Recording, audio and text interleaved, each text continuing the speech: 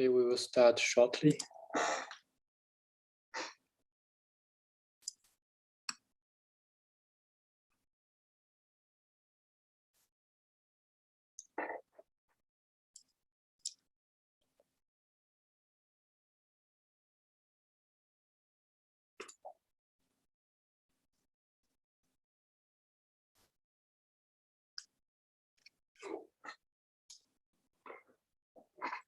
Hi, everyone. Welcome to today's first session of Invited Talk. Today, we are very happy to have Kamin Chong from Academia Sinica to give his talk, Tight Quantum Time-Space Trade-offs for Function Inversion. Kamin Chong is a research fellow at the Institute of Information Science, Academia Sinica, Taiwan. Before joining IIS, he was a postdoc at Cornell and a Simons postdoc fellowship, and he received his PhD in computer science at Harvard University. Kamin's research interests lie in the field of cryptography and its interplay with complexity and quantum information. He has worked on diverse topics in the field. And without further ado, let me hand over to Kamin to begin his talk. Okay, thanks. Thanks for the very nice introduction. Just to make sure, can you hear my voice and see my slides? Yes, everything's good. Okay, great. Yeah, okay, so thanks again. Yeah, so thanks for intro and also the invitation. It's great to give a talk here and in a very nice conference. It's also a great opportunity for me to talk to like a broader audience than I used to. This is mainly based on a joint work with Si Yaoguo, Qipeng Liu, and Luo Wenqian. So I guess as an invited talk, I won't feel obligated to mention all the results in the paper. And I believe that this kind of time-space trade-off problem for function inversion should be basic enough for a broad audience. So I would, in this talk, I would just try to kind of focus on this problem. And this will also covers most of the main ideas that I want to talk about in this talk. And so we are motivated to study this problem from kind of cryptographic motivation. So at the end of the talk, I will go back to more like a high-level picture and talk about the connection to crypto and also several other challenging quantum time-space trade-off type problems motivated by crypto. Broadly speaking, I think cryptography provides kind of a very rich context to ask interesting questions that should be interesting to maybe quantum algorithm and from also quantum complexity theoretical point of view. So I hope the question may get some of your interest to think about even if you are not working on crypto. Okay, so let me start with the problem. So the problem is very easy to define. So we consider the function inversion problem where we are given an oracle function f mapped from n to n, like some domain to the same image, say. And we are given some image of the function, and we need to design an algorithm to find a pre-image, any pre-image of this input y. Okay. So since we don't know, since the algorithm don't know anything about the problem, about the function other than Oracle X to it, it's not difficult to show that for the classical case, the only thing you can do is brute force search, which will require t equal to kind of order n or theta n, a linear amount of queries. And if we are allowed to do quantum algorithm, then we can do Grover search, which is also known to be tight and give a trade-off of t equal to square root of n, the quadratic speed up. So let's now make the problem more interesting. Let's consider function inversion with pre-processing. So now suppose our algorithm is allowed to do some pre-computation or pre-processing on the function. So the algorithm, before getting the input y, the algorithm can do unbounded amount of computation to look at the function f, and then compute a small size, say data structure or advice about this function to help the algorithm to invert y faster. And here we measure complexity by query. So by faster, we mean make a fewer number of query to the oracle f. Now, can we do better? Okay, so I will not talk too much about the motivation for the problem now, because I will talk more in the end. But I guess very briefly, it should be arguably a fundamental enough question, and it also directly corresponding to breaking cryptographic schemes with preprocessing. And recently, there are interesting work shows that the problem also has an interesting connection to data structure and the communication complexity. Okay, so can we really do better with pre-computation? The answer is yes, and this is kind of very interesting algorithm proposed by Hellman in the 80s. So of course, it's a classical algorithm. Let me try to give you kind of a high-level idea about this algorithm in a special case that make it easier to kind of describe the high-level idea. So let's suppose the function is a special case where this function is just a permutation, and it's a very simple one. It's a cyclic permutation. So let this function is p just contains a large cyclic. So if we start from 0, evaluate p, and then we will go over all the input, and then we will end up go back to 0. So this function is just a cycle. Now, how do we do pre-computation to speed up function inversion? So the idea is simple. So in the offline phase, we will just look at this big cycle, and then we will just store, say, square root of n number of equally spaced points. So like say we store 0, and then we store p to the square root of n 0, etc., and so on. So this will take like square root of n amount of space. Now in the online phase, when we are given y, and we can find the inverse of y as follows. So let's say as an example, this y is this point p squared 0. Now to find p inverse of y, we will just follow the path to evaluate this point iteratively by applying pi until we hit the point that we have stored in our table. Now, because this point we have stored in the table, we also know it's a previous point that we store in the table. Now we will jump back to this point and then move forward again until we kind of hit y again.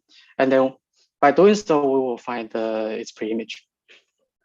And it's not hard to see that since we store equally spaced points, we can now find the pre-image of y using only square root of n number of queries. And in general, it should also be not hard to see that we can achieve a general trade-off of s times t equal to kind of order n for this algorithm. So we just adjust the number of points we store and kind of the interval, the length of interval for the point we store, then we can have a very smooth trade-off between time and space. Okay. So what do we know about time-space trade-off for function inversion in the classical case? So just to be precise, in this talk, we will measure time by the number of query, and size space is the size of the device, the size of the pre-computed data structure. And to keep notation simple, we will omit polylogan factors throughout the talk. Okay, so the main non-trivial algorithm for this problem is based on Hellman's algorithm and its later improvement. So we have seen that for permutations, Hellman's algorithm gives you a trade-off s times t equal to n. So for the general functions, and actually for random functions, Hellman's algorithm can achieve trade-off s squared times t equal to n squared. So by this, we mean that as long as this equation holds, Hellman's algorithm is able to find the inverse in time t. Hellman actually didn't prove it for the general functions, but it was later formally proved by Fia and Nao in 91. Okay, so what do we know about the lower bound? So the first lower bound for this question is proved by Yao, who showed the trade-off of st equal to omega n. Again, this means that it's a lower bound, so it means that in order to invert the function with time space trade-off s and t, this s time t need to be at least greater than n. And later, the bound is slightly generalized and also proved in different way in subsequent works. And also, there's a barrier result. What do I mean by barrier result? So a recent work of Corrigan, Gibbs, and Kogan showed that if you are able to improve the lower bound even slightly to like s times t equal to omega n to the 1 plus epsilon, this would imply an unknown new circuit lower bound. Since proving circuit lower bound is in general difficult, this can be considered as a barrier for improving the lower bound. But this doesn't say that the upper bound cannot be improved. Okay, so that's what we know in the classical case. So now let's move to the content setting, which is the main focus of this talk. So now we consider, instead of classical algorithm, we consider content algorithm that again do some pre-processing to store some data structure or advice and to later help the algorithm to invert the input y. So it's natural to consider two different types of advice. So just classical advice or content advice. How do we know about the content setting? For the upper bound or for algorithm side, actually not much is known. So in particular, we do not know how to kind of combine the power of content and the power of pre-computation. So the best known algorithms are what we have already seen. So we can either do Grover search, which will take time square root of n, but the algorithm does not take advantage of any advice or the pre-computation. Or we can do Hellman's algorithm, which is a classical algorithm that can achieve a trade-off s squared times t equal to n squared. And this can become faster than Grover search when the advice is sufficiently large. Okay, so this leads to kind of a natural question, like can advice help to speed up Grover search? Or think of advice as data structure. Is there any kind of data structure we can design, either classical or quantum data structure, that can help to speed up unstructured search? Alternatively, we can also consider whether quantum or Grover can help to speed up Hellman's algorithm, perhaps in the high large space region. Okay, so what do we know about the quantum lower bound? So the question was initiated by Nayabi, Arosen, Bilov, and Trevisan in 2015. So they proved a lower bound for quantum algorithm with classical advice and for the case of random permutations instead of functions. And they showed that a lower bound that s times t squared greater than n is necessary. And later, with motivation in crypto, Han and Sagawa and the Yamakawa in 2019 extended the bound to consider classical advice with general random functions, as well as quantum advice with permutations, but the bound remains the same.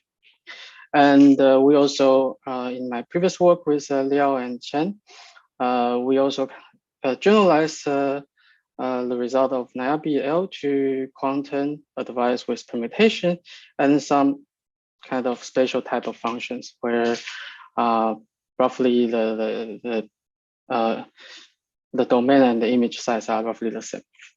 But in all this lower bound, the concrete bound remains st squared greater than m.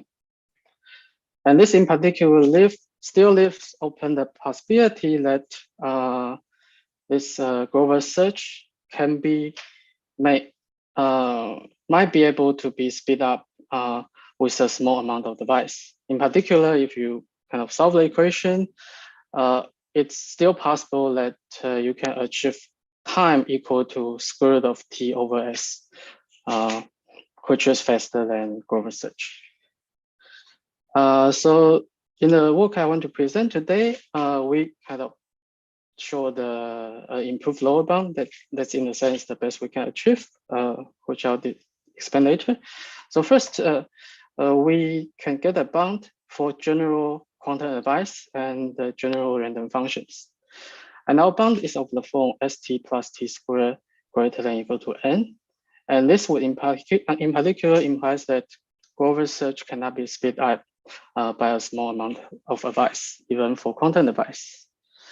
So to understand kind of the trade-off better, so let's see draw all this trade-off in pictures. Okay, so in this picture, this x-axis is the space in log scale, and the y-axis will be the time in the log scale. So the point here means that we use kind of size and advice, and we can maybe solve the problem in constant time, roughly. And Hellman's algorithm give you this line of trade-off here. And in particular, an interesting choke point is roughly here, where it means that Hellman's algorithm can solve the function inversion problem in time n to the 2/3, with space also equal to n to the 2/3. Okay. And the non-lower bound proved by Yao is this line, which is st greater than or equal to n. So this line here. And as mentioned, there's a barrier result saying that this dashed line is difficult to improve. But maybe we can hope to improve Hellman's algorithm to go below. Okay, now let's plot the known algorithms. So the quantum algorithm, Grover's algorithm, would give you the trade-off of this red line here, which is t less than or equal to square root of n. Okay. So for the known previous known quantum lower bound, it's the kind of the blue line here is a trade-off st squared greater than or equal to n. So in this picture, it'd be easier to see that this gray region is kind of the gap of between upper and lower bound. And kind of the region here would mean corresponding to the region where Grover search can be sped up by a small amount of advice. Now let's plug in our lower bound. So our lower bound gives you this origin line. And I guess the color is maybe not clear, so I draw it here. So we get this line here. So for s less than square root of n, our lower bound matches the Grover's algorithm. So it shows that for s less than square root of n, Grover search is optimal. So for s larger than bigger than square root of n, then our lower bound would match the known classical lower bound. So again, because of various results, this lower bound here is probably difficult to improve.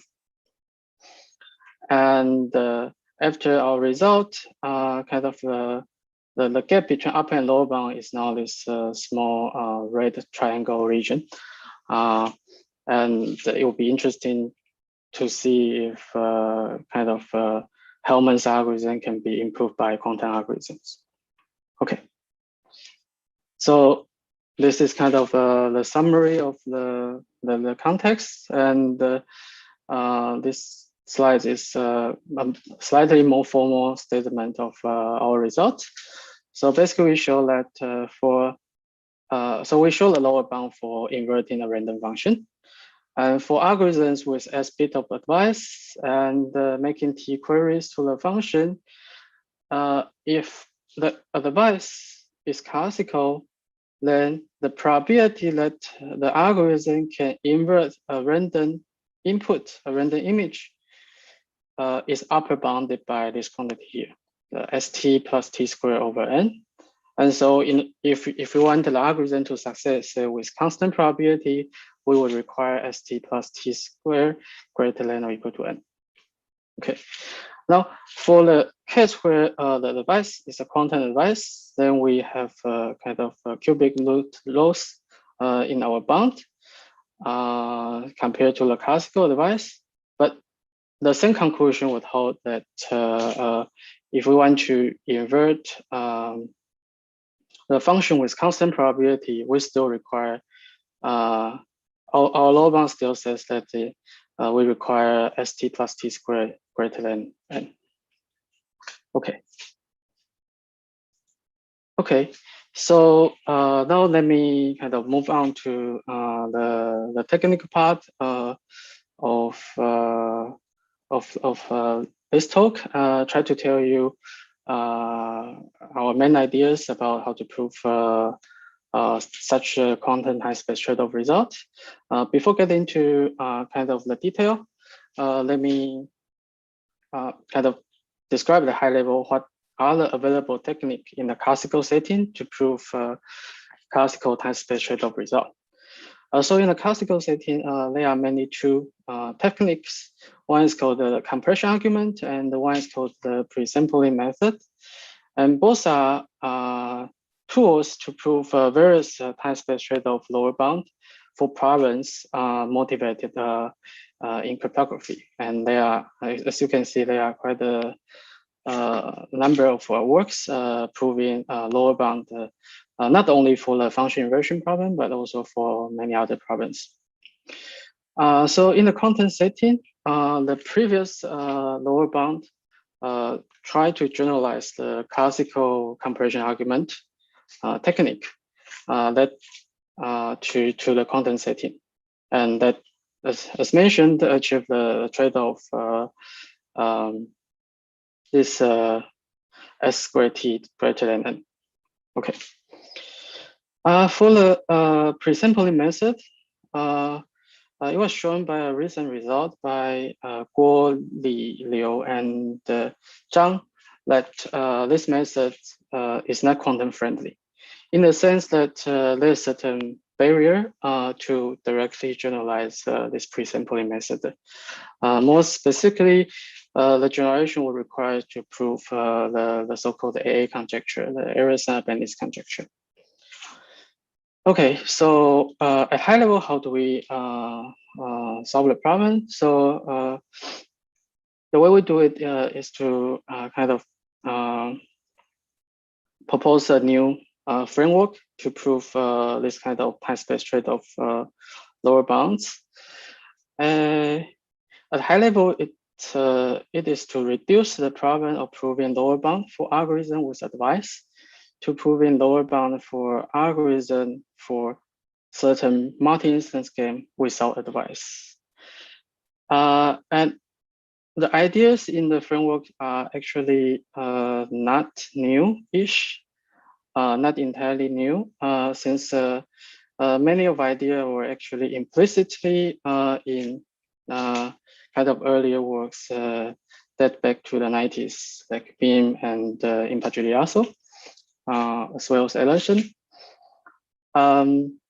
But our framework mainly just try to put these ideas kind of in the right way in the context of proving time-space trade-off. And as we'll see, this framework is quite general and easy to use, and also quantum friendly, in the sense that it can be kind of relatively easily to generalize to handle content algorithm and even to handle content advice. Okay.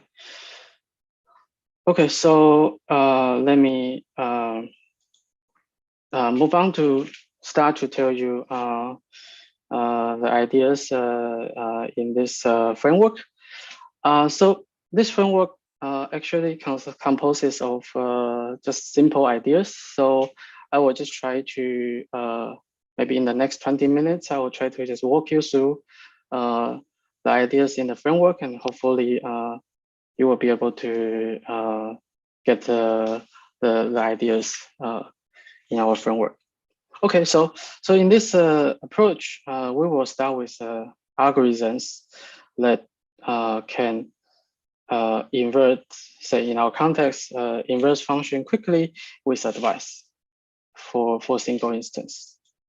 And then the first step is to use this algorithm to construct another algorithm for certain variants of multi-instance game, basically just required to invert multiple instances. And this algorithm does not take any advice. And then the next step is to prove the lower bound for algorithm for these multi-instance games. And combine these two steps, we will get a lower bound for the algorithm with advice, or we get the time space trade-off we want. Okay.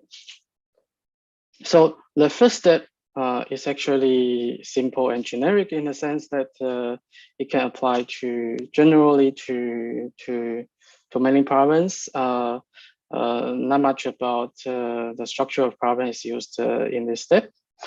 And the second step is usually the technical step where we need to use kind of the structure of the problem.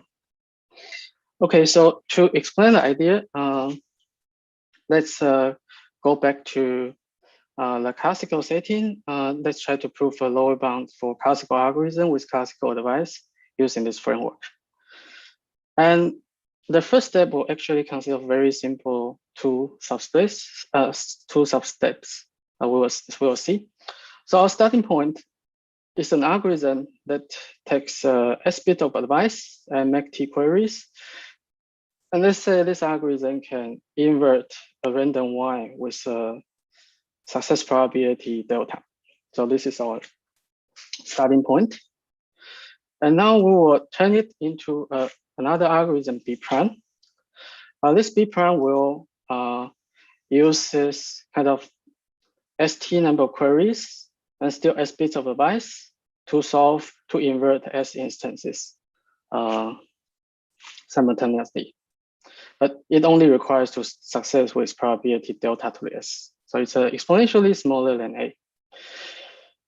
Okay, so how to do that? It's essentially almost trivial. We simply use this algorithm A to invert each yi one by one using the same advice. And since yi are chosen independently, basically the success probability of B prime for inverting all the input will be delta to the S. Okay, so it's very simple. The next, we will try to remove the advice. So we will get this algorithm B that use the same amount of query, but no advice, and with slightly decreasing in its success probability. And how do we do this? Again, it's very simple. We simply just guess the advice. Since the advice has S bit long, so the probability that we guess this advice correctly is 2 to the minus S. So this will only decrease the success probability by a factor of 2 to the minus S. So the probability that the B can success will be delta over 2 to the S. And this is kind of also the reason why we want to kind of move to the multi-instance game so that we can afford the loss in guessing the advice. Okay, so now we have the algorithm B that solves S instances with certain success probability without using any advice. Now The second step is to show a lower bound for multi-instance game for algorithm without device. And in the kind of previous literature, this is often called the direct product type of theorem. So to prove the kind of classical time-space trade-off lower bound, we will require to show the following statement for multi-instance game. So let f be a random function.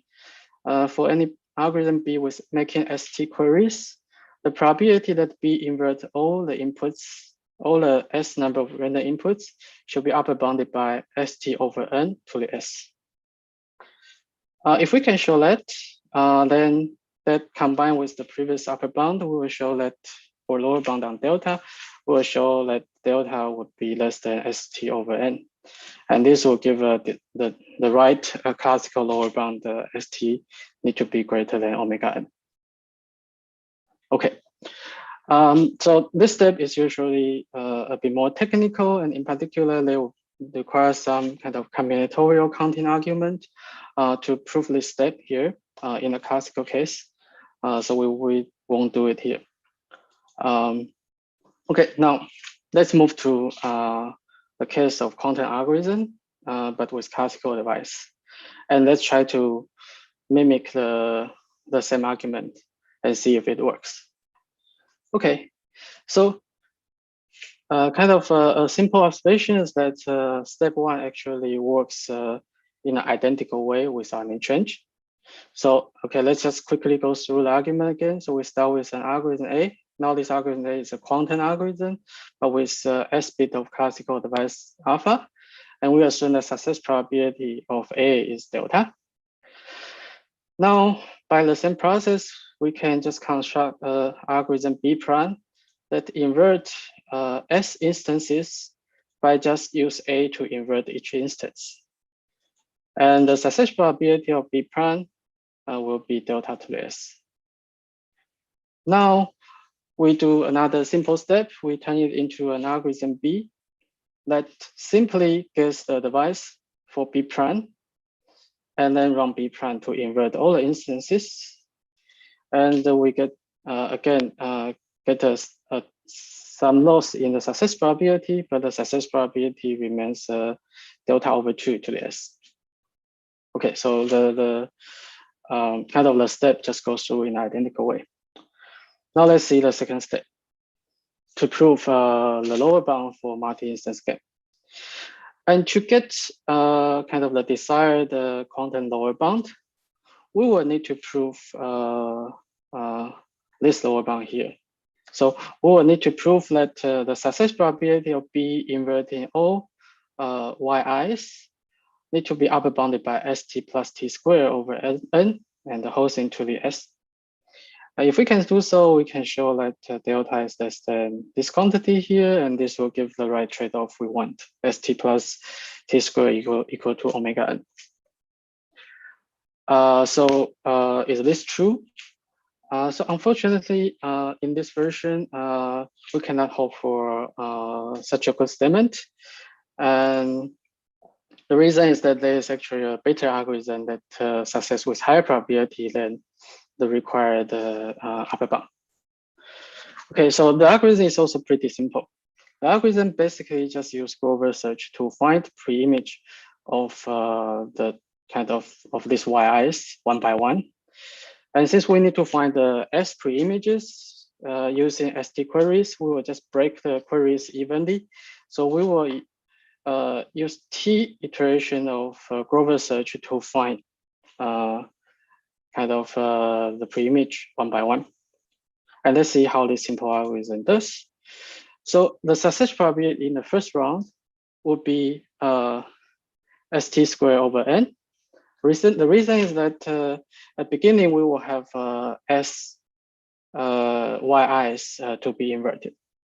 And as long as the Grover search find any the pre-image of any yi, we kind of we get one more pre-image.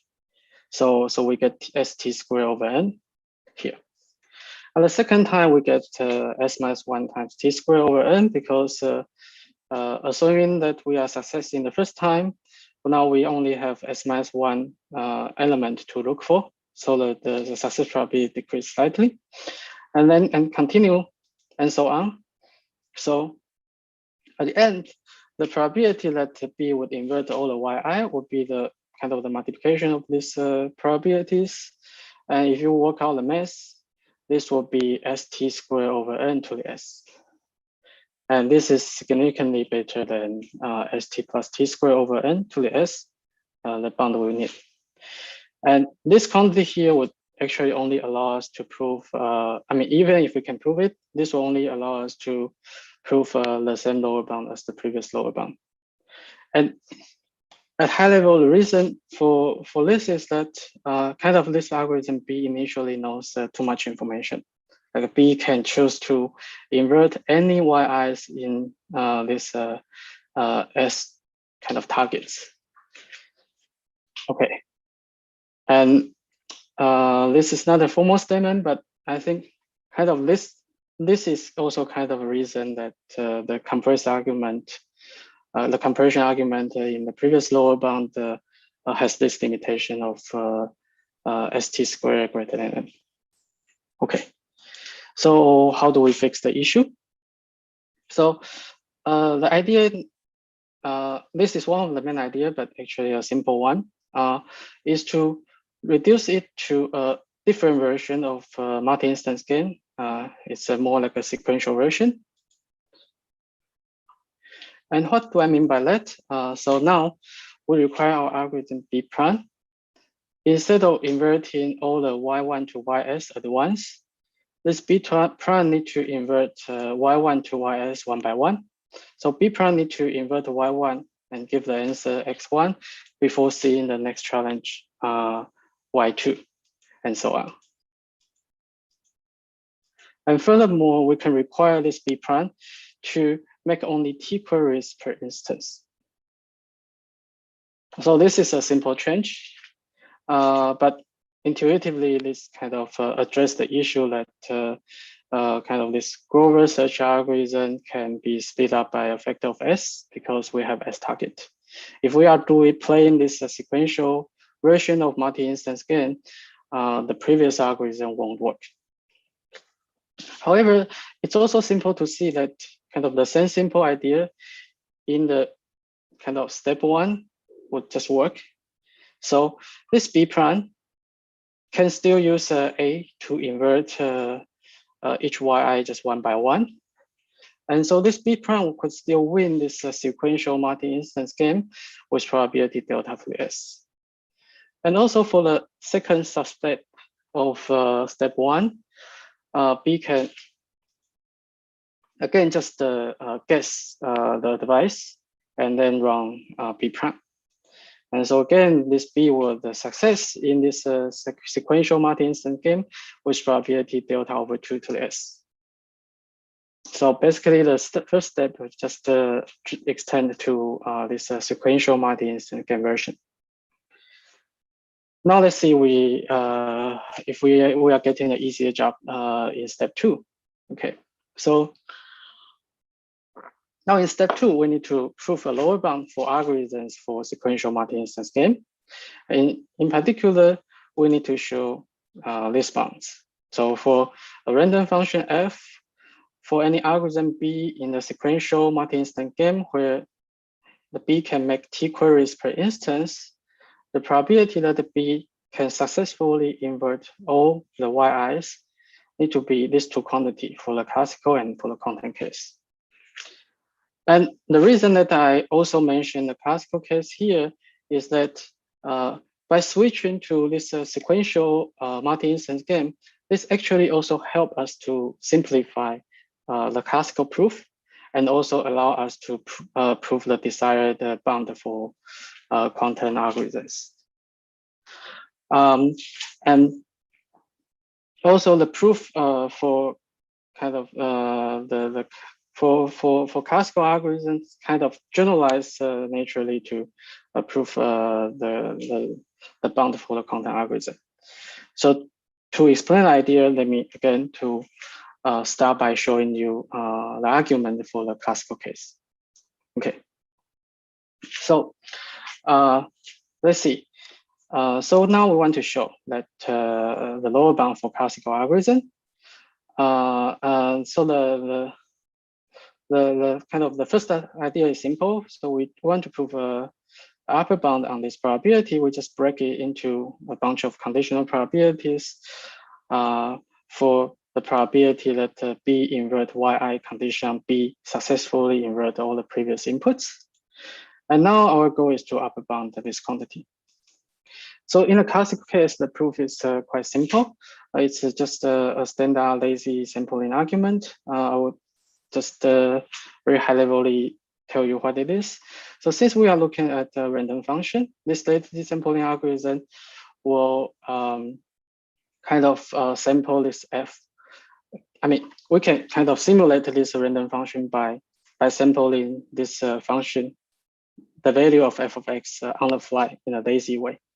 And we only sample it when it's queried. And we also record the sampled entries in a database.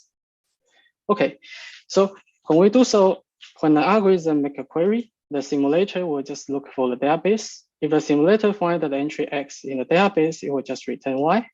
If not, it will sample the value, a random y, and then record this new entry in the database.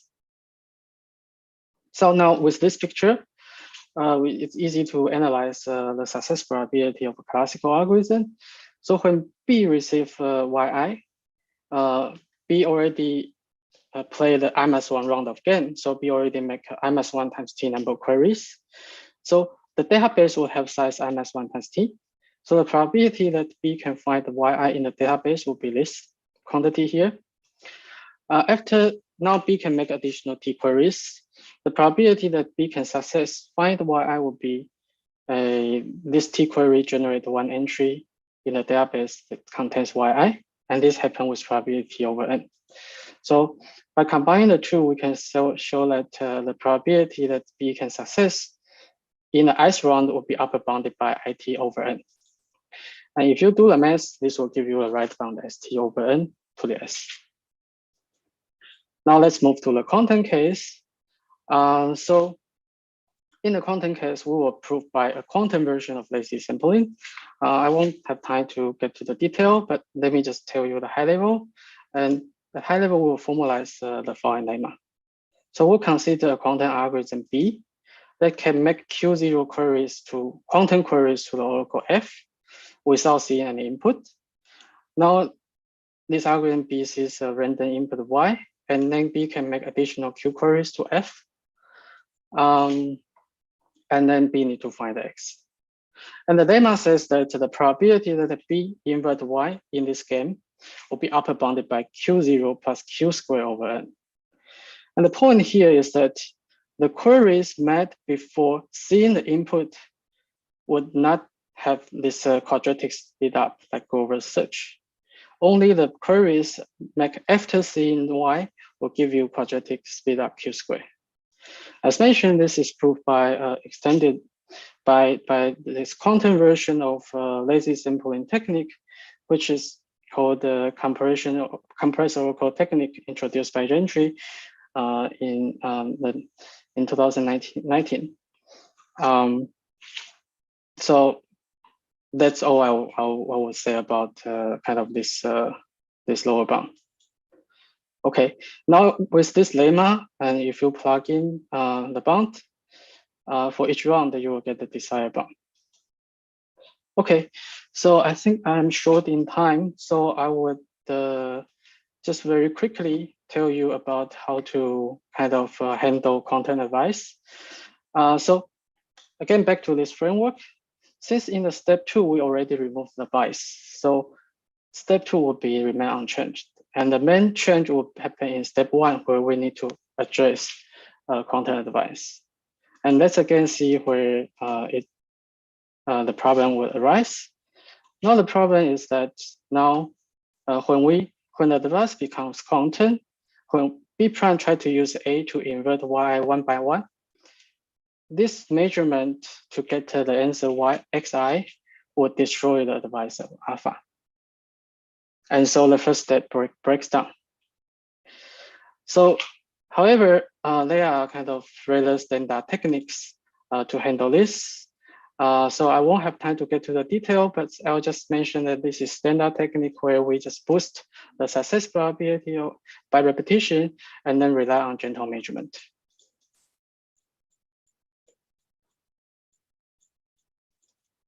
Okay, so here is some technical detail that I will just skip to implement this idea.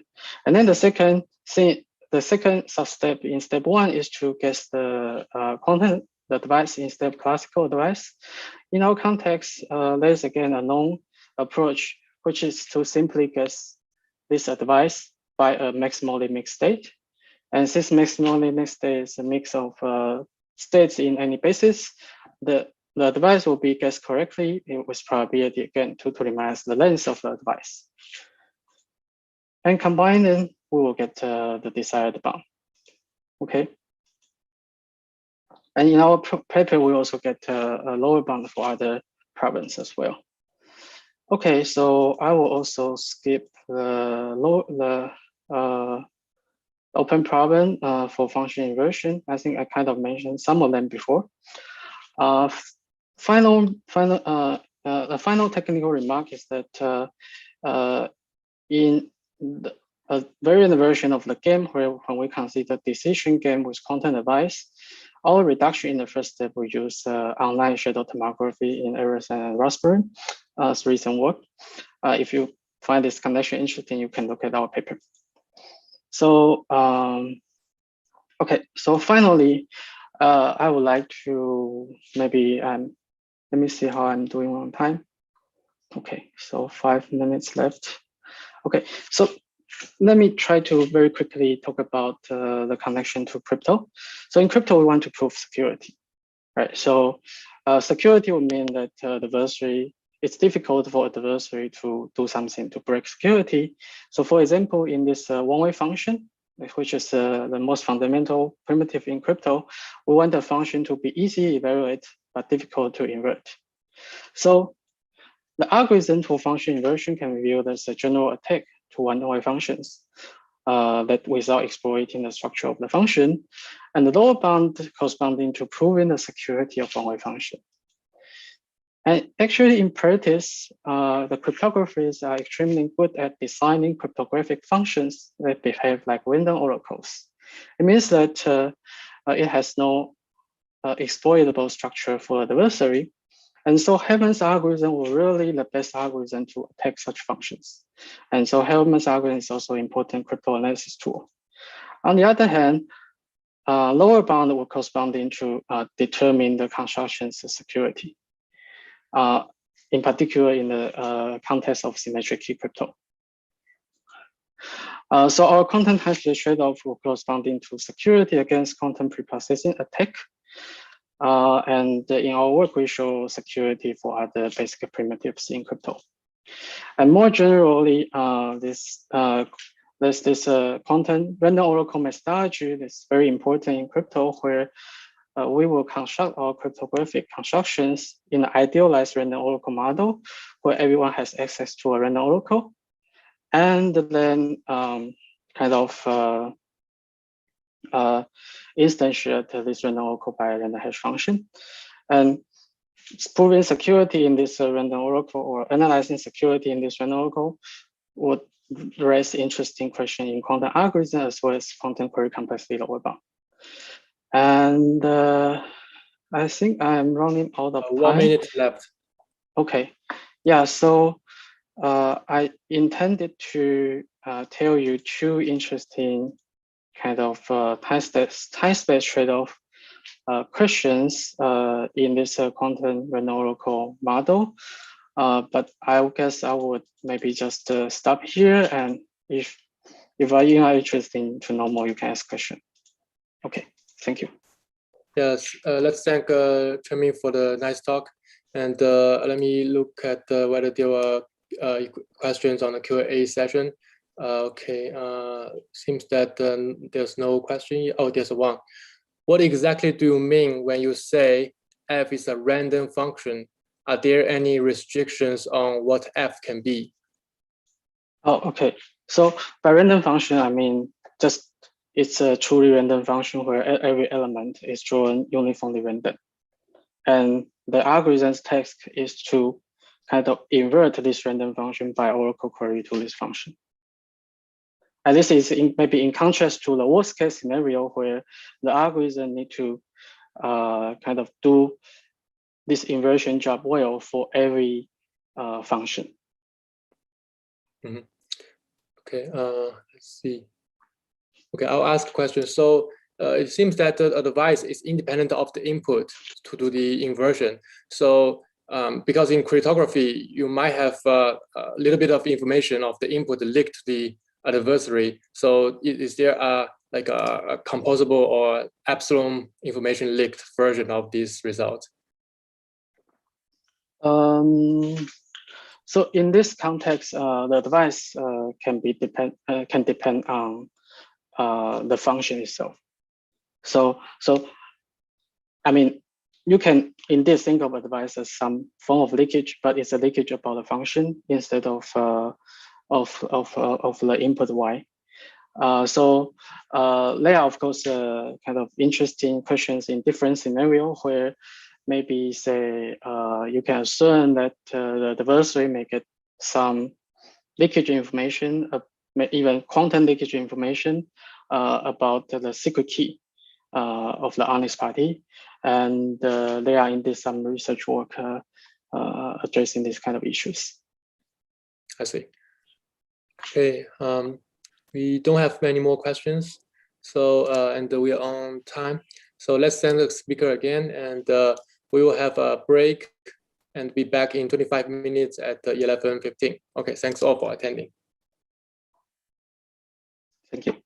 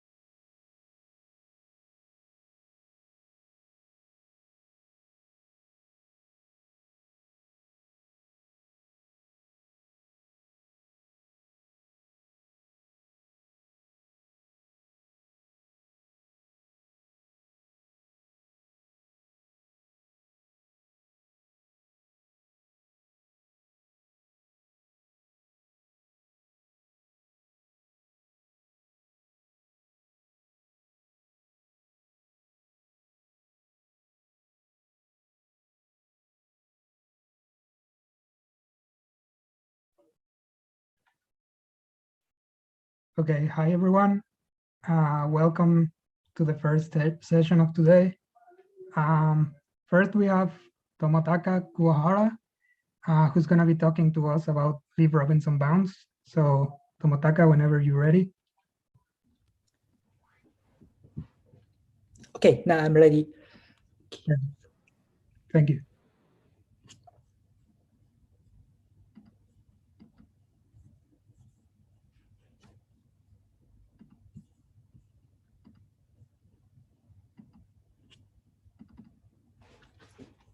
Okay, can I start?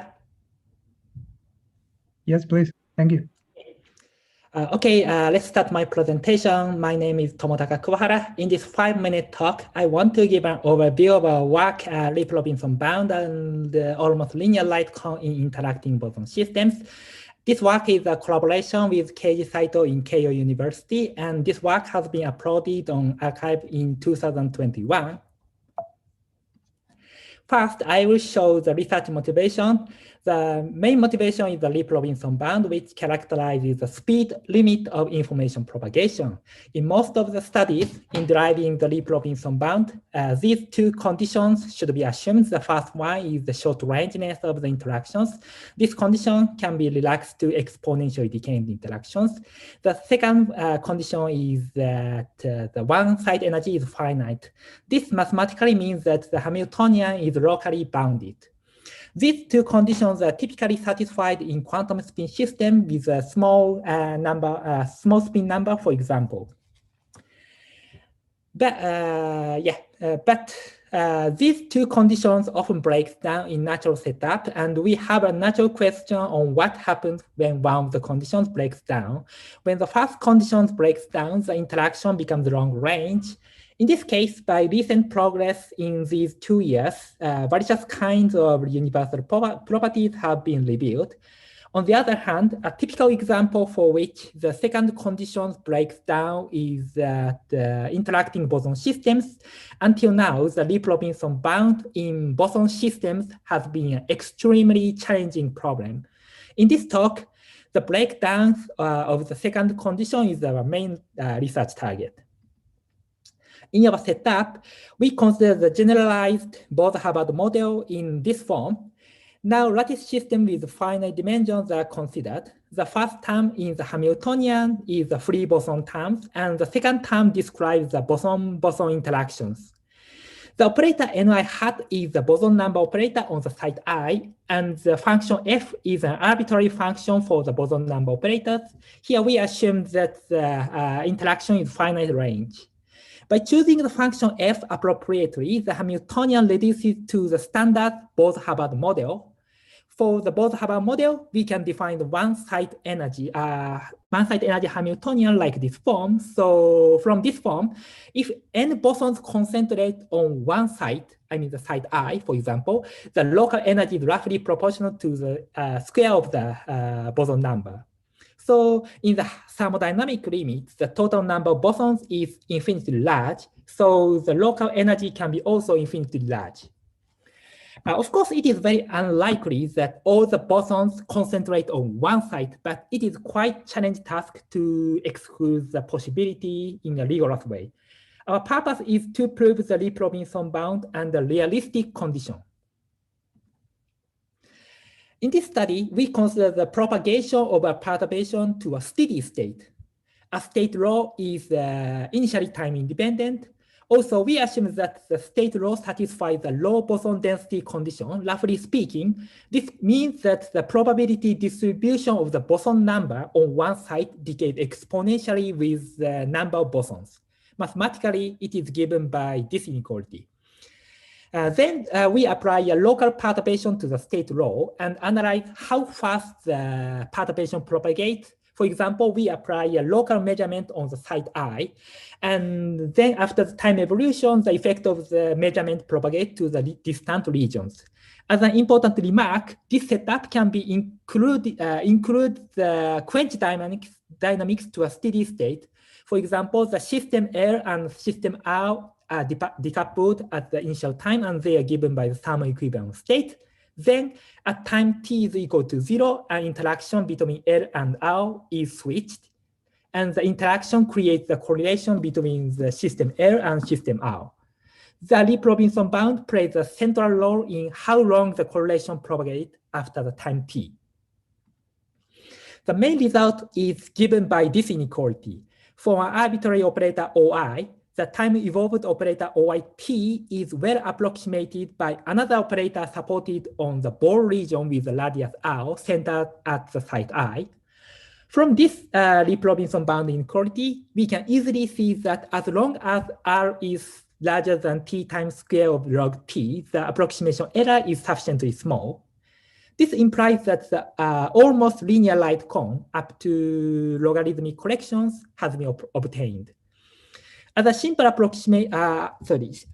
application, we can prove the clustering theorem for the gapped ground state. Here, the ground state should satisfy the low boson density condition. Also, we estimate the computational cost to simulate the quantity dynamics on one-dimensional systems. We can estimate that the cost increases as the exponential of t times log t to the power of 3. In spin systems, this cost is slightly better at most of the exponential of t times log t. This is a summary of our work. Thank you for listening.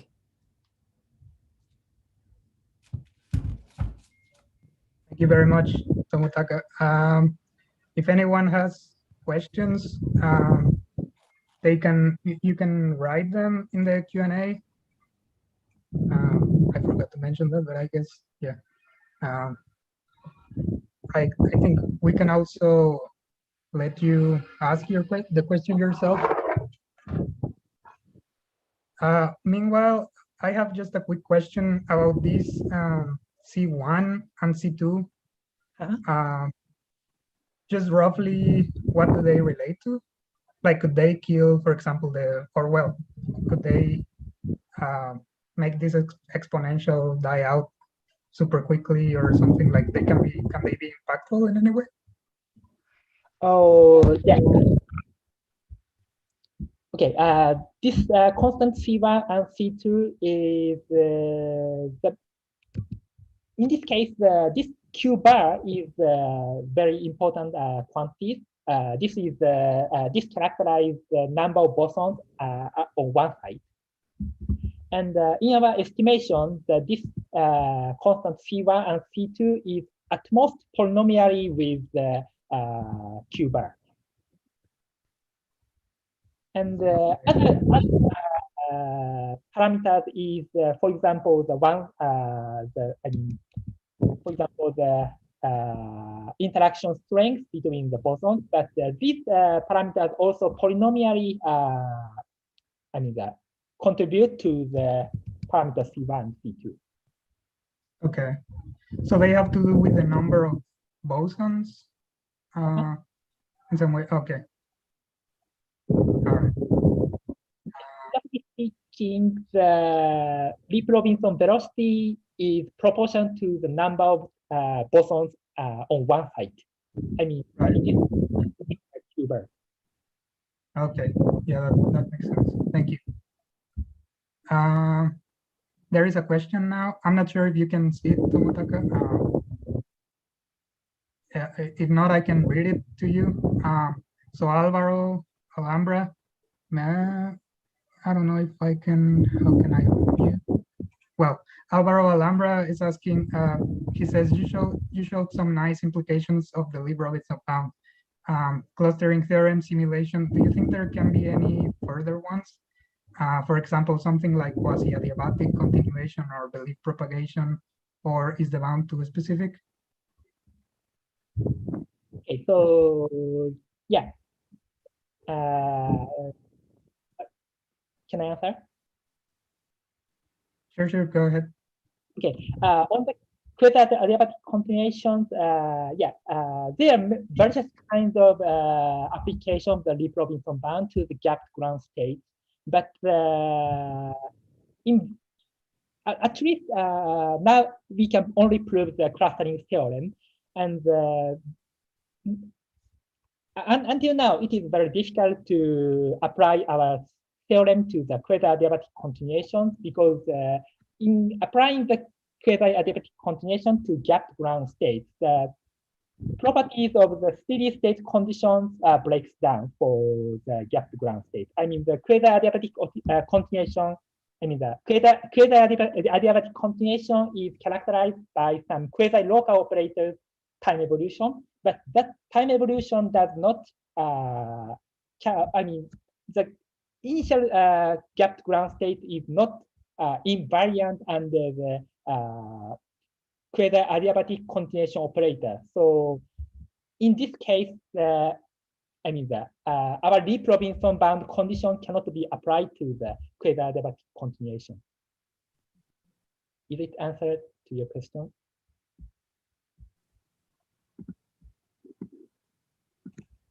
Okay, yeah, he says that it did. So I think we're good. Thank you very much, Tomotaka. So thanks again for your talk. You can unshare your screen. Thank you very much. So let's move on now. So our next speaker is Yupan Liu. He's gonna talk about stochastic MA. So go ahead whenever you're ready, Yupan. Okay. Could you hear me? Yeah, it's good. Okay. So I start. So I'm going to present this results stoch MA misdistribution testing. And so first, since we mentioned this class, it's worthwhile to mention why this class is important.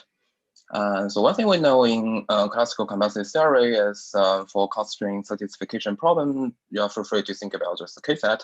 There is a dichotomy theorem by Schaeffer. So they show that for a family of such instances, either in P or NP complete, just assume P is equal not equal to NP. Since we know maximum case set is a special instance of local Hamiltonian problem, so what do we know about this quantum case? So Cupid and Montanaro have this classical classification theorem for local Hamiltonian problems. So our guess should be something like P and NP complete and stoch MA complete, but essentially what they show is there is also stoch MA complete. Now let's move to the definition of this class stoch MA. So first we just give a quantum definition of MA. And so the definition is just like this: consider a polynomial time very far Vx, just wield it as a quantum circuit, namely using only Toffoli, Synod, and X gates. Then this circuit just takes the input, just the witness, and 0 and theta, and plus and theta just for the randomness. And in the end, we're measuring the computational basis. Of course, we have this threshold parameters for yes instance and no instance, and the gap between A and B is at least the inverse polynomial. Then we can just move to stoch MA, which is defined by Brauer, Bess, and Hao. So the only difference here is in the end, we're measuring the Hadamard basis, and the gap is still the same. Also, we are only sufficient to think about non-negative state as a witness, thanks to this Perron-Farnbase theorem. So this definition essentially comes from stochastic local Hamiltonian. By stochastic, I just mean the matrix. I mean the off-diagonal entries in the matrix are non-positive. Also, we know this class is between MA and AM, and we don't know how to do the error reduction for this class. By error reduction, what I mean just making the threshold parameters A and B to essentially close to 1.5. Since the only difference between stoch MA and MA is Hadamard measurement in the end, so could I say anything about that? Here's a very interesting example. Just take a look at the subtest. So subtest is usually used to distinguish two states psi and phi. So the substance probability here just the square of inner product between psi and phi. And if we just think about psi and phi to be non-negative states, then we can just think about it as a distribution. Also, it's easy to see that subtest can be thought as a stoch MA waterfall. So here the message is essentially this single qubit Hadamard basis measurement in the end just can be thought as a distribution testing task. That's the main observation of my work. Then it's my first result. So what I show is a subclass of a stoch MA, namely this stoch MA is contained in MA. Its stoch MA is defined in this way, just for yes instance. We have its easy witness property. So for any non-negative states, for any index X and Y, the quotient Px over Py is efficiently computable. And interestingly, a similar condition appears as a guided stochastic Hamiltonian problem by Brauer, which is also known to be in MA. So the main theorem here is just as long as the gap between A and B is at least inverse polynomial, is stoch MA is in MA. The proof is using some technique comes from distribution testing, namely dual access model by Cannoni and Robinfield. So what we need is first sample access and query access. Therefore, we can just approximate the maximal acceptance probability of a stock MA verifier using polynomial many copies of the witness, which completes the proof. Interestingly, Grillo also showing that for the classical witness stock MA, we have a similar containment, but it holds for any A and B. So the message here is the difficulty of stock MA essentially using the different kind of optimal witness. Then is my second result, which is distinguishing reversible circuits with a negative state. It's a new stock MA complete problem. So this problem actually defined in this way, just given two circuits C0 and C1. We can define a distribution D0 and D1 according to the circuits and the given witness. So for yes instance, there is a witness such that the inner product is at least alpha. For no instance, for our witness, the inner product is at most beta, and the gap between this threshold parameter is actually single polynomial. Interestingly, if we just replace the reversible circuit by quantum circuits, then such problem is going to be complete. If we replace them by reversible circuits without ancillary random bits, namely the plus ancilla, then such problem is NP complete. So it seems a MA complete problem, but what we show is stock MA complete. And there's an application of this problem is we can do error reduction for stock MA as long as the completeness is very close to 1. So we can reduce the error for soundness. The proof is using the gadget from the stock MA harness proof of the RCD. Since there is a control qubit and everything else is in the target, so we can do the special kind of parallel repetition, which by share the same control qubit. And that's it. Thank you.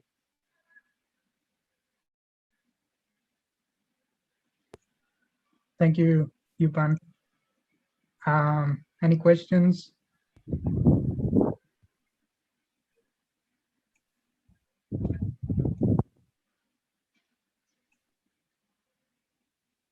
I think you can also raise your hand, and I could unmute you if you have any questions.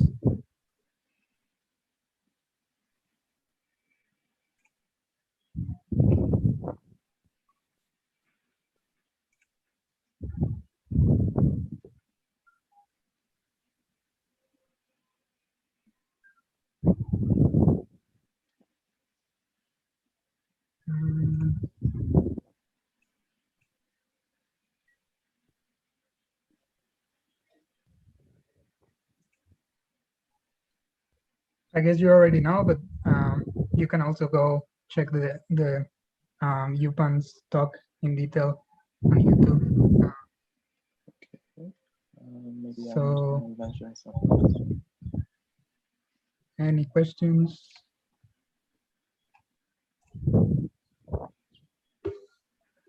Okay, since no one has some question, I can say a bit more details about it. So for this problem, actually, we also play with some parameters, namely if we just set beta to be 0 or this number of plus ancillas to be 0, then such problem is NP. So it's kind of like another evidence that this class stock MA seems to be equal to MA.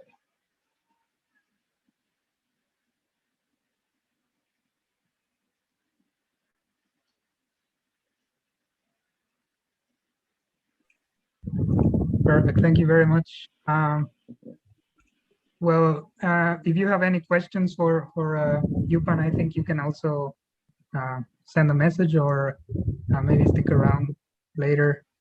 But anyway, let's think again, Yupan, and let's move on. We're right on time, so that's good. Thanks again, Yupan. So our next speaker is Albert Werner. He's going to talk to us about optimization and tensor networks. So, Albert, whenever you're ready. Yes. Perfect. Excellent. Thank you very much, and welcome to this primer on how to optimize at the boundary of the tensor network variety. This joint work with Daniel Stick-Franke, Fulvio Gismondo, and Matthias Cristandl. So we're going to talk about tensor networks.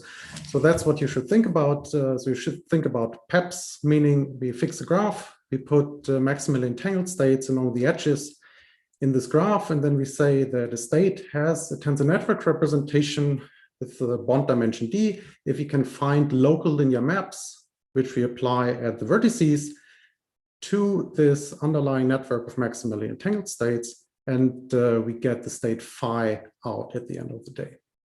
And then we can ask several questions about the expressive power of these tensor networks. For example, we could fix the graph and the state and ask, so what's the minimal bond dimension, the minimal dimension of the maximally entangled states that we need in order to represent a given phi as a tensor network. Or the other way around, we could fix the bond dimension and then look at the set of all states of bond dimension d. And we will be interested in the structure of this set. And there's a very nice result by Landsberg and coworkers, which says that if the underlying graph has cycles, then the set is not closed. So there are states at the boundary of the set which are not part, which have not a bond dimension d representation, but can be approximated arbitrarily well. So instead of talking about the bond dimension, we can then look at what we call the border bond dimension of a state, where we take the minimum of the bond dimension of the closure of the set. Of course, it will be smaller because the closure is larger than the set itself. And this is reminiscent of the rank versus border rank question in the theory of tensors, where the difference is that here we have this underlying network of maximally entangled states, whereas for the rank question, we would have a GHZ state in the background. And then we can ask two questions here. Oops, what's the difference? So how different can these two bond dimensions be? And the second one, do we actually have access to the states at the boundary if we do numerical optimizations, for example?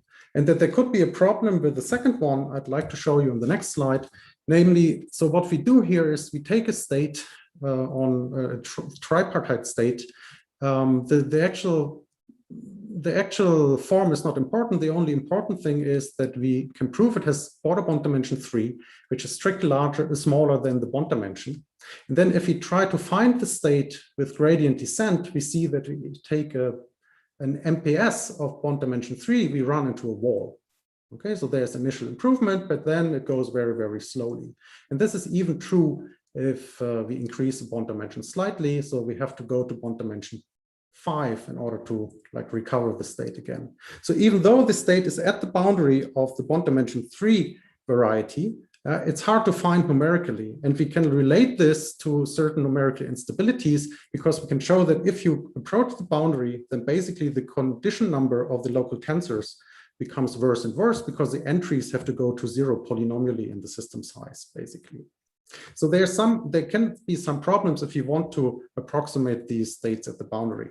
But the point is that many of the analytic results that we have do actually talk about arbitrary good approximations. So you might actually want to get states at the boundary here. Then for the second question, we can also derive explicit separations, which can be unbounded. So the example is the W state, or what we call weight states here, where we take the sum over computational basis states such that the labels sum to A, and then we can show that the border bond dimension of these states is constant in system size, whereas we get a lower bound which grows with the number of spins in the systems, like L to the 1/3, basically. So these separations can be arbitrarily large.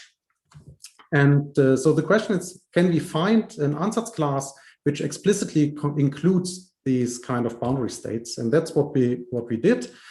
So what we can do is we can supplement our network of maximally entangled state, so the normal PEPS representation, by an additional weight state, and then apply local linear maps to this. So this is the ansatz class that we want to work with. All states can be represented in this way. And then we show that this boundary tensor network set, which has these additional refinement parameters which come from this weight state here, this now contains states at the boundary if they are given by these degenerations. They also contain additional states, but they do explicitly include these boundary states. And we can then go and show that we can actually also efficiently optimize all of this set via gradient descent and imaginary time evolution. So that's the last thing I would like to show you here, some numerical examples, which basically show you that for gradient descent, for example, you can get better convergence to smaller energies for a Hamiltonian here, nearest neighbor, by using this ansatz class as compared to using a normal MPS ansatz even with larger bond dimension, basically. And the same can also be said in the case of imaginary time evolution, where here we can somehow compare bond dimension 15 versus bond dimension 10 and A equal 1. So this is another refinement parameter for these weight states that I showed you here. So with that, I'd like to conclude. So I'll gave you this idea of the boundary of the tensor network variety, showed you this numerical instability that can arise if you want to optimize all the states at the boundary, then defined this ansatz class of boundary tensor network states and showed you some examples that we can actually optimize over the set in order to find states in the boundary. And with that, thank you very much for your attention.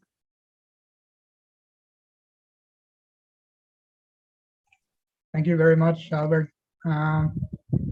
Any questions?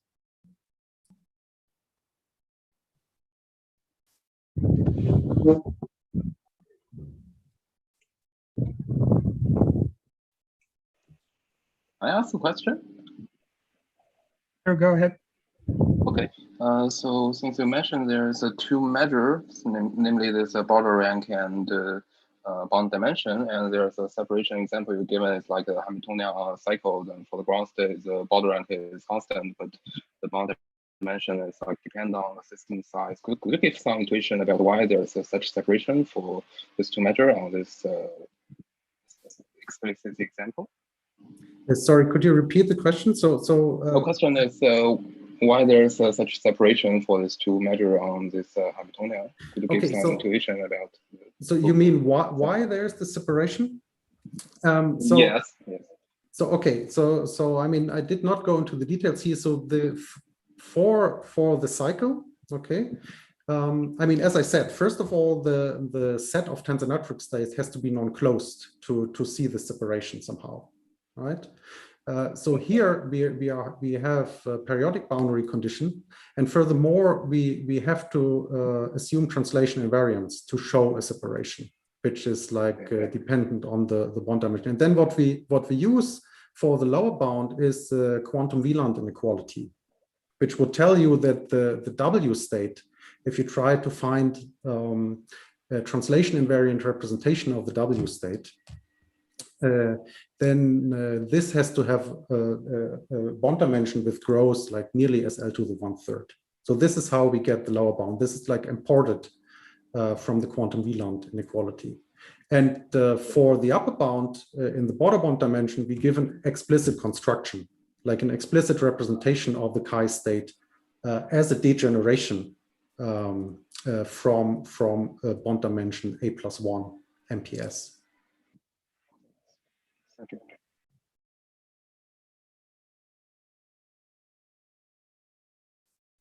Perfect, thank you. Did that answer the question, Yupan? Yeah. I guess it's all right. Thanks, Albert. We have another question in the chat. I don't know if you can see it. Yes, I see. Okay, Leonard Beetle. I'll just read it out loud for everyone. Is the non-convergence a feature of GD, or is it intrinsic to all optimization routines? Yeah, that's a very good question. Basically what we expect is that it should be more or less hold for arbitrary approximation algorithms or optimization algorithms, because basically what we show is that along any path that you could take here, you have these numerical instabilities. I mean, of course, maybe there's a way to stabilize this. That's not something we tried, but like from the experiments we did with gradient descent, it seemed that this was a generic feature if you are actually at the boundary. We did not try many other optimization algorithms, but somehow also in the bond versus border bond case, this kind of behavior is known. So if I had to guess, I would say that it should be a generic behavior.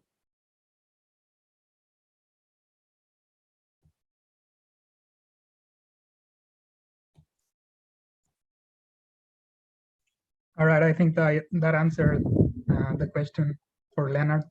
So thanks again, Albert. I think we better move on. Thank you very much. Yes. So let's continue. Our next speaker is Tamara Köhler. Sorry if I mispronounced. Tamara is going to talk to us about universality of quantum Hamiltonians. So Tamara, whenever you're ready. All right. Hi, thank you. Yeah, so today I'm going to talk to you about some joint work I carried out with Stephen Piddock, Johannes Bausch, and Toby Cubitt, looking at the theory of analog Hamiltonian simulation, and in particular studying universal Hamiltonians. So throughout this presentation, the type of simulation we're going to be interested in is analog Hamiltonian simulation. So what we're doing here is directly engineering a Hamiltonian of interest and studying its properties experimentally. So just as it's easier to study a scale model of an aerofoil in a wind tunnel classically than it is to study an actual aeroplane, similarly, the benefit of analog Hamiltonian simulation is that typically it's easier to study this artificially engineered system than it is to study the actual system you're interested in. Another benefit of analog Hamiltonian simulation is that it doesn't require full fault tolerance. So in the NISQ era, it might be able to be achieved with lower overheads than you would need for kind of digital Hamiltonian simulation or other quantum algorithms.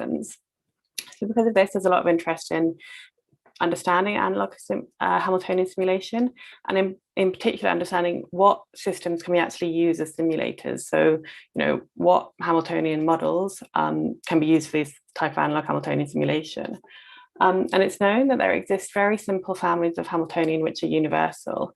So what I mean by a universal model is that for any quantum Hamiltonian you can write down, there exists a Hamiltonian in the model which can simulate that Hamiltonian you're interested in. So this is a very strong requirement, and it's almost surprising that any Hamiltonians meet this, and it's even more surprising that some very simple Hamiltonian models meet this requirement. So in particular, the 2D XY and Heisenberg models, where you're allowed variable couplings, are both universal, and there also exists a translationally invariant universal model in 2 dimensions. So obviously the XY and Heisenberg models with variable couplings aren't translationally invariant, but they are still very simple models. So all previous universality results were proven using perturbation gadgets. So these are techniques from the Hamiltonian complexity literature, and they're very powerful and have led to some very nice results in analog Hamiltonian simulation. But what they don't do is give you kind of much insight into where this universality is coming from. So they allow you to prove that specific models are universal by using kind of chains of perturbative simulations, but they don't offer any route to giving a general classification of universal models. And what's interesting is that this research avenue, looking at these universal Hamiltonians, was inspired by similar results in the classical case. So in the classical case, they were looking at what classical spin models are universal for simulating all classical Hamiltonians. And in the classical case, they were actually able to come up with a full classification. And what they showed is that universality is very closely related to complexity.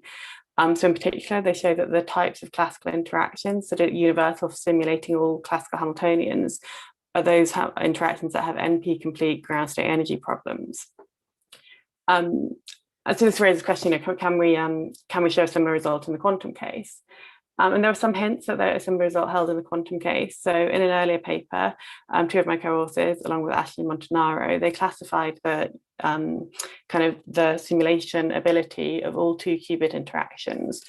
And they found results that kind of mirror the classical case. So the 2-qubit interactions that are universal for simulating all quantum Hamiltonians are those that have a QMA complete ground state energy problem. The 2-qubit interactions that are universal for simulating all stochastic Hamiltonians have Stockholm-A complete ground state energy problems. And similarly, the ones that are universal for simulating classical Hamiltonians have NP-complete ground state energy problems.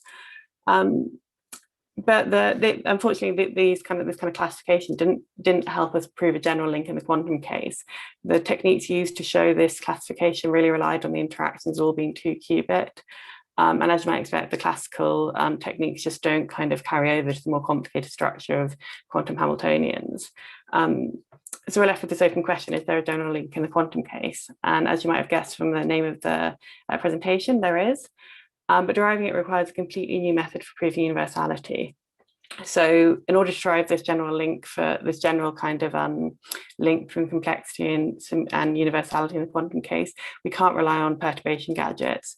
And instead we use another kind of technique from Hamiltonian complexity theory, which is using the ability to encode computation into the ground states of local Hamiltonians. So I'm not going to go through the proof kind of at all in this talk, but the idea is that we encode computations that compute properties of the Hamiltonian we want to simulate, and then engineer a engineer our simulated Hamiltonian in such a way that those properties can be measured on the simulated system.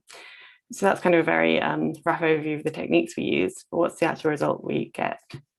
So our main theorem is that we show a family of Hamiltonians is an efficient universal model if and only if its ground state energy problem is QMA complete under faithful reductions and the model is closed. So what do we mean by faithfulness? Well, we say the reduction is faithful if the reduction from a problem in QMA to the ground state energy problem of our family of Hamiltonians M, if the reduction maps the subspace picked out by the verification circuit to the low energy subspace of the Hamiltonian. So we make this rigorous in the paper, but the idea is that it's preserving a subspace of interest. And the closure property is much simpler. It's just saying that for two Hamiltonians, H1 and H2, both in the model M, acting on possibly disjoint subsets of qubits A and B, there exists a third Hamiltonian, in the model that can simulate the sum of these two Hamiltonians. So this sum might not be in the model itself, but it can always be simulated by another Hamiltonian in the model. So that's our main result, but we also had a few other key results on the way. So the first is a recipe for modifying history state Hamiltonians so the canonical reduction is faithful. And what that means is that although this faithful reduction might sound like a extra condition, in fact, it's a condition that all known QMA complete constructions, we can already modify them in a very simple way so that they meet that condition. We also derive complexity theoretic classifications of universal models which aren't efficient, but are still interesting. So for example, this covers things like translationally invariant universal models, which aren't efficient in the kind of fully rigorous sense. We also provide a construction of two new universal models, and these are both translationally invariant systems in one dimension. And one of these is actually efficient in terms of the system size overhead. So it's not completely efficient in the full definition of efficiency, but it is efficient in a particular parameter, and that's the number of spins in the simulated system. And this is the first universal model, which is efficient in this regard. And we show in the paper this has implications for complexity theory and holography. So I think my time's up, so I'll just leave the conclusions up on the screen, and I'm happy to take any questions. Thank you.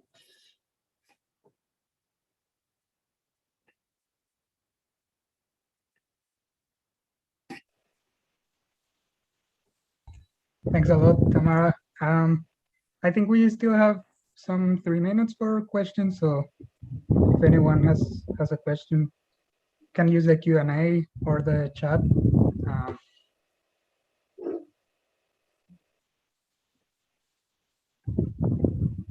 Very interesting results. So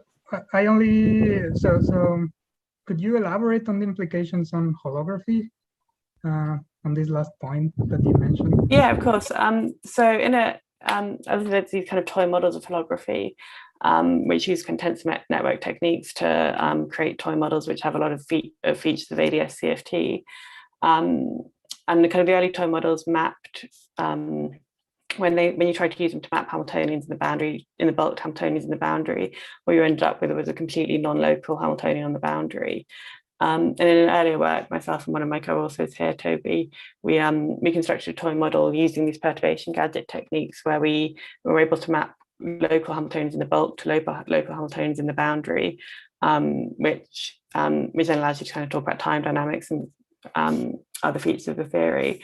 And the fact that this is a translation invariant model, which is efficient in terms of system size overhead, means that we can use it to create these toy models which map from bulk to boundary. But now we also have a translation invariant Hamiltonian on the boundary, and we're also able to do it in 2 dimensions to 1 dimension, whereas before we always needed to do these toy models in higher dimensions. Right, I see. Okay. We have another question. I don't know if you can see it, Tamara, in the Q&A. Sorry, no, I can't. Well, I can read it to you. So an anonymous attendee says, are the 2D XY and Heisenberg models universal just for all 2D Hamiltonians? What is known about universality in higher dimensions? So you're universal for all Hamiltonians, not just 2D Hamiltonians. So I can't think of any known Hamiltonians off the top of my head that are in higher dimensions and also universal.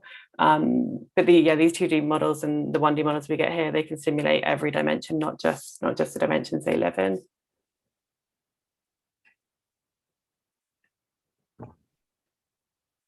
Right. So I guess that answers the question. If anyone else has any other question, you can stick around and maybe send a message or maybe later. So I guess we can move on. Thanks again, Tamara. Very nice results. So our final speaker of this first session of the day is James Watson. James is going to talk about complexity of translationally invariant problems beyond ground state energies. So James, whenever you're ready. Sure thing. Thanks for the introduction.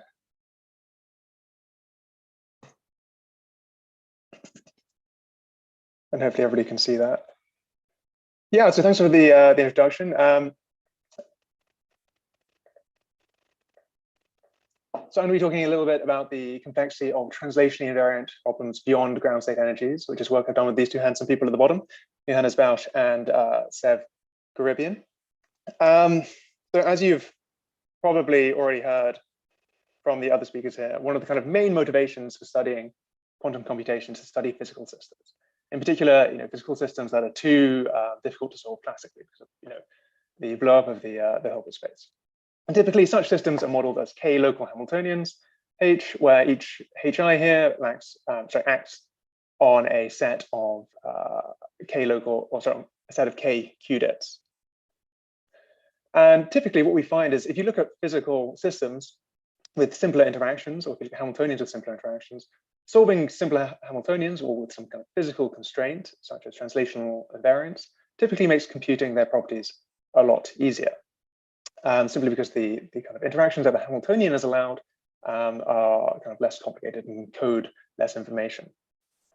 And we examine this as whether this is in fact the case for a variety of problems that go beyond just finding the ground state energy of Hamiltonians, which is what a lot of complexity theory deals with.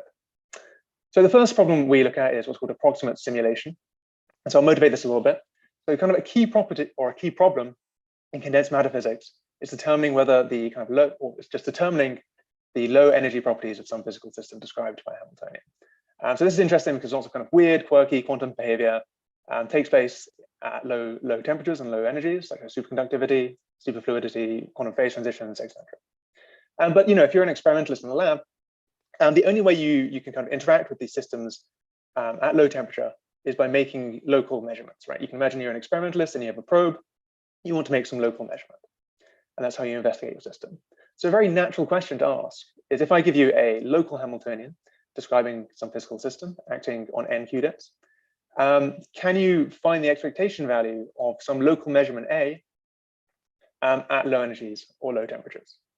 So kind of maybe intuitively, if I just draw an energy diagram, if the blue lines here represent eigenstates and lambda naught is the minimum eigenvalue, or the ground state energy, what I want to do is measure some observable A on the low energy subspace here.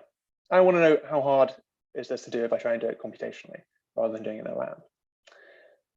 And then the second question we look at is what's called the ground state connectivity problem. So this is maybe a slightly less intuitive. So I'll state the problem first. So ground state connectivity, or GSCon, simply asks, if I give you a Hamiltonian, is there a barrier separating parts of the low energy subspace? So for example, does this low energy subspace look like this on the left, where I have, let's say, two ground states connected by a short path and the energy between them is kind of flat?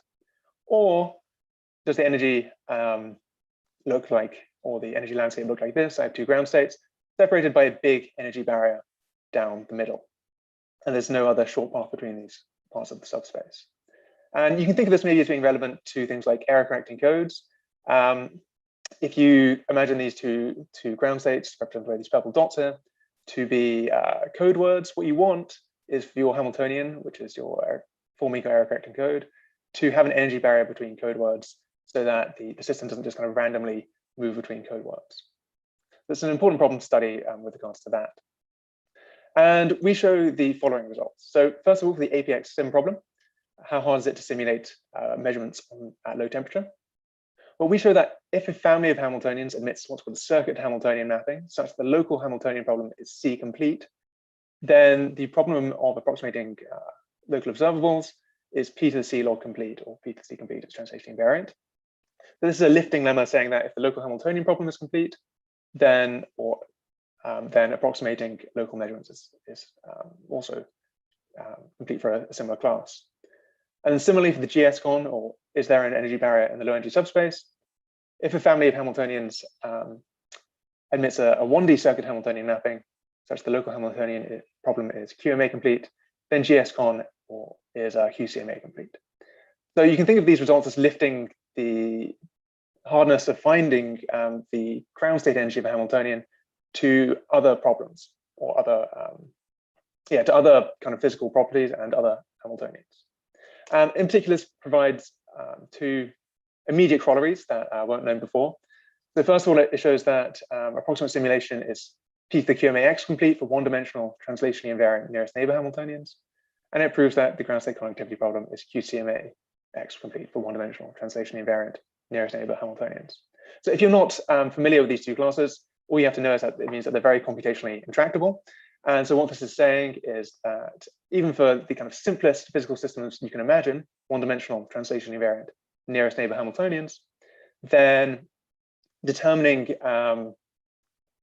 either of these properties, either approximating local observables or mapping out the low energy subspace structure, is computationally intractable. This is surprising because these are such simple systems.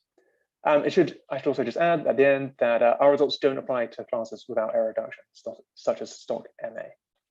Cool. And thank you very much. I think I'm out of my time.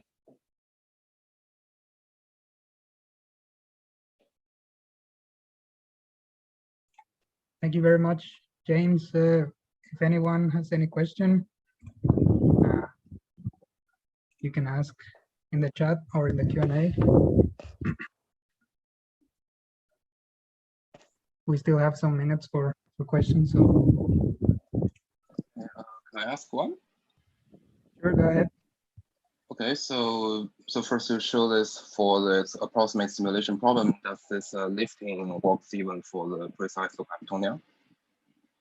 The whole for precise local Hamiltonian? Yes. Yes, so if you, so you're talking about approximating to exponentially small gaps, right? Right. Sorry. So just the promise gap is like essentially small. Yes, yeah. So if you move this to P to the C, where C is now precise QMA, then this holds, and you just get P space completeness for that class. Okay. Then for this ground state connectivity, does this work for the precise version? No. So we expect that it probably does, but we haven't. Our proof doesn't prove it. You'd have to go through a little bit more machinery. Our lifting lemma for the ground state connectivity. Thanks for bringing this up.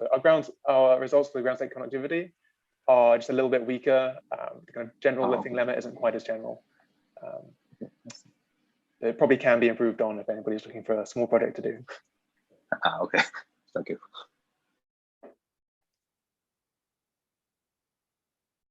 Yeah, thanks for the question. Thank you, James. Any other questions?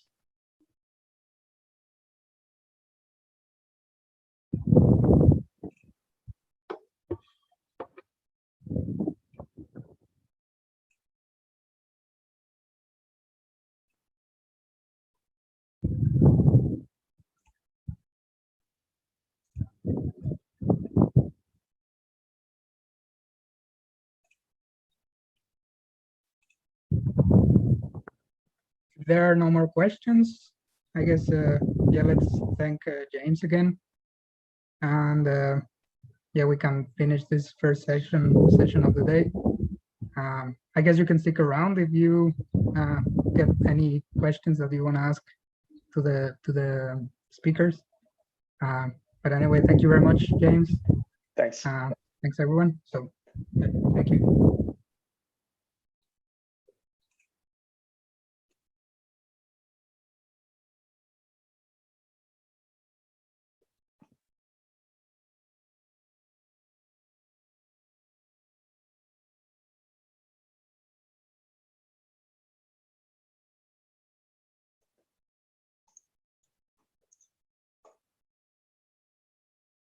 Ben, can I ask a question about your talk? Since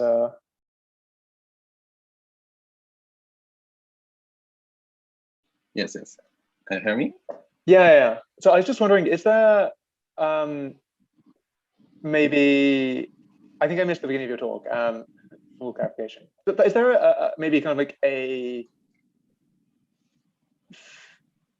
what's the word?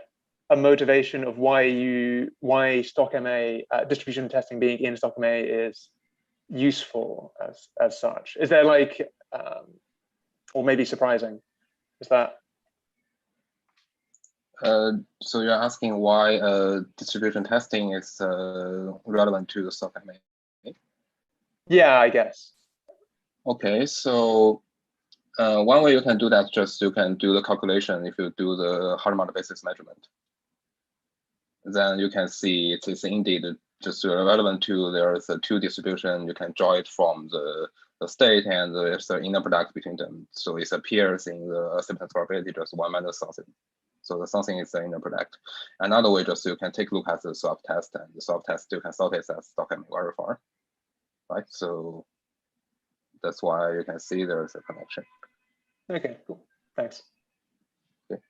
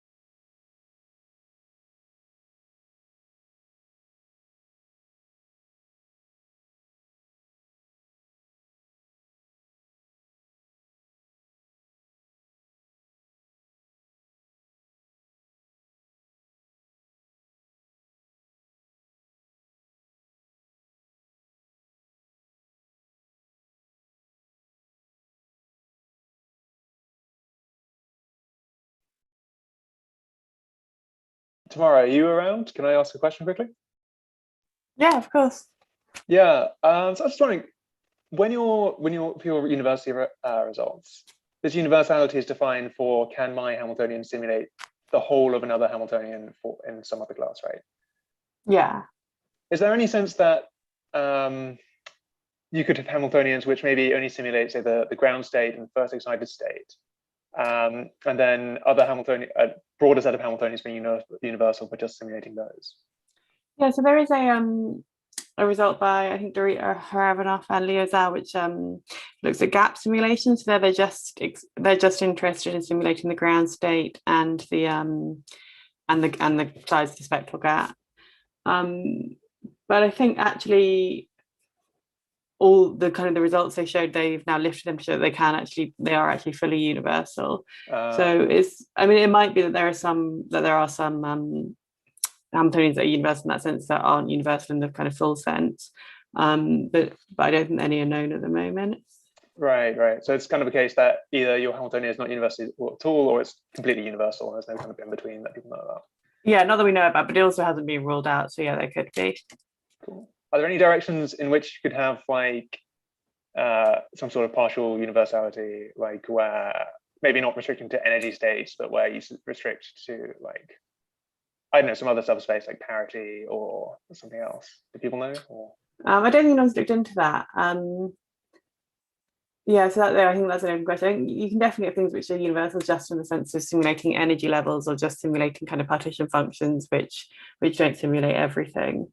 No, I don't think people have looked at restricting to any other subspaces other than this low energy and gap subspace. Okay, cool. No, thanks. And thanks for the nice talk. Thanks, everyone.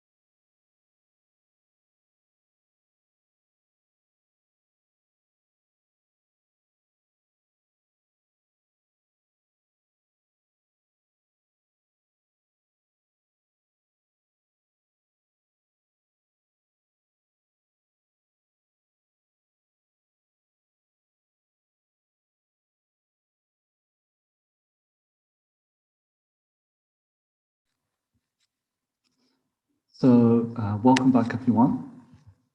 So I'm Misha Watts. I'm the chair of the session. The first talk of this session is a direct product theorem for one-way quantum communication by Srijita Kunda. So please share your screen, Srijita Kunda.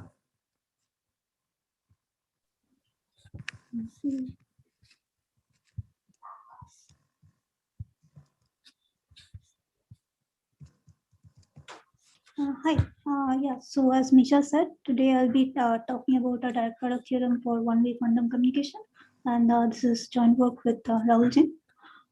Okay, so what is a direct product theorem? So a direct product theorem essentially tells us that the best way to do k-independent copies of any task is to do all of the copies independently. So this means that if one instance of doing a problem requires C resources of any kind, then at least CK resources are required for doing K independent instances. And also if the algorithm with C resource cost succeeds with probability 1 minus epsilon on one instance, and the success probability using CK resources for K instances is 1 minus epsilon to the K. So there's a long history of studying direct product theorems in communication. So in classical communication complexity, direct product theorems are known for communication protocols with bounded rounds of communication. And direct product theorems are also closely related to parallel repetition theorems for non-local games.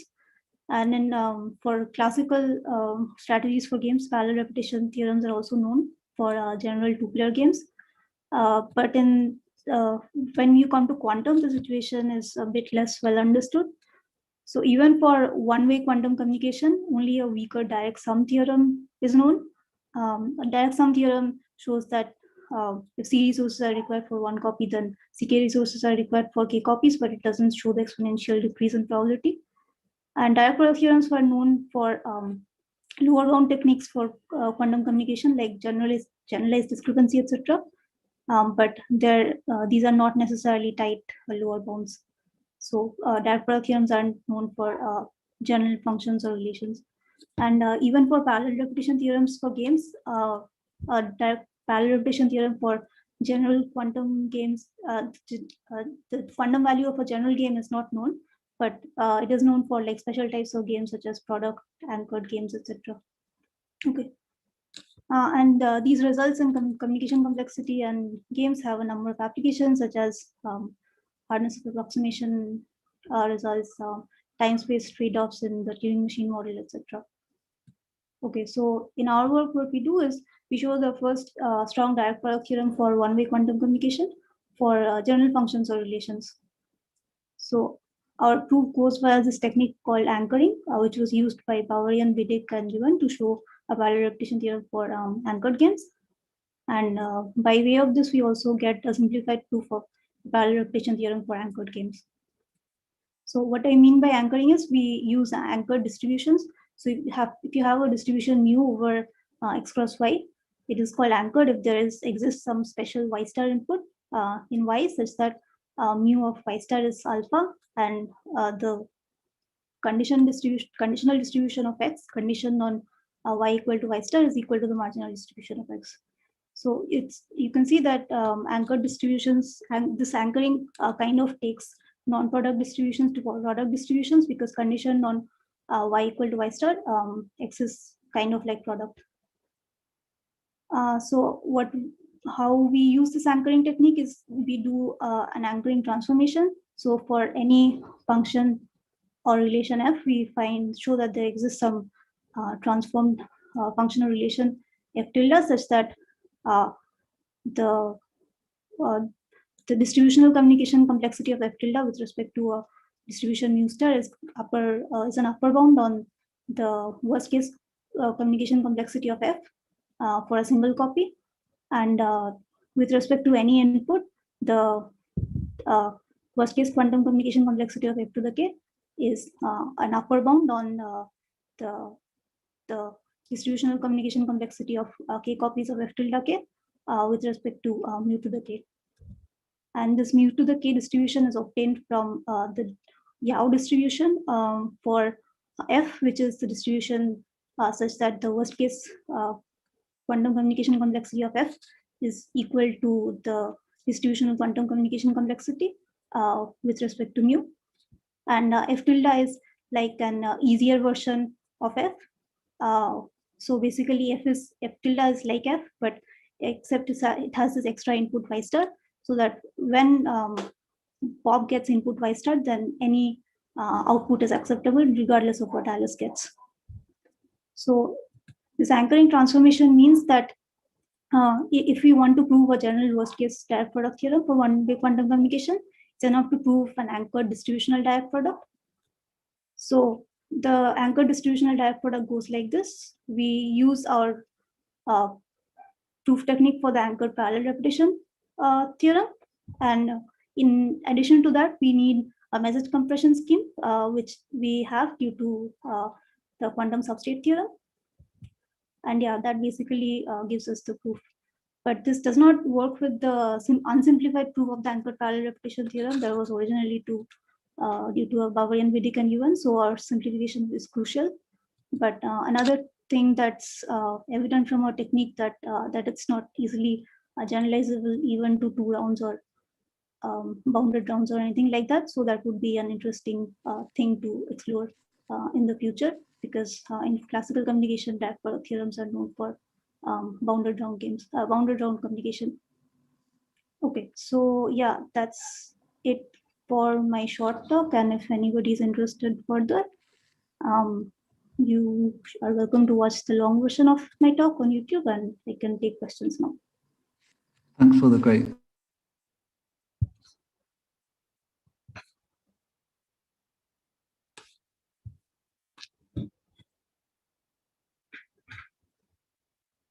Sorry, I just muted myself. So there are no questions in the chat, so maybe I just quickly ask. Do you have examples of quantum communication problems where it is known that there is not a direct product theorem? Oh, just out of curiosity. So for unbounded round communication, even for classical communication complexity, even direct sum does not hold. Ah, I see. Okay. Okay, so that's a good example. Okay, we don't have any questions. So yeah, if you have any questions, please post them in the chat. Okay, yeah. So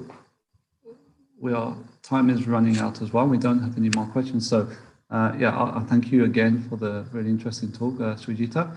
And I'll invite the next, so please maybe stop sharing, and the next speaker is Ruji Takaji from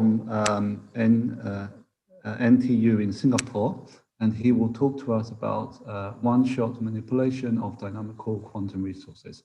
So please take it away, Ruji. Right, can you see my screen? Yes, and we can hear you. Great. Yeah, thanks a lot, Misha, for the introduction, and I thank the organizers for making this conference happen. So here I'll be briefly talking about our recent work on the one-shot manipulation of dynamical quantum resources. So this is a joint work with Bartosz Legla, who is also at NTU Singapore and shares a co-person authorship with me for his work. And we also have a manuscript available on our archive, and is also going to appear in physical review letters shortly. Oops. Okay, so this is on the resource theory, which is a framework to deal with the quantification and manipulation of physical quantities that are considered precious under given settings. So you can properly, fix this free objects and free operations, and you can apply this framework to to describe various kinds of quantum resources, including the quantum entanglement or thermodynamics or superpositions. But the goal here in this work is to get the general result that can be applicable to any type of quantum resource, which is nice because now it gives us a unified understanding of the multiple quantum resources that might look quite differently from each other, but are actually closely related to each other from this operational perspective. So we do that at the level of quantum channels because as Mark Woody pointed out in his tweet, that everything is quantum channel, including the quantum state, measurement, unitary evolution, discarding systems in the quantum channel, everything is quantum channel. So, which means that if we can get some general results that can be applicable to the general quantum channels, then this automatically encompasses these cases as well. That is why we are interested in the Aristotle theory of quantum channels. But this also has an interesting point where not only the usual quantum channels that map quantum states to quantum states, it can also accommodate these dynamical resources with structures, such as Bernoulli locality that usually considers a non-local boxes, which transform the classical variables with this kind of structures, or quantum contextuality, which also is described as a box mapping a classical variables, or measurement incompatibility is defined for the set of quantum measurements, but this set can be described by some classical variable as an input. So these dotted boxes are examples of quantum channels, but these cases were not explicitly taken into account in the previous general approach for the quantum research theory of channels. So this is what we do in this framework. So we introduced this kind of picture where we have some set of free channels that are assumed to be given for you for free. And we also have another set of channels of interest. And we are now restrict ourselves to the super channels that map quantum channels to quantum channels that map the set of channels of interest to another set of channels of interest, which may have a different structures, but that can be also taken into account in this picture. And we are also given the set of free super channels that map the set of free channels to another set of free channels. Then we can ask these fundamental questions. So given two channels E and N, can we transform this channel E to N only using the free super channels within the error E? So our main results basically characterize this one-shot resource transformability with free super channels in terms of the resource quantifiers that can be defined for the very generally for this general setting at the level, again, of general resource theory of quantum channels. Then, although I'm not going into much details of this main result itself, because it might be too technical, but as a consequence of that, we can get some insights into the one-shot dilution and distillation problems, which is a very important sub-problems of this resource transformations. So this is the resource transformation with respect to the family of reference channels. For instance, it can be the set of the Bell state preparation in the entanglement theory, or the set of identity channels if you're talking about the communication theory. Then now one-shot dilution cost is defined by the minimum amount of resource that is required to prepare the given channel E. And you can also define this one-shot distillation, distillable resource analogous way. Then now our general results tell us that we can get the exact characterization of the one-shot dilution cost and one-shot distillable resource under some conditions with respect to the general resource quantifiers. So again, not giving you the exact definitions of that, but these are related to something called the robustness type measure, if you know it. Or if you're an information theorist, this is related to the max relative entropy as well. And these are, on the other hand, related to the hypothesis testing type operational task, and that pops up in many, many cases. But now we connect that to the resource transformation problems. So now with this, we give the general characterization of resource exchange in terms of dilution and distillation, and also provide the operational interpretation of these resource measures at the general level. So we can also apply our results to the concrete examples, including the quantum communication theory, where the one-shot capacity and one-shot simulation cost play major roles as a figures of merit. But we can give the fresh insights into it by considering them as Aristotle theoretic operational problems, in particular distillation and dilution problems.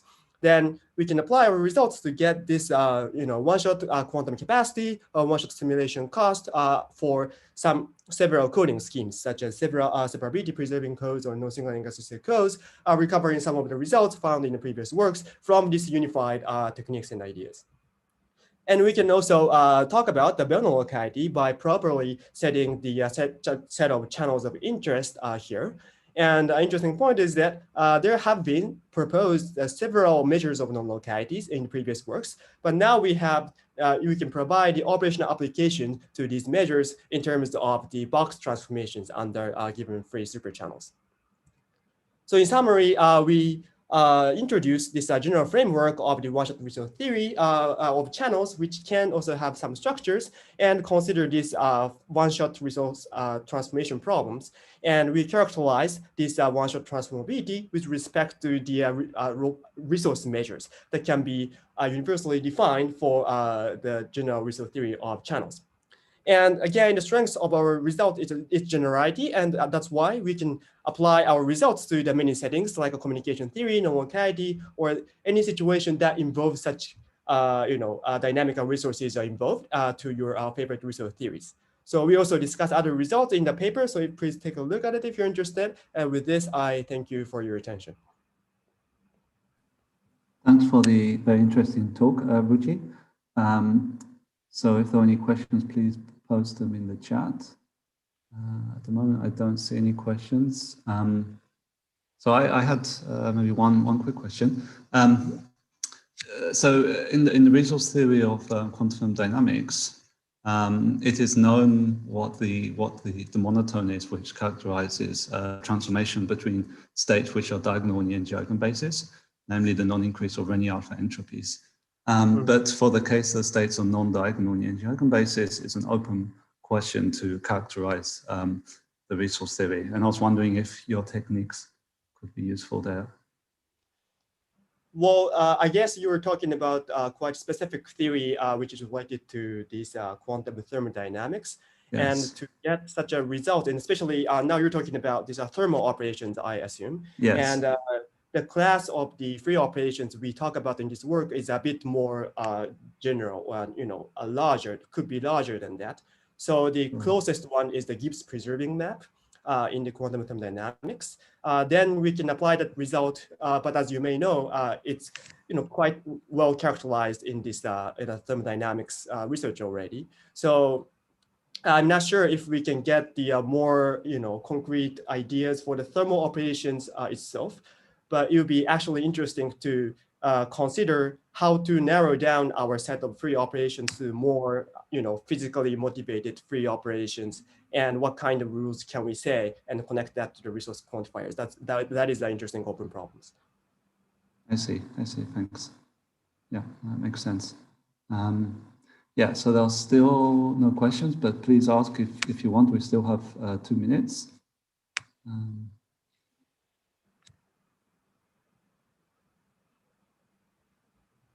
Okay, we have 1 minute left. Okay, so we have less than we have less than a minute now. So yeah, I thank Ruchi again for this really interesting talk, and let's thanks. Thank you. Yeah, so maybe the next speaker could already start sharing their screen. Meanwhile, I can introduce them. So the next speaker will be Kung Fang from the Institute of Quantum Computing at Baidu Research, and he will talk to us about geometric Renyi divergence and its applications in quantum channel capacities. So Kung Fang, please take it away. We can see your screen and we can hear you. Yes. Okay, good. So hi everyone. So thanks for coming to this talk, and also thanks to the organizers for giving me the opportunity to present here. So I'm Kung Fang from Baidu Research. So this talk is about a mathematical tool called geometric Renyi divergence and its applications. So this talk is based on the joint work with Hamza Fazi from the University of Cambridge. Okay. So the relative entropy between two quantum states is a fundamental information measure, mainly in asymptotic scenario. So in other cases, like many different relative entropies measures turns out to be important. So in particular, the Renyi relative entropies in the classical case. So the most natural quantum generalization is this path Renyi divergence, which is proved to be useful in establishing quantum AEP and strong converses in hypothesis testing. Okay, so then more recently, another version called the sandwich ring divergence was introduced and very quickly led to important applications in quantum channel theory, quantum thermodynamics, and also security proof for device-independent quantum protocols. So in this talk, we promote the use of geometric ring divergence, which is defined by the matrix geometric mean. The definition is here. So this is also called the maximal ring divergence because we can prove that this is the largest quantum ring divergence that satisfies data processing inequality. So this geometric ring divergence is usually larger than the pairs and sandwich and converges to the Blavatnik relative entropy, harder than the omega k relative entropy. So, but however, it has nicer properties compared to the pairs and sandwich, and you will see in the next slide.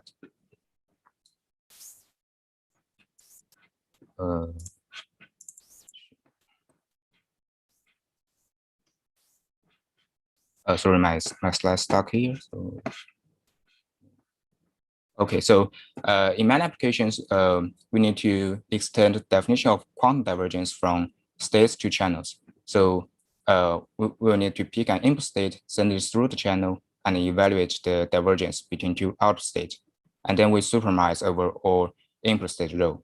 Then the optimal value on the right-hand side is defined to be the divergence between the channels E and F, which is the worst-case definition. Okay, so this supernorm is usually hard to evaluate, but for the geometric ring divergence, we can get rid of it. And we can even find a closed form formula for its channel divergence. Okay, so moreover, if we take an infimum on the second channel over a set of channels, which is usually the case in applications, so if this set C here is given by semi-definite conditions, then the infimum can be easily evaluated by semi-definite program. So another fundamental property of geometric ring divergence is the chain rule. When we say a chain rule, we usually mean the entropy of a large system can be decomposed into the entropies of individual subsystems. So in our setting here, we have two quantum states, rho and sigma, and we send them to two quantum channels, E and F. Then the entropy between these two output states can be decomposed into two parts. So one part from states and the other part from channel.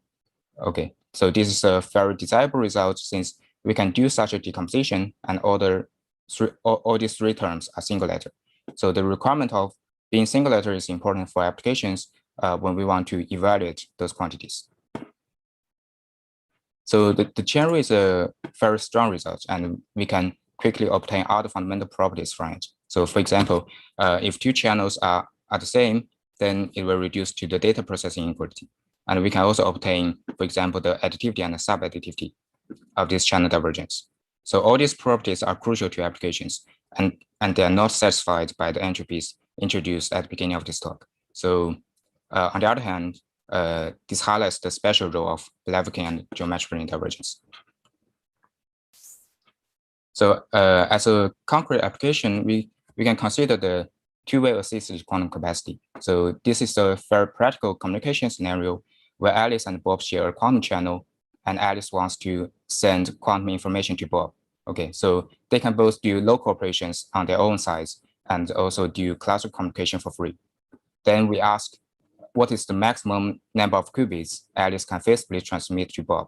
Okay, this quantity is defined as the two-way assisted quantum capacity, which is notoriously hard to evaluate. So plenty of literatures are trying to find good upper bound on this quantity. So here we can use the geometric ring divergence to build a new upper bound, much tighter than the existing ones. So this figure here is an illustration for the generalized amplitude channel, and our new bound is this blue curve, which is lower than the red one. Okay, this red curve is composed by the previously best known bounds. So this is just one particular example.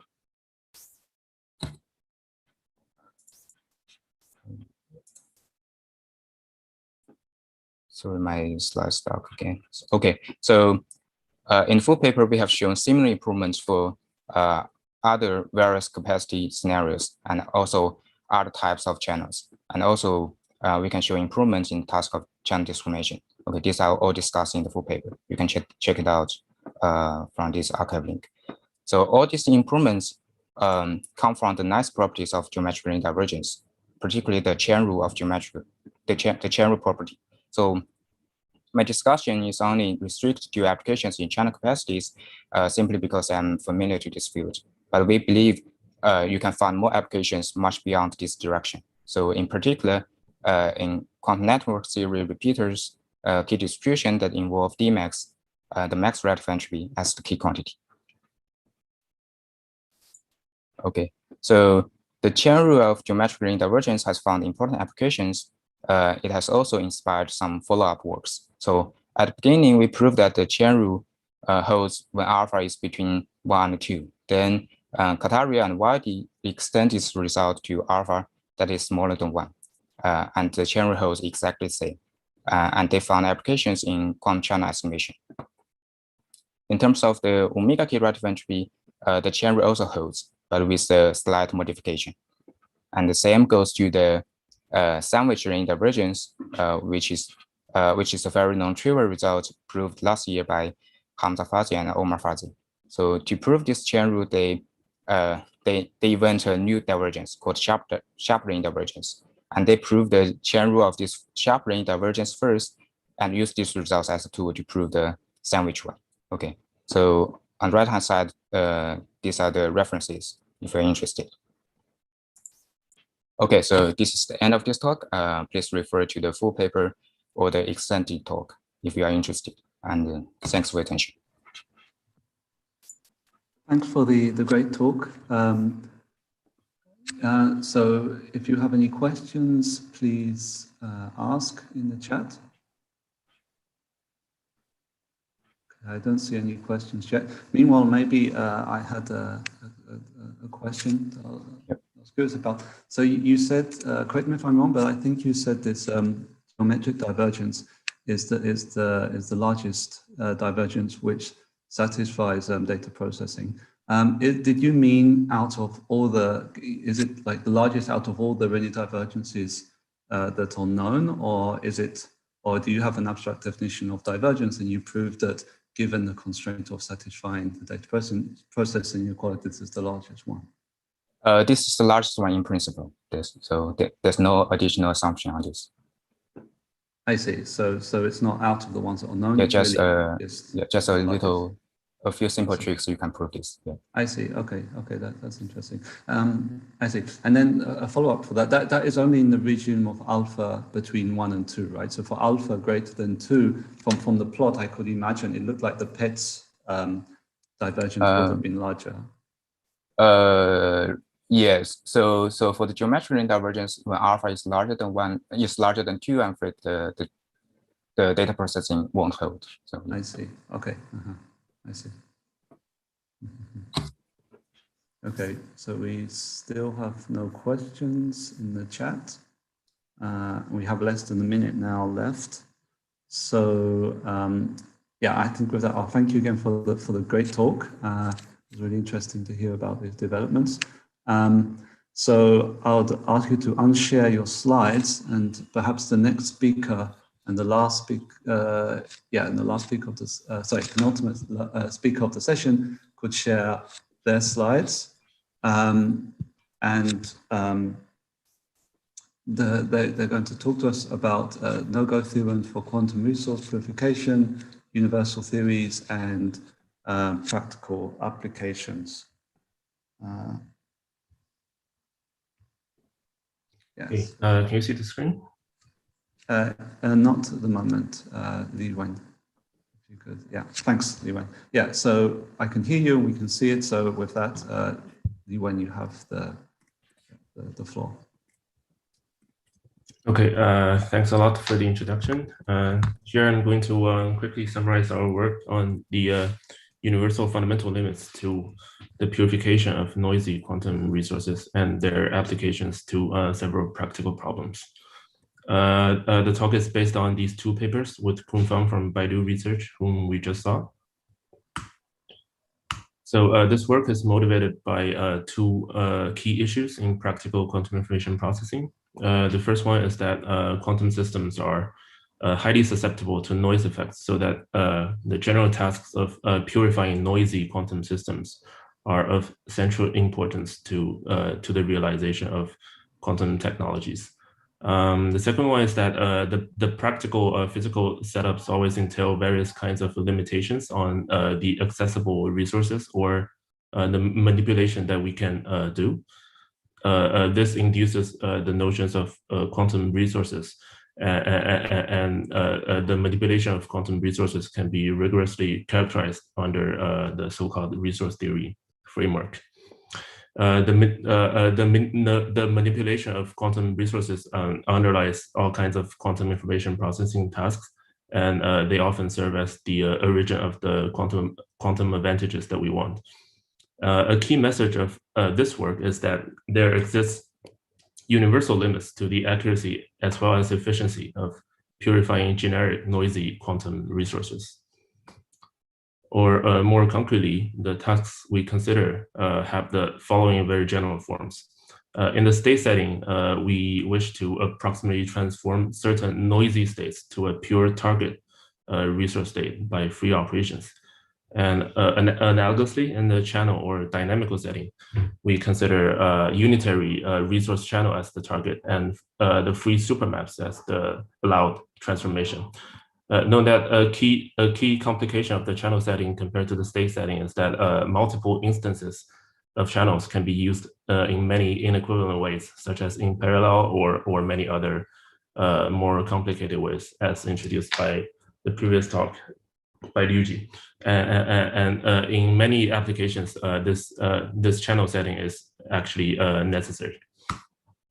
And here, we derive lower bounds on the error of any such purification tasks, which can be understood as no-go theorems when you wish to transform generic noisy states to any pure resource state or channel by any free operation in any resource theory with a well-defined free set.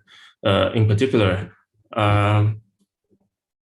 as illustrated on the left, we could obtain such trade-off bounds between the accuracy and success probability of the purification protocol, which are akin to uncertainty relations between the accuracy and success probability.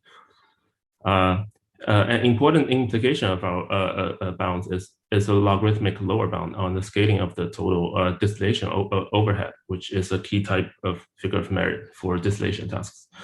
We actually developed two approaches that induce such universal no purification bounds. One is based on analyzing a peculiar resource monotone based on the hypothesis testing relative entropy. And the idea of the second bound is to extract the free part of the input and track its behaviors. In the papers, we also explicitly discussed the applications of these general lower bounds to several very important practical and physical problems. For example, we derived specific lower bounds for the cost of magic state distillation, which is a leading proposal for fault tolerance. And we also discussed comparisons with the state-of-the-art magic state distillation protocols. The second one is actually quantum error correction with constrained encoders and decoders, such as stabilizer or covariant quantum error correction, because under noises, we need to achieve the resource purification task of recovering a pure logical state in the state setting or simulating a identity logical channel in the channel setting. The third one is different versions of quantum capacities in quantum Shannon theory, where we are essentially interested in the rates of simulating unitary channels under different supermaps. And the fourth scenario we consider is the circuit synthesis problem with noisy gates. Here we can provide lower bounds on the cost of certain expensive gates, such as the T gate, which are often important figure of merits of, say, an algorithm. Finally, since noise is such a ubiquitous problem in quantum information, we expect to find more and more applications of the no purification bounds. Also know that in the first magic state distillation application, we are using the state setting, but in the next applications, we we actually the channel setting actually becomes very useful. Okay, so that's it. Thanks for your attention. And if you're interested in details, please refer to these papers. Okay, thanks, Li Wen, for the really interesting talk. So at the moment, there are no questions. Meanwhile, while people think of some to ask, we still have quite a bit of time. Maybe I just quickly mention there was a question at the very last second for the previous talk. So maybe I'll just ask this one, and maybe Kunfang can reply while people think of questions to ask Lizen. So Amir asked regarding the geometric divergences. They say, you've mentioned that GRD results in a better upper bound on towway assisted quantum capacity than squashed entanglement. Is this just for amplitude damping channels that you showed, or is this more general than that? So maybe Kunfang could unmute himself and answer that question. Okay, so so in the paper we proved that the geometric ring divergence gives the tightest low and strong converse upper bound in general. So if you restrict that the upper bound need to be strong converse, okay, geometric ring divergence gives you the tightest one in general. At that time, of course, there's some further improvements later given by fuzzy. Okay, but if you want to compare this upper bound with the squash entanglement, so the geometric ring divergence and squash entanglement is not comparable in general, okay? Because squash entanglement at the moment is not known as a strong converse. It's only, we only know that it's a weak converse bound. So compare this to upper bounds is not very fair. But if you really want to compare it, you can run the numerics, and we observe that the geometric ring divergence is tighter most of the case. Okay, but in general, they are not comparable. Okay, thanks for the answer.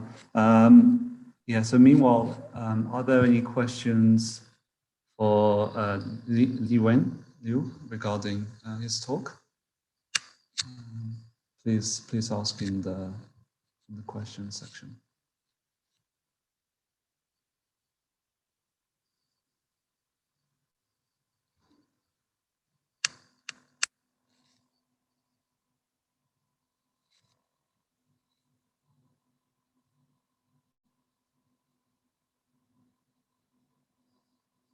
Okay, so if there are no questions, there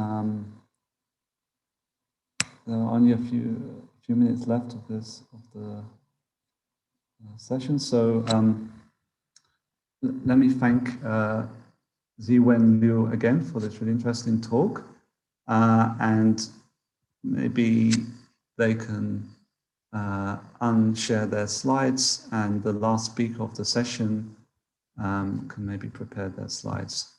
So the last talk of the session will be on stabilizer extent in it's not multiplicative, and the talk is by Arnie Hemmendel from the University of Cologne. So Arnie, please take the floor is yours, and yeah. All right, can you hear me? Yes, we can hear you, and we can see your slides perfectly well. All right, perfect. So, well, thanks to the organizers for organizing another virtual TQC conference. Well, the title of the talk is Stabilizer Extent is Not Multiplicative, and it's joint work with 3 other people from Cologne, Felipe Montalega Mora, Frank Valentin, and David Gross. If you want to find the paper, well, it's on the archive. Here's the reference. I can also just Google the title. Okay, so first of all, why was the stabilizer extent originally introduced? So originally it was introduced to classically simulate quantum computation with magic states. This is a universal model for quantum computation, and well, it's kind of one of the leading frameworks for implementing quantum error correction and fault tolerance. And well, this is a circuit model for quantum computation, and in this model, your input state is usually a magic state. Usually this is a magic state somewhere in the Bloch sphere, which is not a stabilizer state, so which is not one of the 6 states of this octahedron here. And the operations you're allowed to modify your input state are measurements in the computational basis. These are Clifford unitaries that we've already seen a lot of times during this conference. While they are generated by phase gates, Hadamard gates, and CNOTs, and you're allowed to use classical randomness and classical control. And now if you want to classically simulate such a model, then this really scales in the non-stabilizerness of your magic input state psi. And the stabilizer extent is kind of a very powerful tool to measure the non-stabilizerness of this magic input. So now let's get to the actual definition. So what you do is you take your magic input psi and you express it as a linear combination with complex coefficients in the set of stabilizer states. And then what you're trying to do is you try to minimize the sum of the absolute values of these expansion coefficients CS here. And once you have such a decomposition, then you can take it and you can feed it into your classical simulation algorithm, and you get a classical simulation algorithm for quantum computation with magic states. Now, well, the definition of the stabilizer extent was given in a paper in 2019 by Bravi, Brown, Colpin, Campbell, Gossett, and Howard. And what you do there is simply you minimize, well, the L1 norm of these expansion coefficients, and you square them, and you simply minimize over all decompositions of psi in terms of stabilizer states. And now, for example, if you have some magic input and you have n copies of this state, then kind of a necessary condition for an exponential quantum speedup in the model of quantum computation with magic states is that the stabilizer extent of this psi it grows exponentially in n. Okay, so now let's get to the properties of this thing. Well, in general, it's hard to compute in the number of qubits. It's a second order cone problem, so it's a conic optimization problem. And well, you can solve them efficiently in the dimension, but well, if the dimension is 2 to the n, then it's still hard in the number of qubits if the number of qubits is n. But however, the people who introduced the stabilizer extent, they showed if you have a product state and each component is a 1, 2, or 3 qubit state, then the stabilizer extent is in fact multiplicative. So then the extent of psi is simply given by the product of the extents of all the components. And this really like simplifies to find optimal decompositions for classical simulation algorithms that are based on the stabilizer extent. Because, well, if you want to find such an optimal extent decomposition, then this is simply, this can be deduced from optimal extent decompositions from psi1 to psi-k. Kind of the natural question right now that arises is, well, does this also hold for arbitrary input states? And our main result says, well, this is not the case. So if you have, well, some general input state and sufficiently large n, and it's an n qubit state, and it's chosen Haar randomly, then you should expect that the extent is strictly multiplicative. So if you tensor psi with its complex conjugate, then it's strictly smaller than the extent of psi times the extent of its complex conjugate. And well, this result follows from very general properties of stabilizer states. So if you have kind of a similar problem for another resource where resources are not stabilizer states, but well, maybe some other object, well, then you should expect the same behavior under some reasonable assumptions.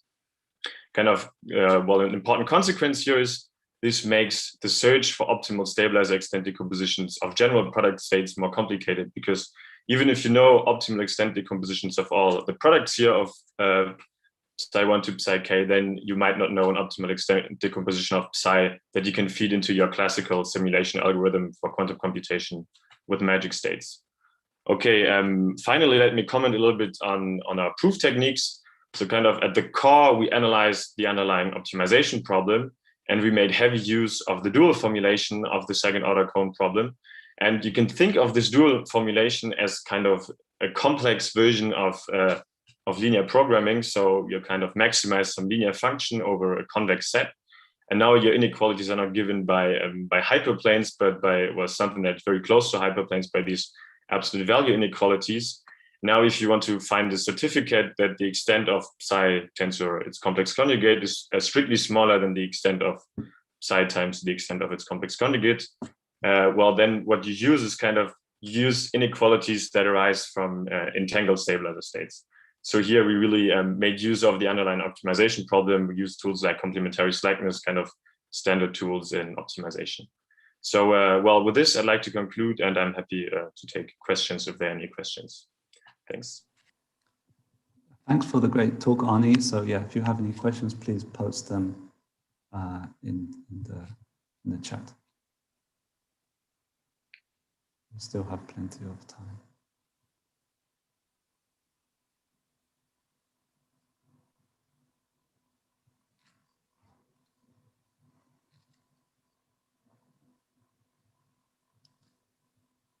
Okay, well, so while people post questions in the chat, since there are not any questions at the moment, maybe I'll briefly ask you a question.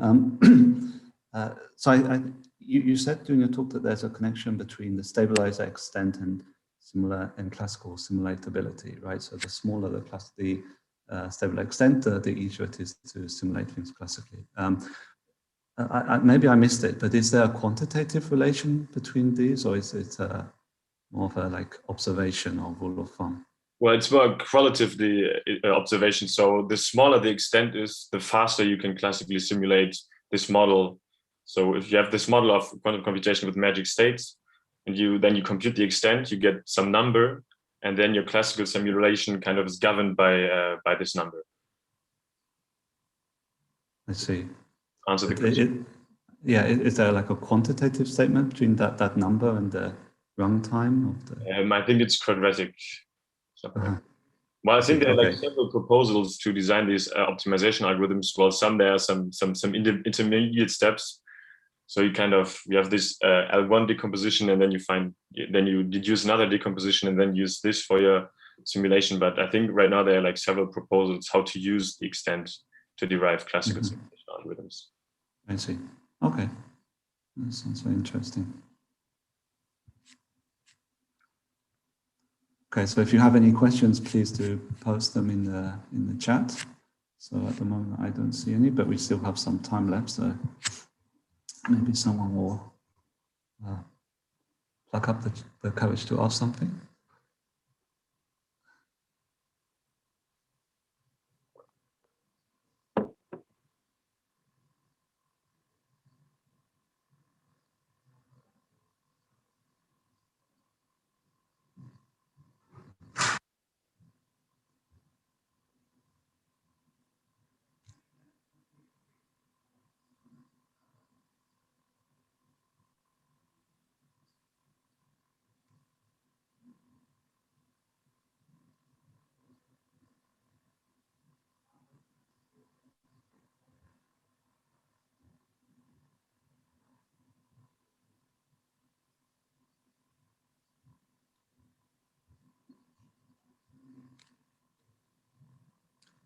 Yeah, there are still no questions in the chat, and we have a few more minutes. Yeah, so I guess this result, you can think of it as a bad result for classical computers, right? In the sense that you're saying that if there is a classical algorithm which is efficient, then it's actually hard to find it or find if there is one at least.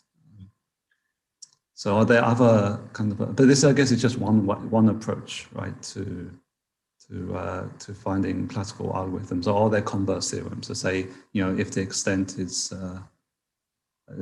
large, there is no classical algorithm? Well, I think there are other ways to design classical algorithms. So I think here we are like really working in a certain sub-theory. So, well, if the extent is large, you don't have a no-go theorem, so you can still come up with some other way of finding a very nice classical simulation algorithm.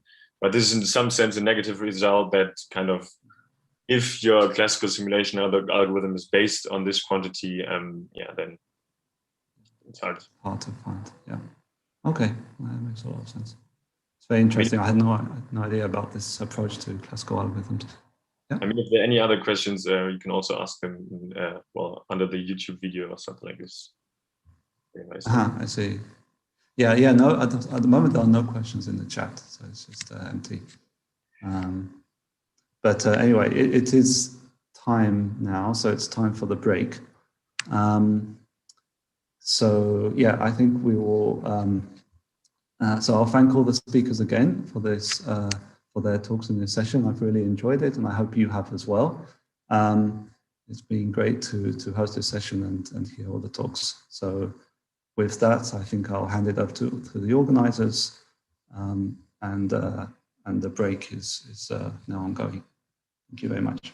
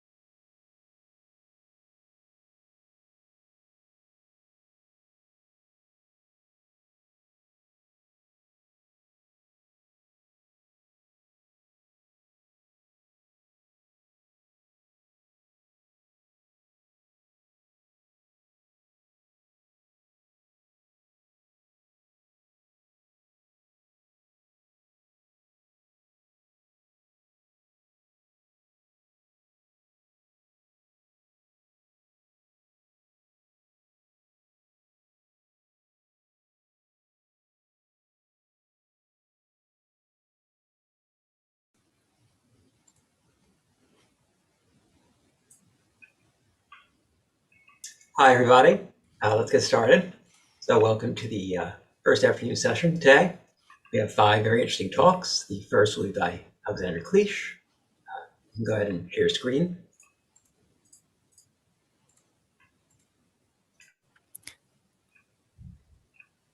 He will be telling us about hybrid quantum classical algorithms for approximate graph coloring.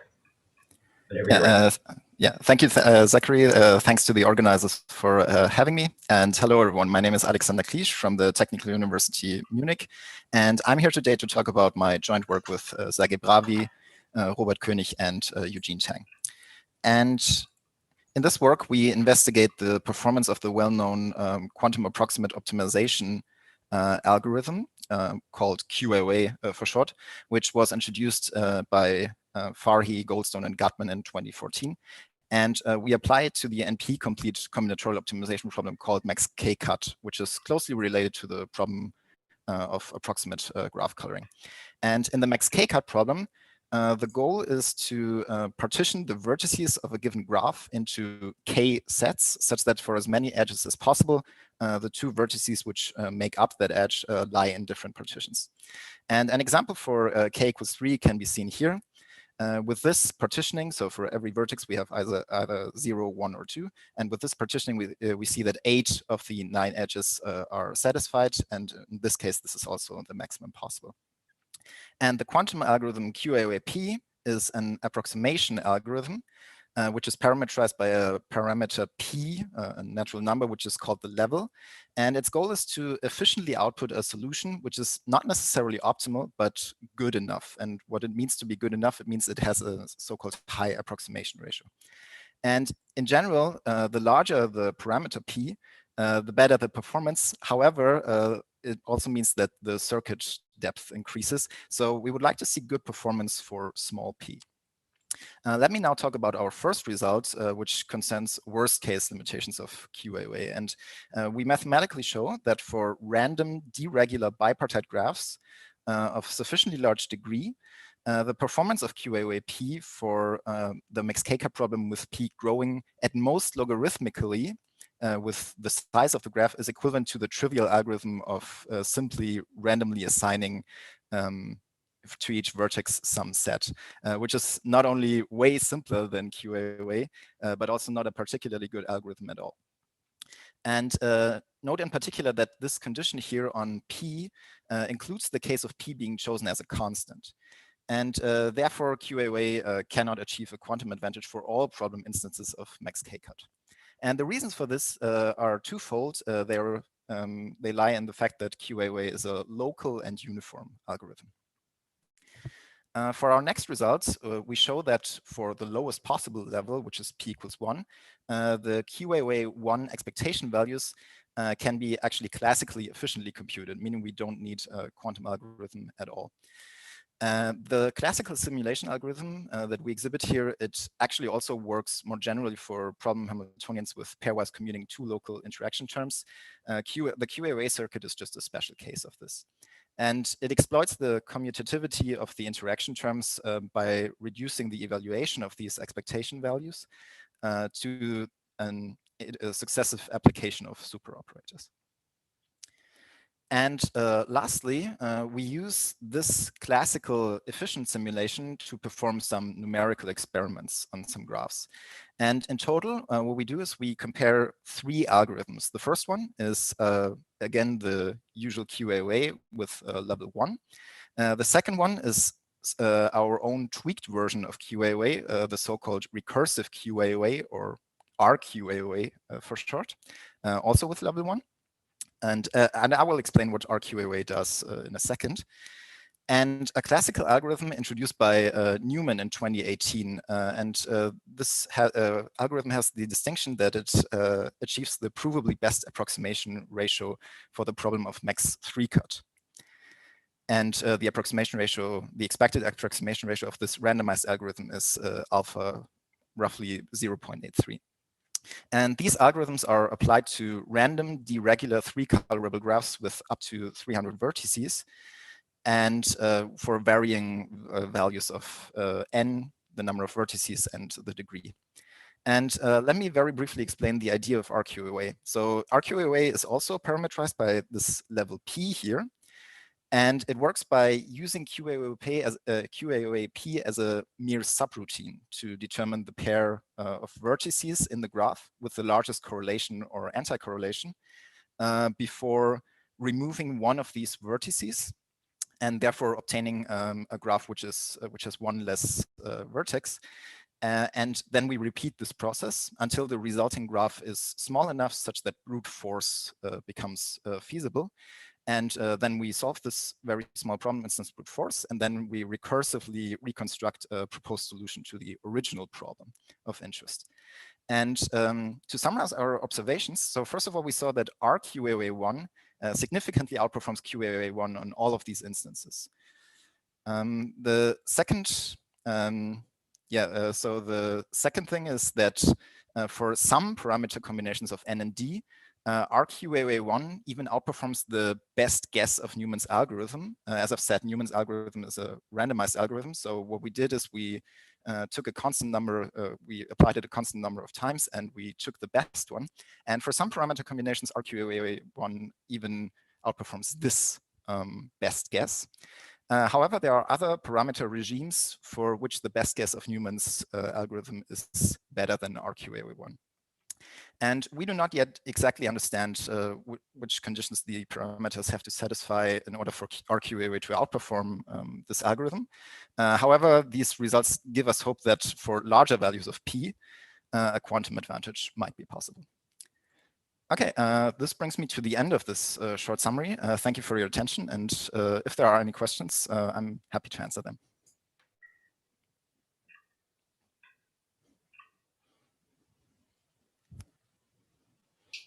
We certainly have time for a question. If anyone would like to ask one in the chat or the Q&A session, that would be a great time.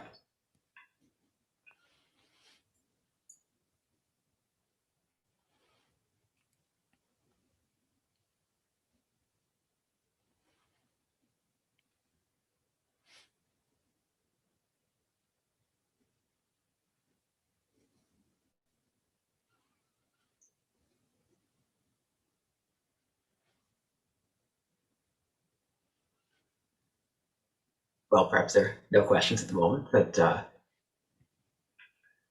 thank you very much, Alexander. It was a great talk. I think we should just move to the next speaker then. Yeah, thank you.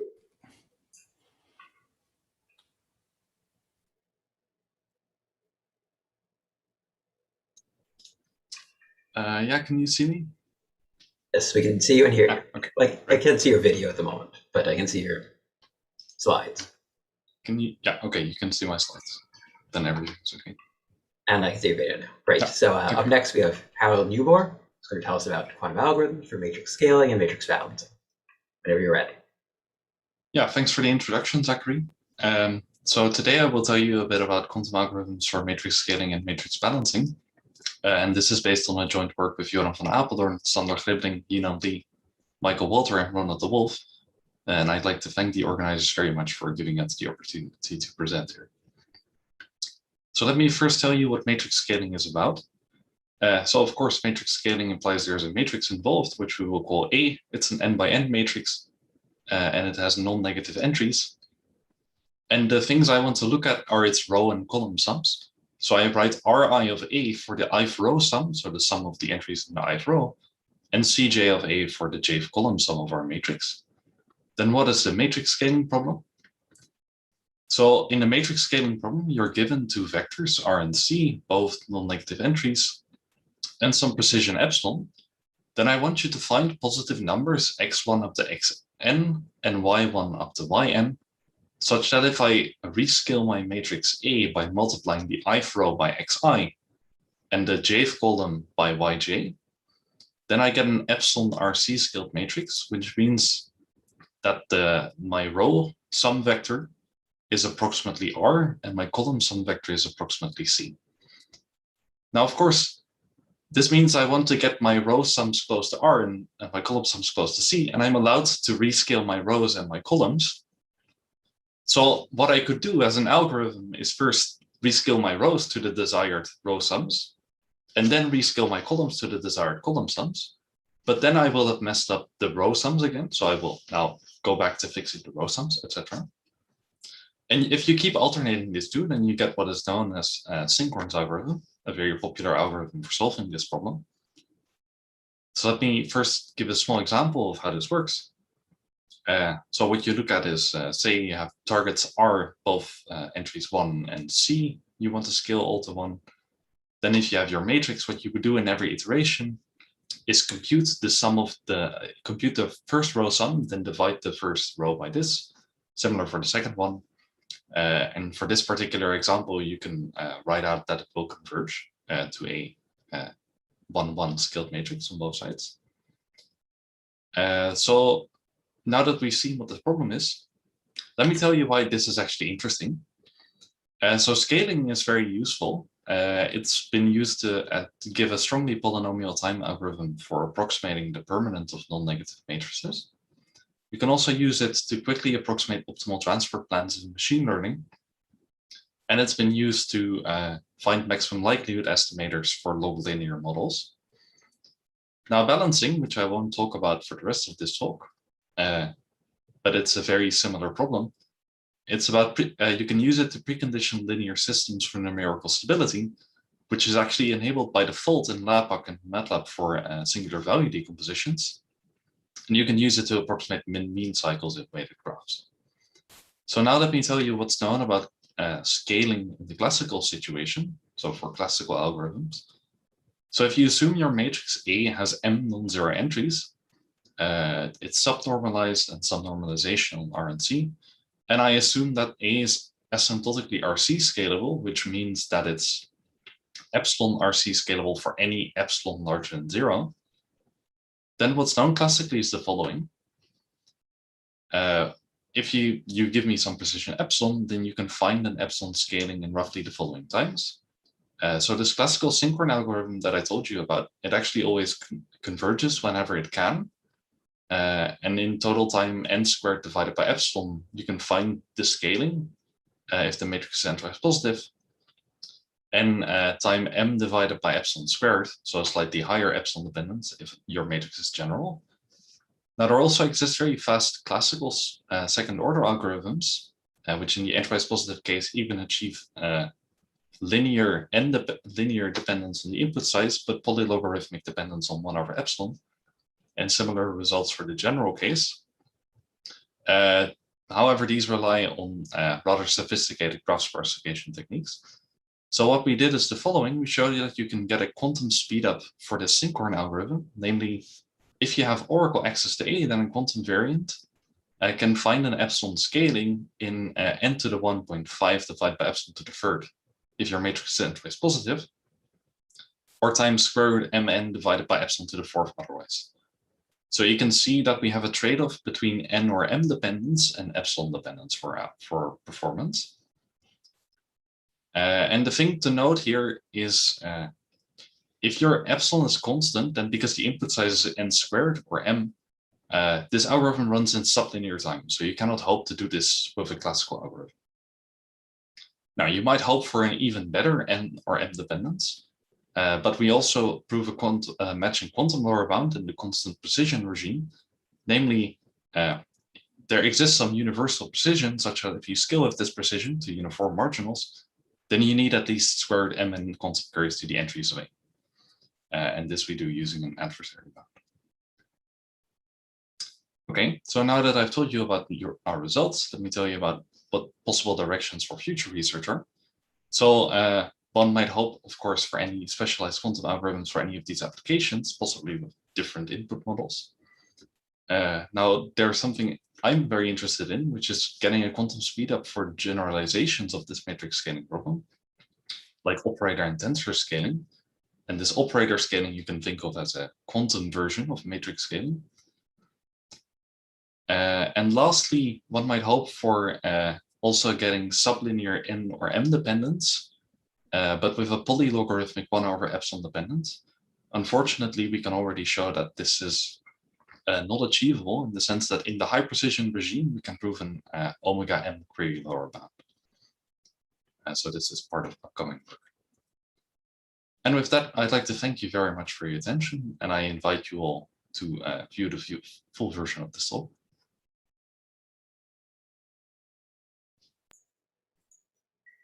Great, so we have plenty of time for questions.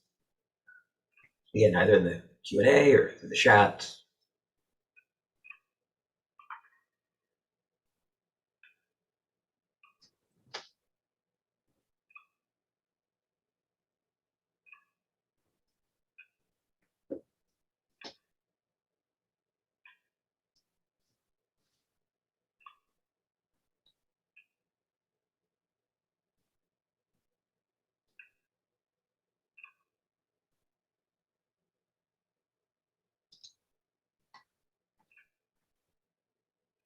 So we have a question from QI Cologne, who asks, where does the quantum advantage come from?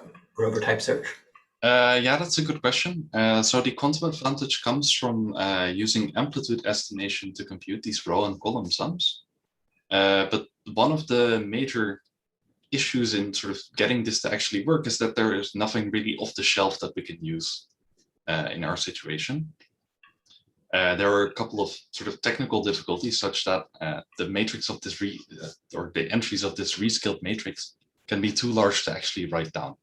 So we need to use some tricks to get around this. So yeah, it's really a Grover type speed up. That's right.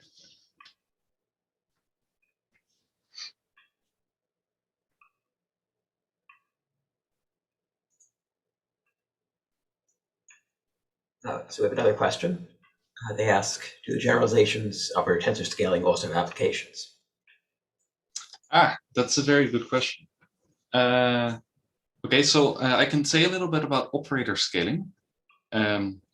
So in operator scaling, what you have is you're basically given a completely positive map, and what you want, or in say terms of its Krauss representation, and what you want to do is you want to left multiply the Krauss operators with some invertible matrix, and right multiply it with some invertible matrix, but every Krauss operator you multiply on the left or on the right with the same thing.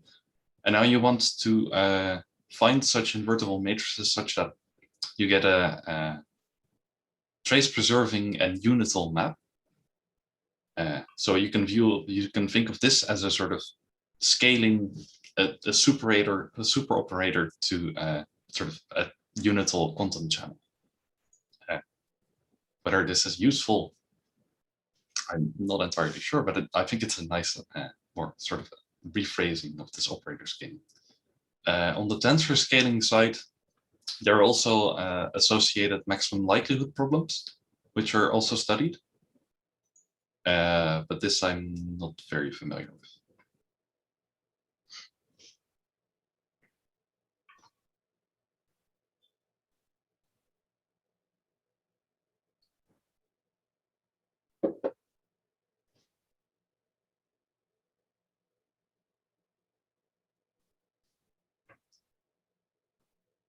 So I think we have time for one more quick question, if anyone has one.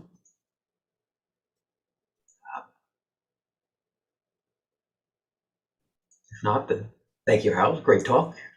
Up next, we're going to have Chengpeng Xiao, who's going to tell us about quantum-inspired algorithms for solving linear systems. Okay, yeah, can you see my slide? Indeed, we can see you, hear you. And okay, great. Whenever you're ready. Okay, yeah. Oh, yeah, I'm ready. Yeah, thanks for the introduction. Yeah, my name is Chengpeng Xiao. I will talk about recent work with Ashley Montanaro. The topic is about solving linear systems using quantum-inspired classical algorithms. Yeah, solving linear system. Yeah, this is a very fundamental problem in machine learning. And in the quantum case, we already have many efficient quantum algorithms for solving linear systems. For instance, in the sparse case, we can use the famous HHL algorithms. And in the most general case, we can use the idea of block encoding. So for instance, in the most general case, we can use the block encoding. So one thing we have to do is to construct the block encoding of the matrix. And I think one way to do one efficient way to do this in the general case is based on the QRAM data structure.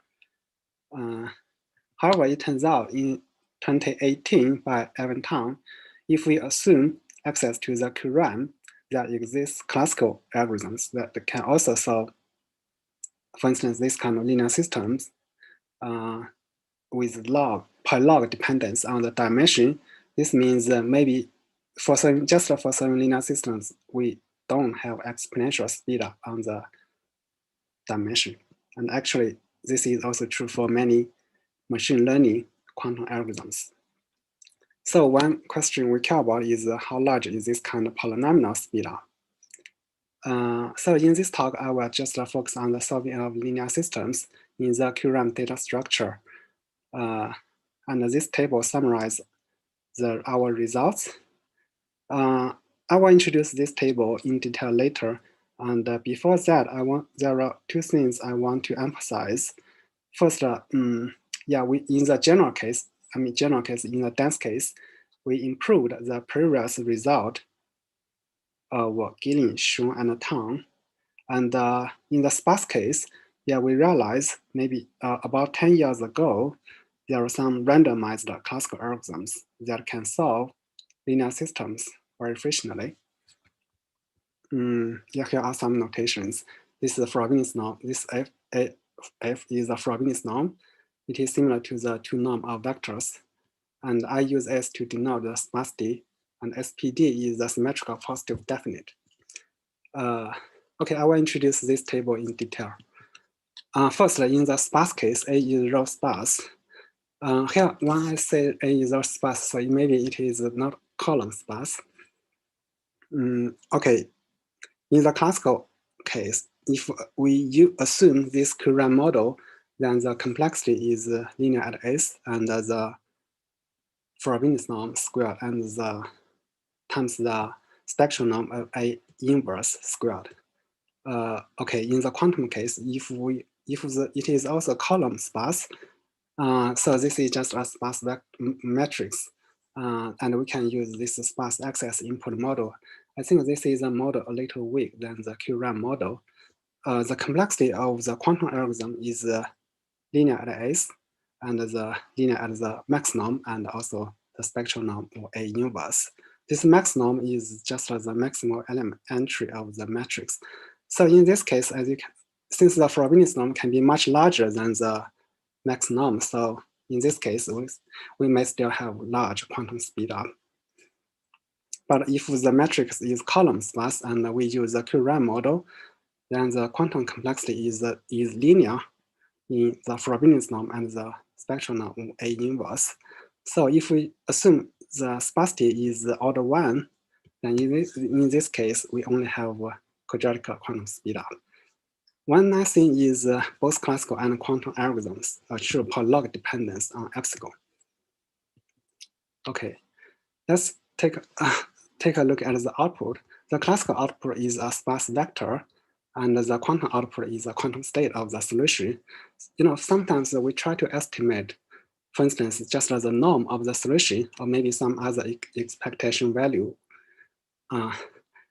So if we use QRAM and in the column dense case, then actually one thing I didn't say is that this is a sparse vector and the sparsity is almost like these quantities.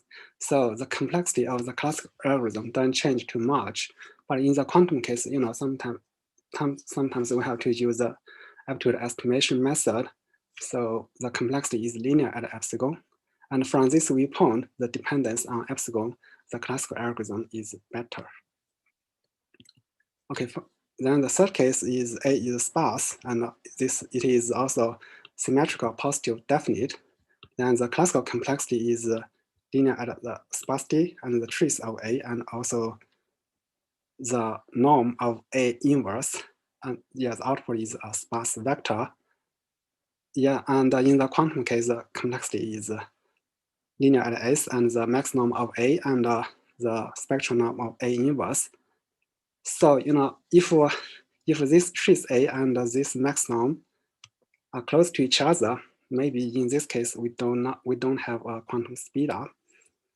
But the good news is for some special linear systems, SPD linear systems, quantum computer can do better than this complexity.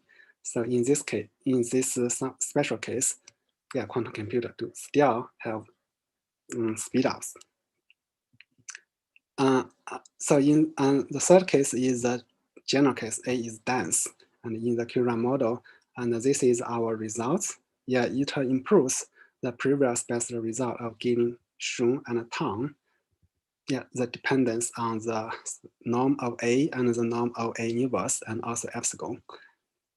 Since this is a quantum inspired classical algorithm, and so the output is not a vector anymore, it is a data structure to the solution. And actually it is a classical analog to the quantum output of the, the quantum output, the quantum state. The quantum algorithm have complexity. It is just a linear at the Frobenius norm of A and the spectral norm of A inverse. So in the dense case, we still have large quantum speed up. Okay, now then I just want to say a few words about the method we use. The method we use is called the Kazmaz method.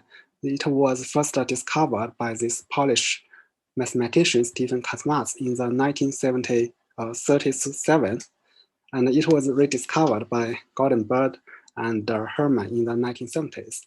This is a very simple method. Yeah, it is an iterative algorithm for solving linear systems, and this is a rigorous definition of this method. Actually, it has a very clear geometrical meaning. For instance, just in this dimension 2 case, this x1 is the orthogonal projection of x0 to this space defined by the first linear constraint, and then we do another orthogonal projection to another space defined by the linear space defined by another linear constraint, and continue. So it will convergence to the solution. I think a nice thing about this kind of method is first, it is easy, and it has this kind of geometrical meaning helps greatly simplifies the analysis of this kind of method. And the second advantage of this method is it has a natural sampling based sampling structure, since we choose this R-case row of A with some probability proportional to the norm of A. And actually this is a result used in the QRAM data structure. Okay, finally, I just want to make a simple conclusion. First, we improved the quantum-inspired classical algorithms for solving linear systems. And we also realized in the sparse case, the quantum speedup is just quadratic. And another thing, I think an interesting problem maybe is to reduce the dependence on the Frobenius norm. Since the quantum-inspired classical algorithms are per log on the dimension, but the dimension information is usually hidden in the Frobenius norm. So it's quite important to reduce the dependence on the Frobenius norm. Okay, maybe we can use some more generalized Kazmaz method. Okay, thank you very much.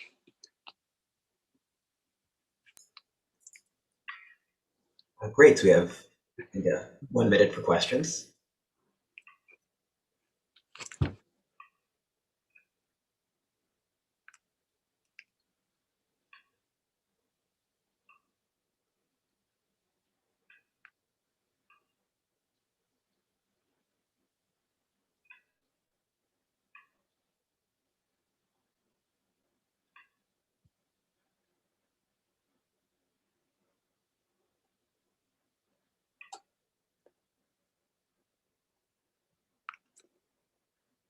I'll just ask a quick question. So I know you mentioned that you assume that the QRAM data structure, which certainly makes sense in this setting. I'm just curious how much of this would still hold without that kind of data structure. Yeah, right. Yeah, yeah. Sometimes this current data structure may be a quite strong assumption for solving. for classical or even quantum algorithms, since we know too much information about the metrics in the QRAM. Yeah.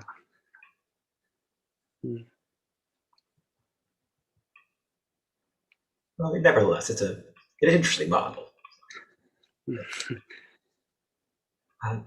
Great, I think we should probably move to the next presenter. So thank you very much. It's a great talk.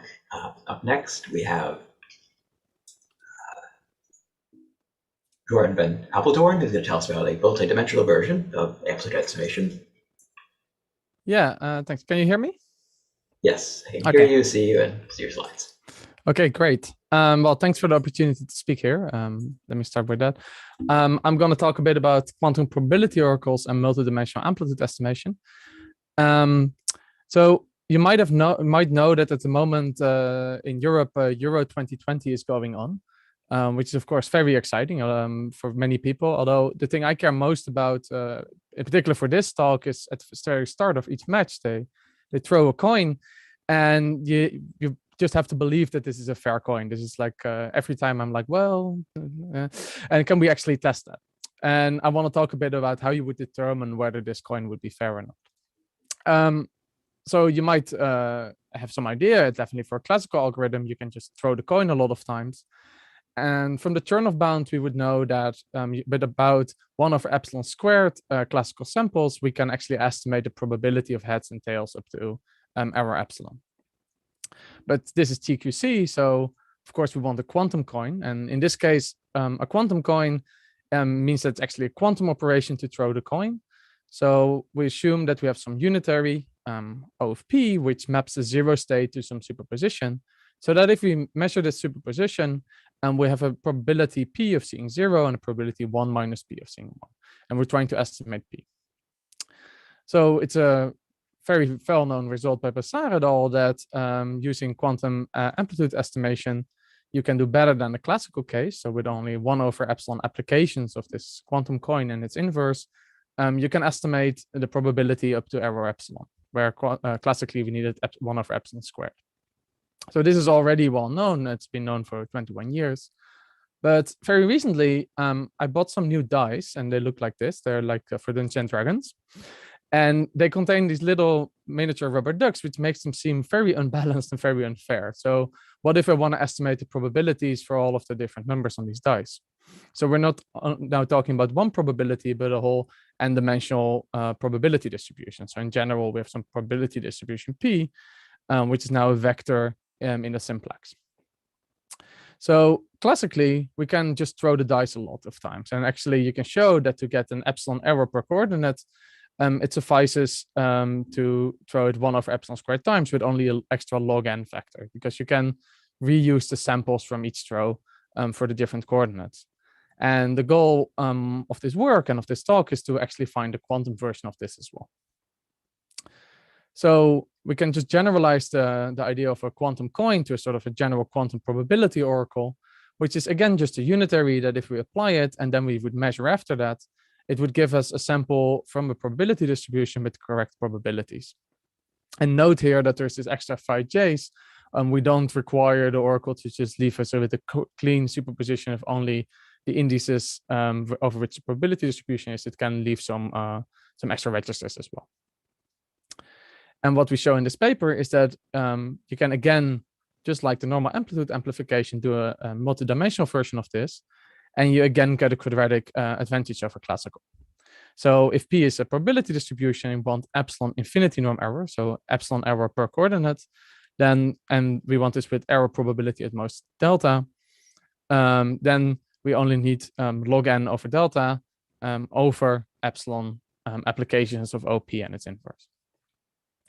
Sadly, I don't have time to go into the full proof for this talk, but here's a one-line sketch. You build a specific type of oracle for a function which is just P inner product at X. And if you look at this function, it's very easy to see that the gradient is just a vector P if you take the gradient toward in terms of X. So we can apply quantum gradient finding. And this is ignoring a lot of details on how to actually do this and build this oracle. But that's the rough idea. And if you want more details, it's in the paper and the longer talk on YouTube. So let me give an overview of all of the results. So this is the L infinity norm case, which I already explained. So the 1 over epsilon squared case is the classical one on the left. On the right, there's the quantum 1 over epsilon upper bound, but there's also a lower bound which follows from the majority problem, which was proven with the polynomial method, the lower bound by Biels et al. But we can extend our algorithm to other norms as well, mostly just by norm conversions. And let's first look at the L1 case here, because that feels the most natural maybe for probability distributions. And there we get an upper bound of n over epsilon just by doing the norm conversion on our quantum algorithm. But we also prove a lower bound in the paper. We also show that that this is actually tight quantumly. And this lower bound also implies a lower bound for the classical case a lower bound for the quantum case for L2 norm, which is tight in certain regimes, but it's a bit messy here because there's actually a very fast classical L2 norm algorithm, which only requires 1 over epsilon squared samples.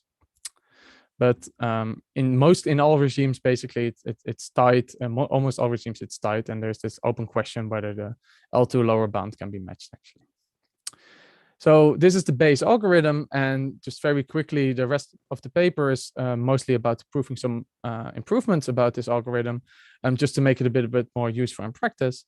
The first one is that if you know anything about quantum gradient computation, you know that it has linear dependence on the time dependence on the dimension, even though the query dependence is very low. But this can actually be improved in this case. So we also get a time complexity of 1 over epsilon squared instead of something linear in n. We can also get a better sample complexity when we only care about a certain subset of the probability distribution instead of the whole distribution. And then finally, more of as a note, you can show that you can actually get a probability distribution back instead of just some vector that approximates B. So that's what I wanted to show. So if there's any questions, let me know. And if you come up with them later, you can also always email me. Thank you.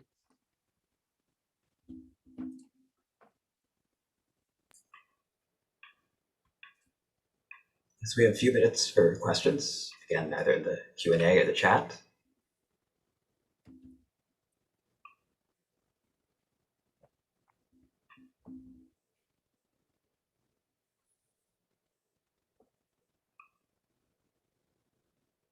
I'll ask a question. So I'm curious.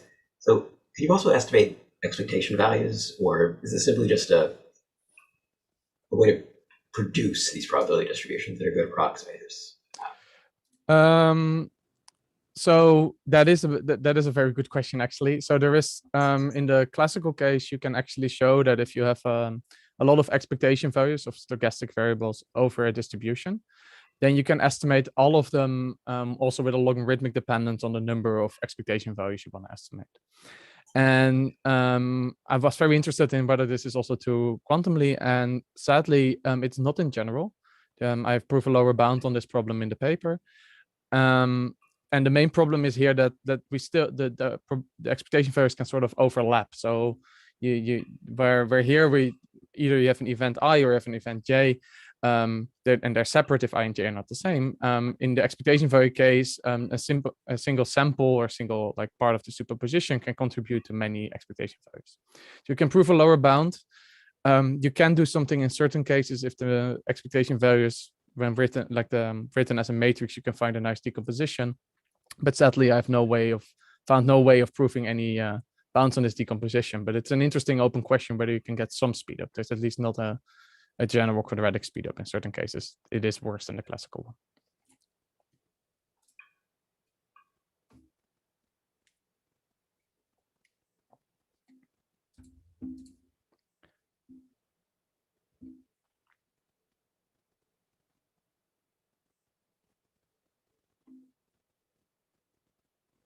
All right, well, if there are no other questions, then thank you very much, Sharon, for a very interesting talk. Thank you. Up next, we have Jinpeng Liu. If you can go ahead and share your screen. And he's going to tell us about quantum algorithms for stochastic differential equations. Yeah. Thank you. I'm Jinpeng Liu from University of Maryland. Today I would like to talk about our recent work, quantum-accelerated multi-level Monte Carlo methods for stochastic differential equations in mathematical finance. It's a joint work with Dong, Noah, Otley, Changpeng, and Jia Su.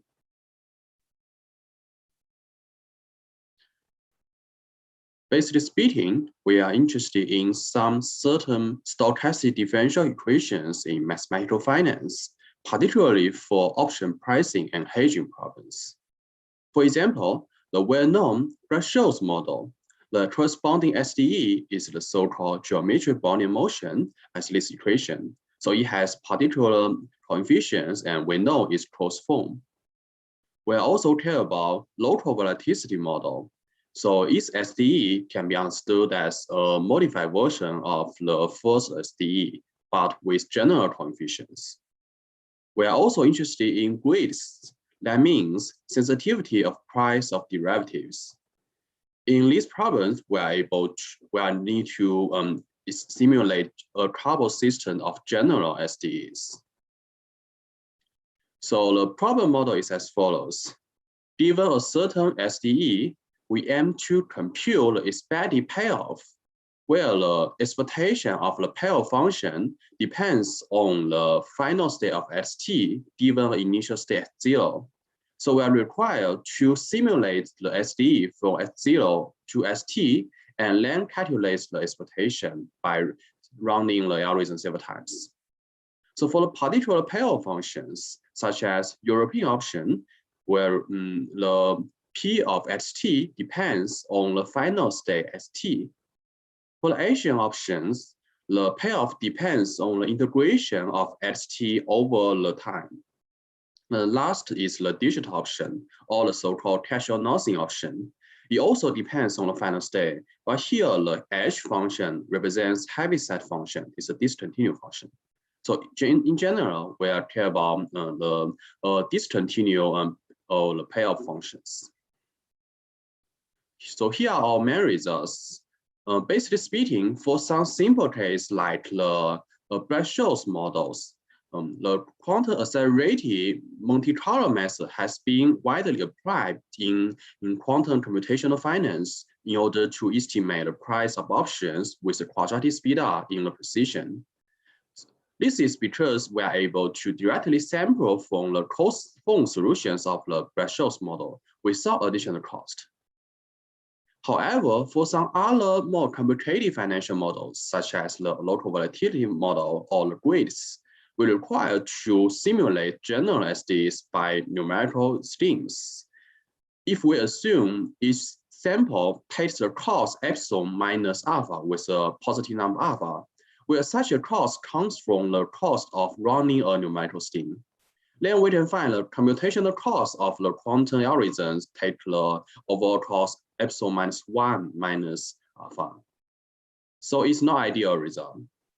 So in our paper, based on a classical idea, the so-called multi-level Monte Carlo method, we're able to reduce the overall cost for reaching the epsilon minus 1 with the quadratic speedup. And we also discuss the applications of our algorithms to various financial problems. So what is the basic idea of multi-level Monte Carlo method? So assume that we are required to estimate the expectation of a general random variable P, then we consider a sequence of estimators from P0 to P capital L with different accuracies. And then we consider a text grouping sum to estimate the expectation and by using the sum of PL minus 1. Here we denote the CL, VL, and capital NL as cost, variance, and sampling number of PL minus 1.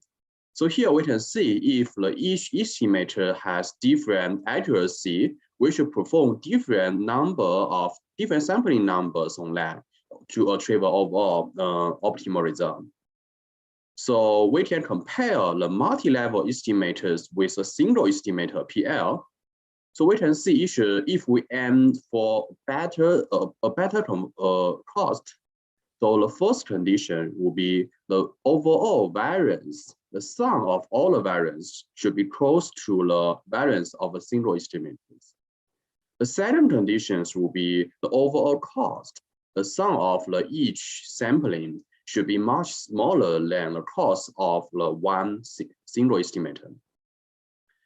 In fact, to minimize the cost with a fixed variance with the optimization problem, we're able to establish a new optimal of a quantum accelerated multi-level Monte Carlo method with the overall cost epsilon-1, which is a quadratic speedup compared to the classical multi-level Monte Carlo methods.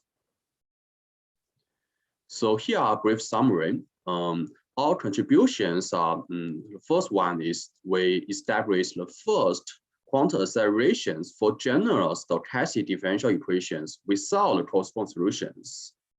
Secondly, we demonstrate a variety of applications arising in mathematical finance, such as the Black-Scholes model, local volatility model, and weights. Alternatively, in our paper, we also consider a binomial auction pricing model. For that model, we developed classical and quantum algorithms based on a recent technique, the so-called sublinear sampling.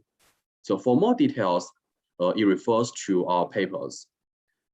So here are some open questions. First of all, beyond the expectation, can we provide other characteristics of general stochastic process? Secondly, is it possible to find exponential quantum speedup for problems in finance? So let's hope. Thank you.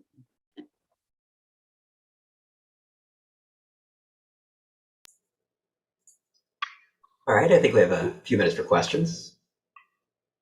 So if you ask a question, now would be a good time.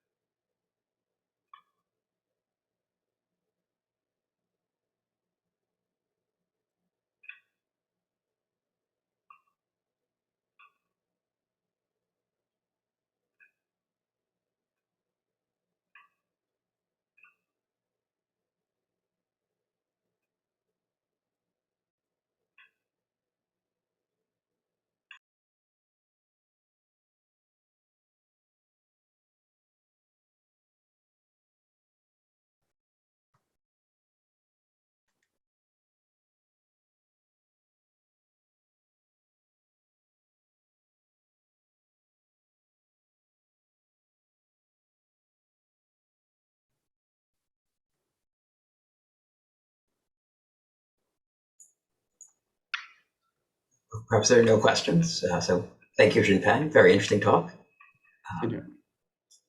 Up next, we have the poster session on the remote platform. So hope to see everyone there.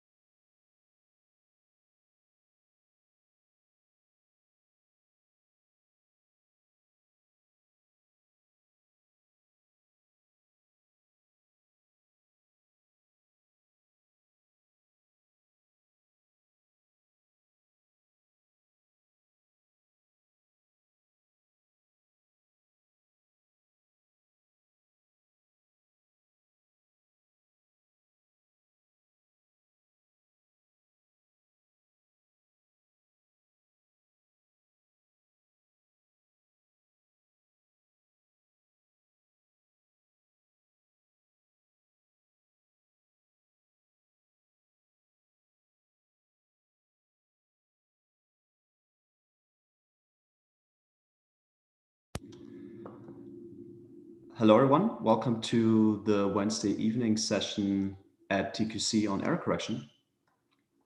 We have a great lineup of speakers. Michael, if you want to start sharing your slides. Thanks, Felix. Yep.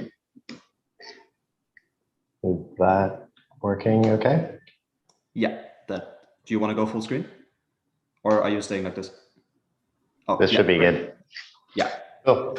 Okay. Thanks a lot. So our first speaker is Michael Berlin from Microsoft Quantum, talking about the cost of universality. Please take it away.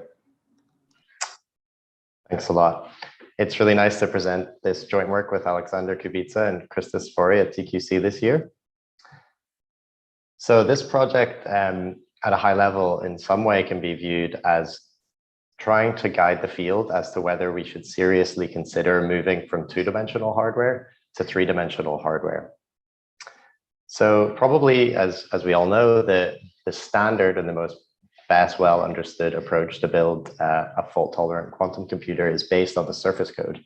And this really uses two-dimensional hardware, where we imagine that we have something like a 2D grid of qubits, and the quantum operations which act on those qubits in order to implement the quantum computer are all local, all geometrically local in 2D. And if you consider at scale this kind of approach, so if you consider some large scale algorithm that you would like to implement with the quantum computer to solve some real world problem, then look inside the quantum computer to see what different parts of it are actually doing, what it's allocating most of its resources to, you often find that a large fraction of the resources are being allocated to implement non-Clifford operations, and a smaller proportion are being used to implement Clifford operations. So this motivates us to look into how those non-Clifford operations are actually being implemented. And there are a variety of known approaches to implement non-Clifford operations in a fault-tolerant way. I've listed the main ones that are known here, but it really turns out that in 2 dimensions, whenever you're using 2D code, such as the surface code, there's really only one approach that is known which scales, and that's state distillation. And so that is what is accounting for this large cost of implementing non-Clifford operations in this 2D surface code based quantum computing approach. So in this project, we are thinking about going beyond that. So looking at 3 dimensions, we can ask what is possible for these non-Clifford operations. And there is indeed another approach which opens up. That's the approach known as code switching. So here, we're really asking the question, if we had 3-dimensional hardware, so if we had a 3D grid of qubits and we're allowed geometrical local operations on those qubits, and therefore we could implement either code switching or state distillation, which would be the cheapest, what would make the most sense. And in particular, we would be hoping for something which would dramatically reduce this large cost of state distillation. And that could potentially then motivate experimentalists to implement 3D rather than 2D hardware. And you can see on the right is a figure of state distillation. The idea there is that it's a hierarchical scheme which uses post-selection and slowly builds up this fault-tolerant non-Clifford state, the T state, whereas the code switching approach, it switches between one code and another code, where the other code has a transverse T operation or a transverse non-Clifford operation. And the reason that requires higher than 2 dimensions is that there are no codes in 2 dimensions which have a non-Clifford gate. So when we study this, the bulk of this project was, of course, implementing numerically implementing these 2 approaches and simulating them. In particular, code switching was much less well explored than state distillation, and so required a lot of new approaches to actually implement. And whenever we did that, we were able to simulate both, look at their performance, and then come up with some estimates and comparisons between these 2 approaches.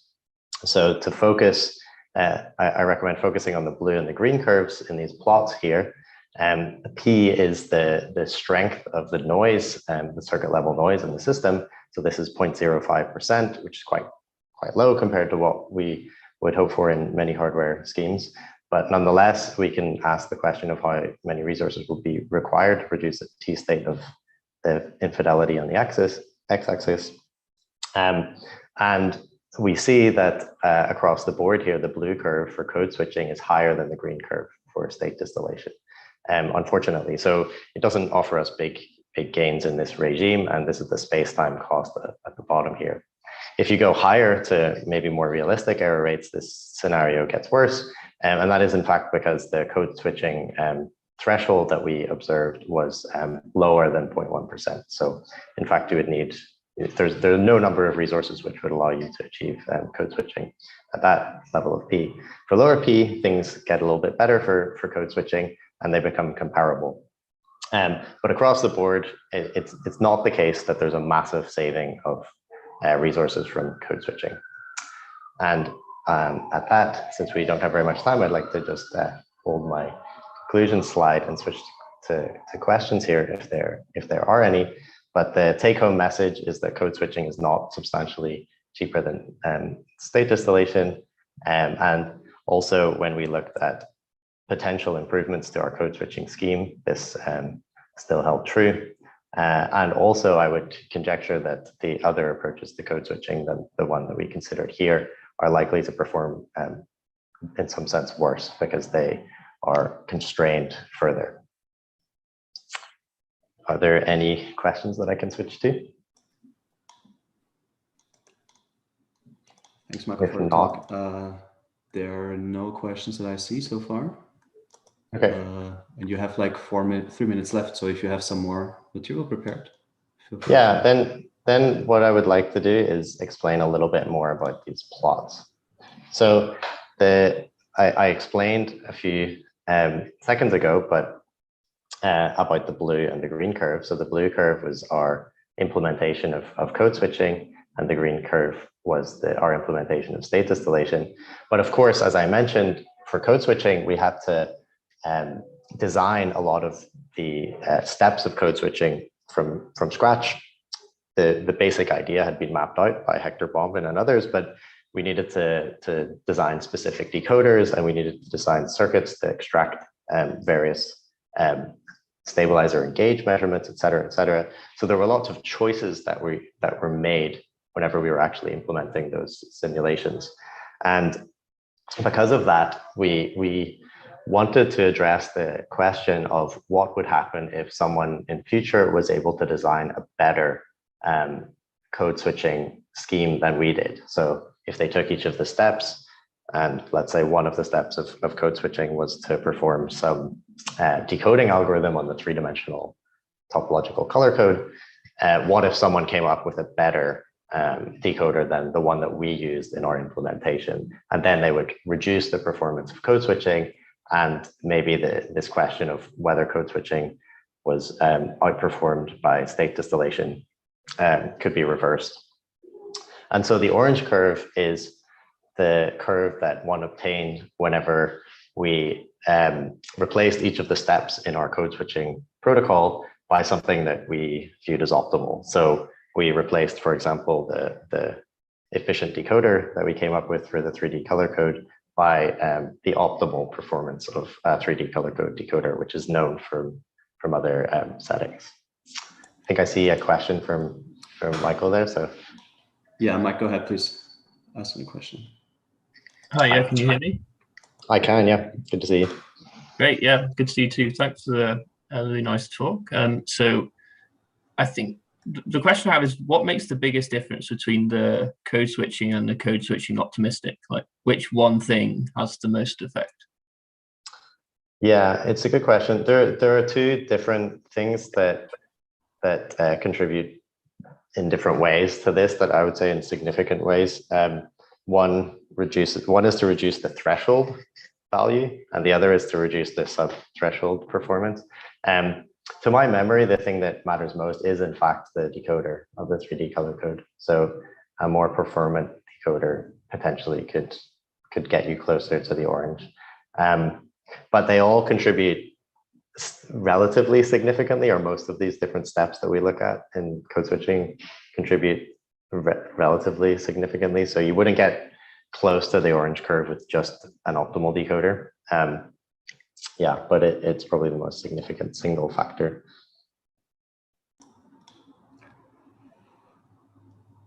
We're at the 10-minute time mark, so cool. Thanks a lot, Michael, for a great talk. Thanks a lot. I will stop sharing then. Yes, please. And then Tom is, I think, going first. That's correct. Let's see. Great.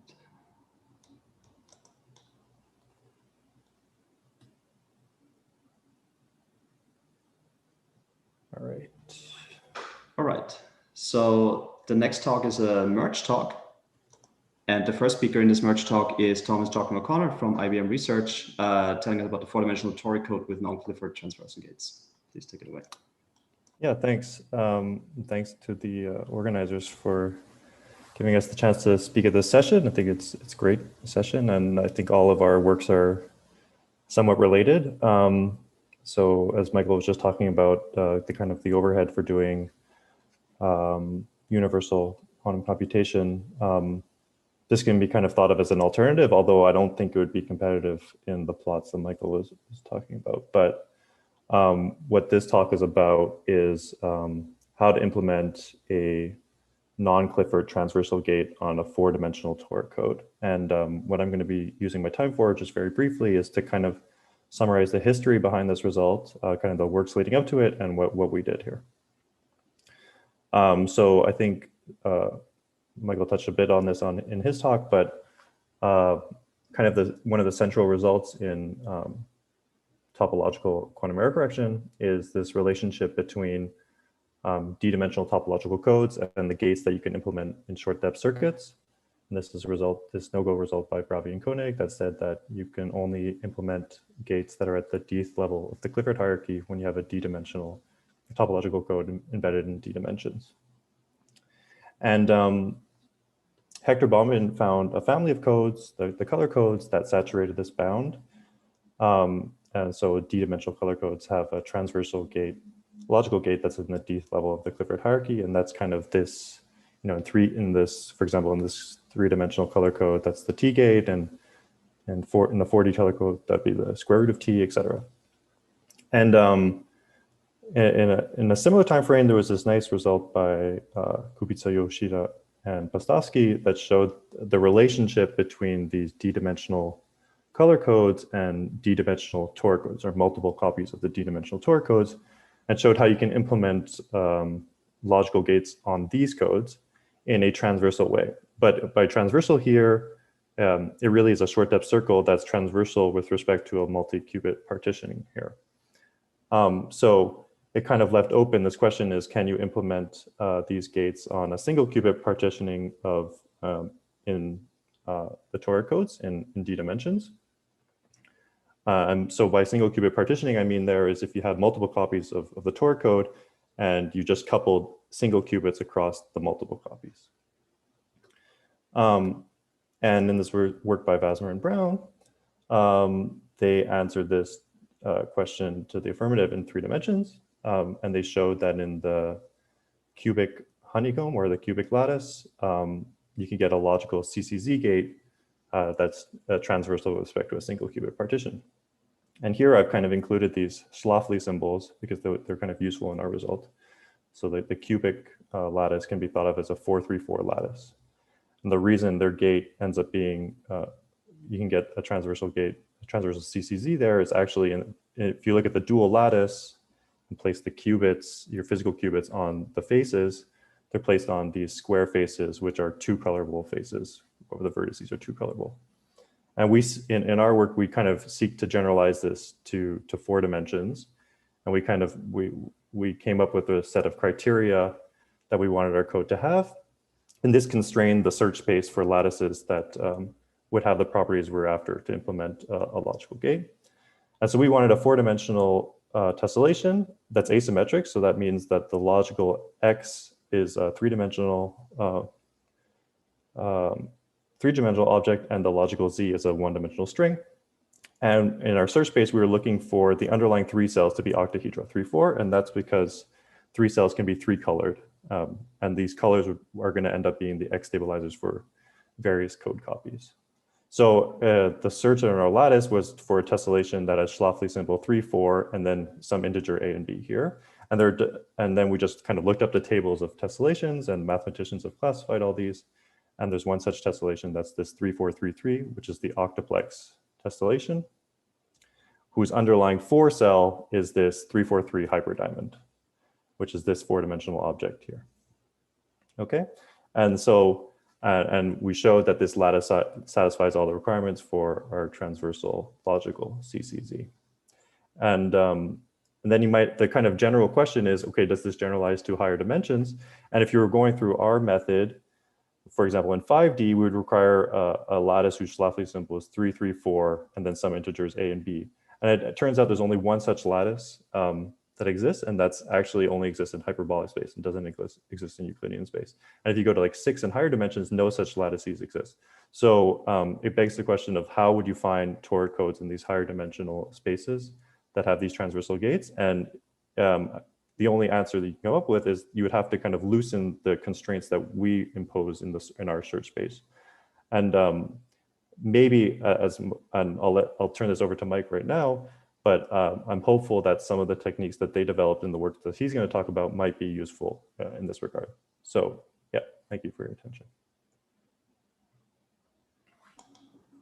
Thanks, Tom. Mike, you're good to go? Yeah, can you see the slide? Okay, great. Yeah, so the second talk in this merge talk is by Mike Westman from IQC Improvement Institute, talking about morphing the color code. Please. Thanks, Felix. So I'd like to thank the organizers for giving me the chance to be part of this really nice session. And yeah, it was nice doing this merge talk with Thomas as well. We got to chat quite a lot and plan and kind of investigate the relationship between our two works, which was nice. So I'm going to very briefly tell you about some work I've done with Alex Kubica. So the main idea is something we're calling morphing, which is a local transformation of a quantum code C. And in a kind of broad brush kind of description, what we're going to do is you have a quantum code C and you're going to select a small subset B of this parent code. And the important thing is that this subset B can itself be interpreted as a small code. And then the morphing is to run the inverse of the encoding circuit for the B code. So you're sort of locally unencoding this small B code. Now this might seem a slightly strange thing to want to do, but so there's a few things that can be accomplished with this procedure. So the first thing to note that's important is that it doesn't actually change the dimension of the code. So the number of logical qubits does not change, but clearly the number of physical qubits in C is going to decrease. And this might be something you want to do because physical qubits are expensive. The other thing it's going to do is change the implementation of the logical gates of C. And this is actually how our work connects with what Thomas was just talking about. And the third thing is it might actually simplify the decoding problem of this parent code C, which is what we actually saw. Okay, so this is like the main idea. And then we consider a specific example in our work, which is the color code. So this has already come up, thankfully, in this session. So it's a family of topological quantum codes that generalizes the toric code in some sense. And as we've heard, the color codes have more transversal gates, including non-Clifford ones, than toric codes, but they are also, in general, harder to decode.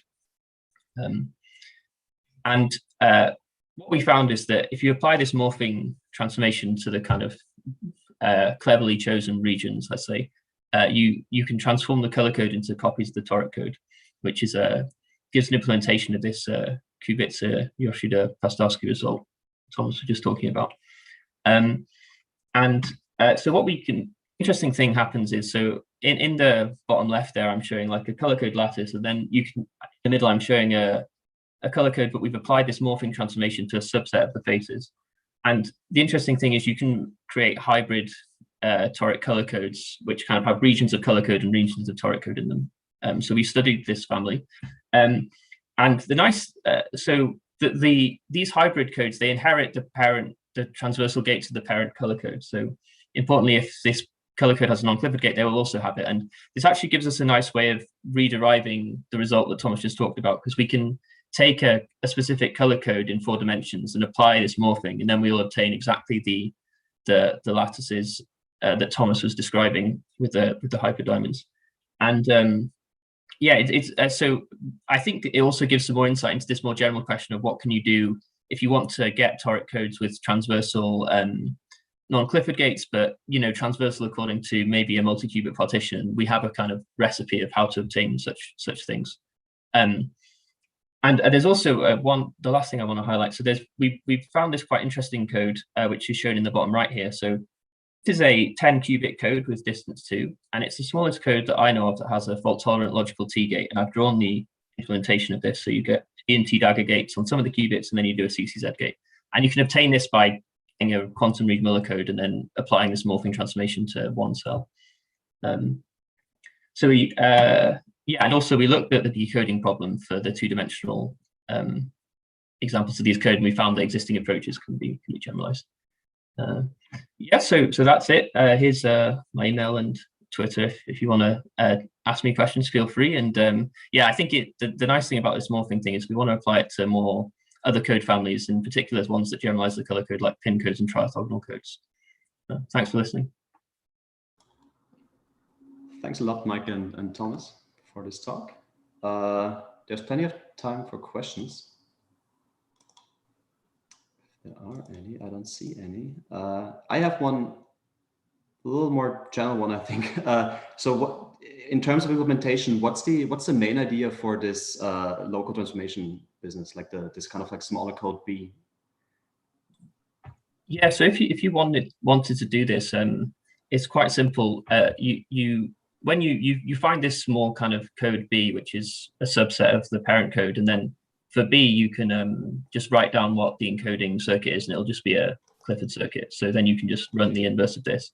But we imagine like you might not want to do this on your actual hardware, but it's something you can sort of do to generate new code families, which you could then directly build, if you see what I mean. Okay. Yeah, I think it makes sense. Yeah.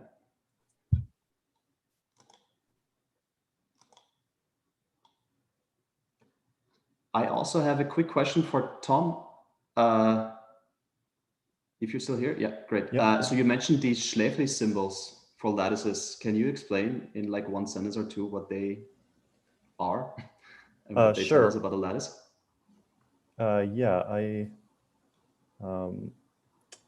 basically, maybe, I don't know if it helps actually to share my screen, but maybe I will. They're a very compact way representation of regular tessellations. So probably the simplest one to understand is this 434 that I've listed here, which is the cubic lattice. And the idea is you read them from right to left. So when there's 3 symbols, it's around each edge, there are 4 objects, 4, 3. And so then it's a kind of recursive definition. And so 4, 3 is around each vertex, there are 3, 4, and 4 is just a regular square. So 4, 3 is just a cube. And if you have 4 cubes around each edge, that just describes a regular cubic honeycomb. And so you can kind of generalize, you can write out either polygons or polytopes or just general tessellations by using this compact notation. So not all, you can't take any arbitrary set of integers here. Only certain ones will respect the internal angles that are required.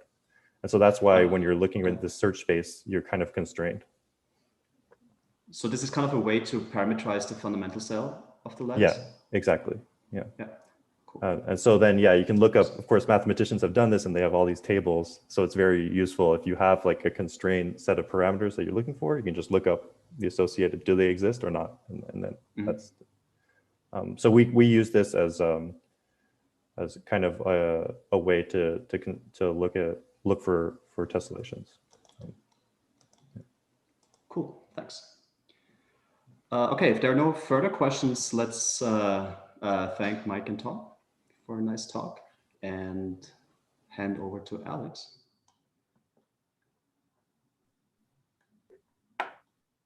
Who seems ready to go.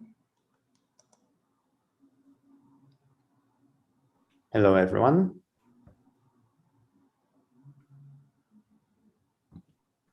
All right, very good. So next up in the session is Alex Kubica from Amazon Quantum, talking about single-shot error correction and universal computation with the subsystem Tori code. Please, Alex, take it away. Hello, everyone. Today, I would like to tell you a bit about this work, which was a joint work with Mike Wasmer and Joe Iverson. So let's get started. The big question we would like to address is how to perform quantum error correction and implement fault-tolerant quantum computation with unreliable components. And what we care about is that we perform quantum error correction and computation in a reliable way. We want it to be done fast. And we want to use only geometrically local quantum operations. And in our work, we basically provide an answer to that. And the main result of our work can be viewed as follows. We introduce a new topological quantum code, the 3D subsystem Tori code. And we show how to perform single-shot quantum error correction with that model, and also how to implement fault-tolerant universal gates with codes based on the 3D subsystem Tori code. So in our work and in the talk, what I discuss is the model, the 3D subsystem Tori code, and then we explain how to perform error correction using the decoder. We introduced the single-shot minimum weight perfect matching decoder, and this decoder uses the minimum weight perfect matching algorithm, and it exhibits quite a nice numerical performance, quite a high threshold. Also, in our work, we explain what it means that the model has a single-shot quantum error correction property. This is an analytical proof. And also we discuss how to implement fault-tolerant universal gates. So in the next few minutes, I will give you a very brief overview of those results. So the model is very simple, and one version of the 3D subsystem Tori code can be introduced on the cubic lattice. We basically take some region of the cubic lattice and we place qubits on the edges. And then for every red cube of the cubic lattice, we will introduce X-type gate generators. And for every blue cube of the lattice, we will introduce Z-type gate generators. For every cube, we introduce 8 gate generators. Each of them is of weight 3. So those are very small generators. And on the boundary, we have to adjust the terms a bit, but the model stays very simple. And here I would like to emphasize that having small weight operators is quite crucial, because the smaller they are, the easier the code is to be realized in the actual experiment. And also, if we have small operators we measure, then there would be no Hooke errors introduced by syndrome extraction circuits. So the performance for the circuit level noise model will be good. So to emphasize, in our work basically introduces the first genuine subsystem version of the Tori code, and this should be contrasted with previous works, for instance, by Bravi and collaborators, which talked about a version which was a subsystem version of the 2D Tori code, but that was just a stabilizer Tori code in disguise. And also another thing I would like to highlight is that our single-shot minimum weight perfect matching decoder, when applied to the 3D subsystem Tori code and phenomenological noise model, so we have X errors, Z errors, and measurement errors, all appearing with error rate P, and then the resulting storage threshold is above 1%. So this is really nice. And because the operators we measure are a small weight 3, then it gives us a lot of confidence in the threshold for the circuit level noise model to be high. And lastly, we prove that this model with the single-shot minimum weight perfect matching decoder exhibits single-shot quantum error correction. And what we mean by that is the following: one round of local parity check measurements suffices to perform reliable quantum error correction, even in the presence of measurement errors. Okay, so now a natural question is how to implement gates with this model. So we consider a code, the one we call the 3D tetrahedral code, which is based on the 3D subsystem toric code. And it can, so we basically take some tetrahedral region of the cubic lattice. And within that region, we will have 3 copies fused along the base. So basically in this diagram, qubits in the base, at those locations, there are at every location there is 1 qubit. At every location above the base, there are 3 qubits. So with that code, we can achieve a universal gate set of transversal gates because the logical Hadamard and CNOT gates can be implemented transversally in the 3D subsystem toric code, and the logical T gate can be implemented in the 3D stabilizer toric code. And notice that there is no contradiction with the Easting-Kneel theorem here, because we use 2 different codes, the subsystem and the stabilizer toric codes. Also, since we can perform code switching between the 3D subsystem and stabilizer toric codes via gauge fixing, this can be done fault tolerantly and in constant time. That way we can achieve the fault tolerant universal computation. And here, what I would like to emphasize is that we have no state distillation here. All the gates are implemented transversally. And this can be done in a constant time overhead. And this goes back to the fact that we can do code switching in constant time fault tolerantly, and our codes exhibit single shot quantum error correction. And with that, I would like to thank you for your attention. Thanks, Alex. We have plenty of time for questions. I don't see any yet. I have a quick one, and I'm sorry to ask that because I think the experts know this, but at some point you mentioned hook errors for syndrome extraction. Yes. Can you say in one sentence what that is? Yes, so basically when you have, so you extract your syndrome, your classical data, by running some short depth circuits, which basically, so you prepare some Ancela qubits, then you run a bunch of entangling gates, say CNOT or CZ gates, and then you measure distractively your Ancela qubit. But because you know, errors can appear while you run those short circuits, there could be errors introduced by those short circuits, and they could be, you know, spatially correlated and space-time correlated. So those are the hook errors. Those are hook errors. Okay, thanks a lot for that. There's a question by Tom. Tom, do you want to unmute yourself? Sure. Yeah, I was just curious, Alex. I see on this, for example, on the slide, you have this subsystem toric code for these. I guess I usually think of them as these weight 12 X stabilizers in the traditional toric code. Is there a version for the other version of the 3D toric code, the one with weight 6 X stabilizers? You know, the ones on the vertex. For that, you wouldn't have a version of the subsystem toric code, but in our work, we provide a procedure how starting from some cellulation, you can introduce the subsystem toric code. But the underlying lattice has to satisfy certain combinatorial conditions in the same way as you cannot define the color code on any lattice. It has to be, you know, a simplicial lattice in the dimensions, which is D+1 colorable. So if you look at the toric code on the cubic lattice, but the standard one sort of with vertex, as you said, vertex operators of weight 6 and then faces of weight 4, this cannot be split into a subsystem toric code.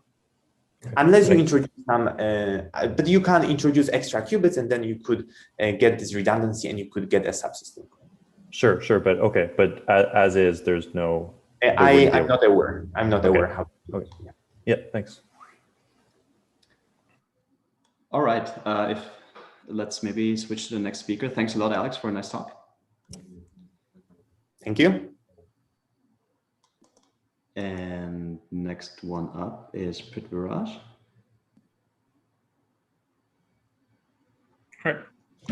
Okay. Yeah. Do you want to switch to full screen? Yeah. Okay, great. All right. Next up in the session is Prithviraj Prabhu from University of Southern California, talking about fault-tolerant syndrome extraction and cat-state preparation with fewer qubits. Thank you, Skillet. Before I start the talk, I want to thank the organizers and the review committee for accepting this paper for a talk. My name is Prithviraj Prabhu, and for a while now, I've been working on reducing the extra resources needed for fault-tolerant quantum computing. And specifically in this paper, I look at the problem of syndrome extraction. So in order to do fault-tolerant syndrome extraction for a general quantum code, you could use Steen or Knill type syndrome extraction, where the good news is that you can extract all the syndrome bits at once. But the bad news is that you have to prepare these really complex ancilla states, which requires an overhead which scales as the number of qubits, at least the number of qubits in the code, or twice that. So this is bad. A more resource efficient method is to use Shor-style stabilizer measurement, where now you only have to prepare these simple cat states on W qubits with one extra qubit to check if the cat state has been fault-tolerantly prepared. So let's focus on the overhead here. Shor's method only requires W plus one extra qubits, where, W here is the maximum weight of a measured stabilizer of the code. And we show in our work that you can do something like Shor-style syndrome extraction, where you extract the syndrome one bit at a time, but you can do this using drastically fewer qubits.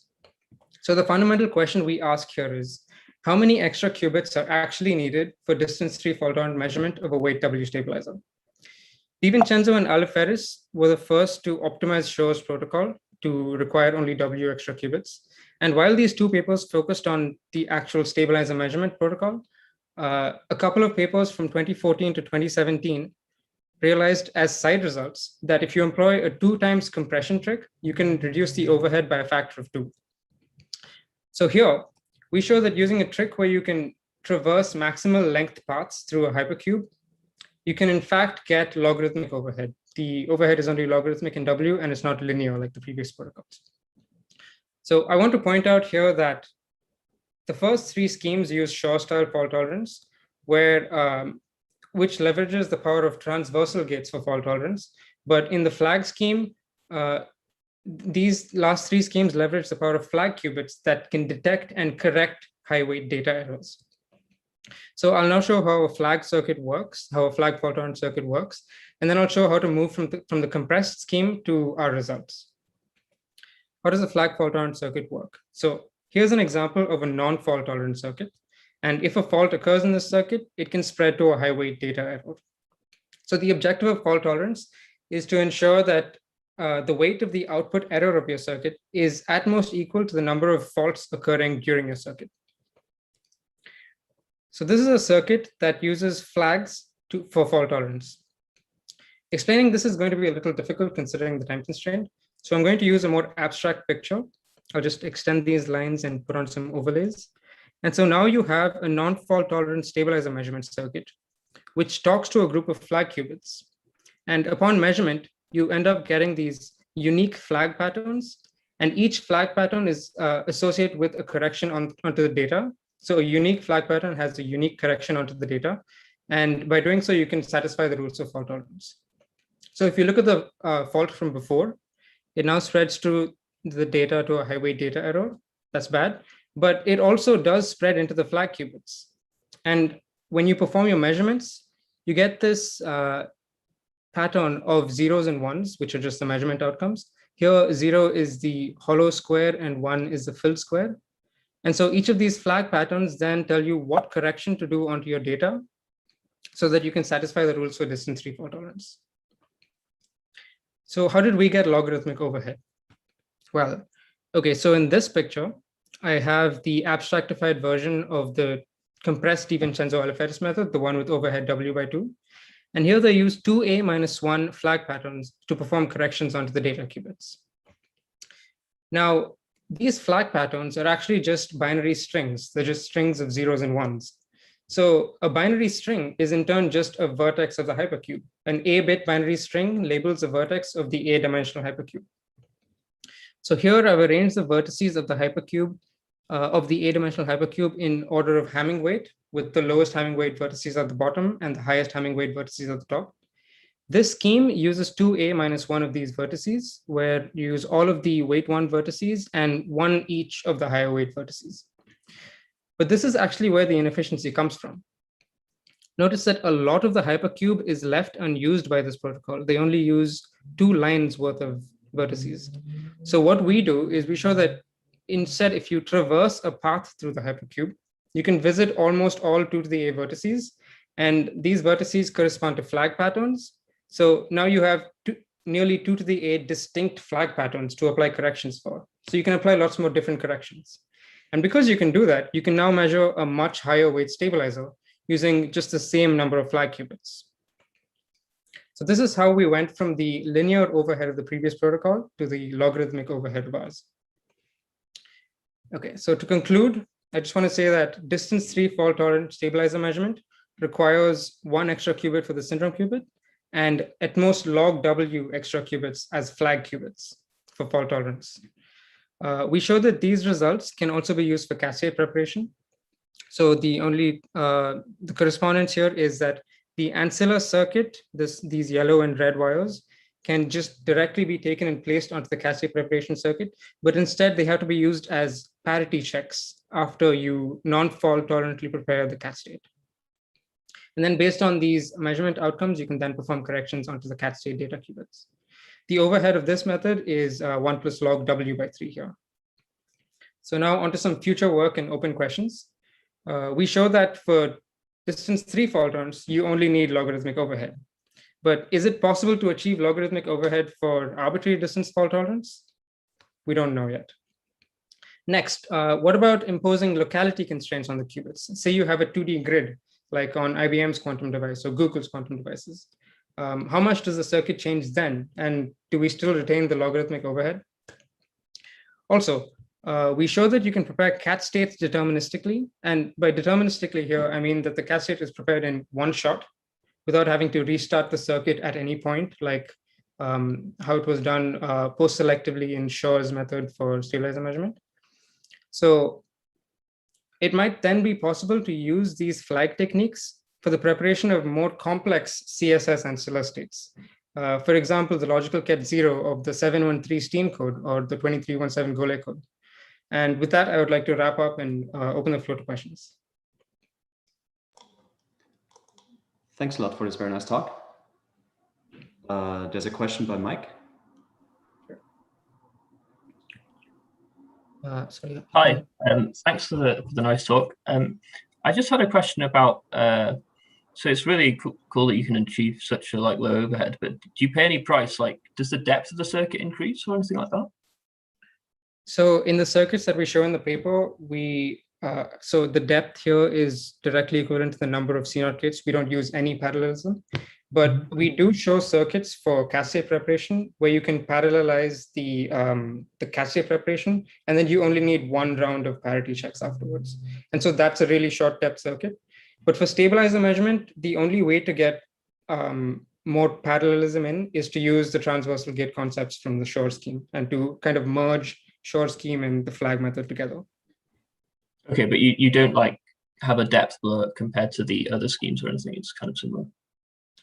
No, compared to the previous schemes, there's no depth blur. Okay, cool. I actually use fewer gates than the previous schemes because there's fewer ancilla qubits.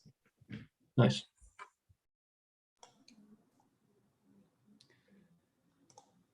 I have a quick question. This you mentioned these locality constraints. Would they limit the possible paths in the hypercube that you have this one picture where instead of only having these 2 directions, you have this kind of weird thing, right? Yes. But would the locality constraint kind of apply there, that not everything is possible how you traverse the hypercube? So the traversal of the hypercube path is essential for distance 3 fault tolerance. We haven't exactly looked at the distance 3 fault tolerance question with locality constraints. We've looked at locality constraints with distance 4 fault tolerance. And there you don't really use the hypercube path. We just used results that we got from numerical simulation. So we haven't looked at this problem in detail, but I assume that the vertices that you use in the hypercube will, I mean, you probably won't end up traversing the maximal length path through the hypercube. I see. And then that will kind of like increase the overhead by a little bit, I guess. Yeah, that'll increase the overhead by a little bit. But yeah. you can still retain, I mean, but we're not sure, but we hope that you can still retain the logarithmic overhead. Okay, nice.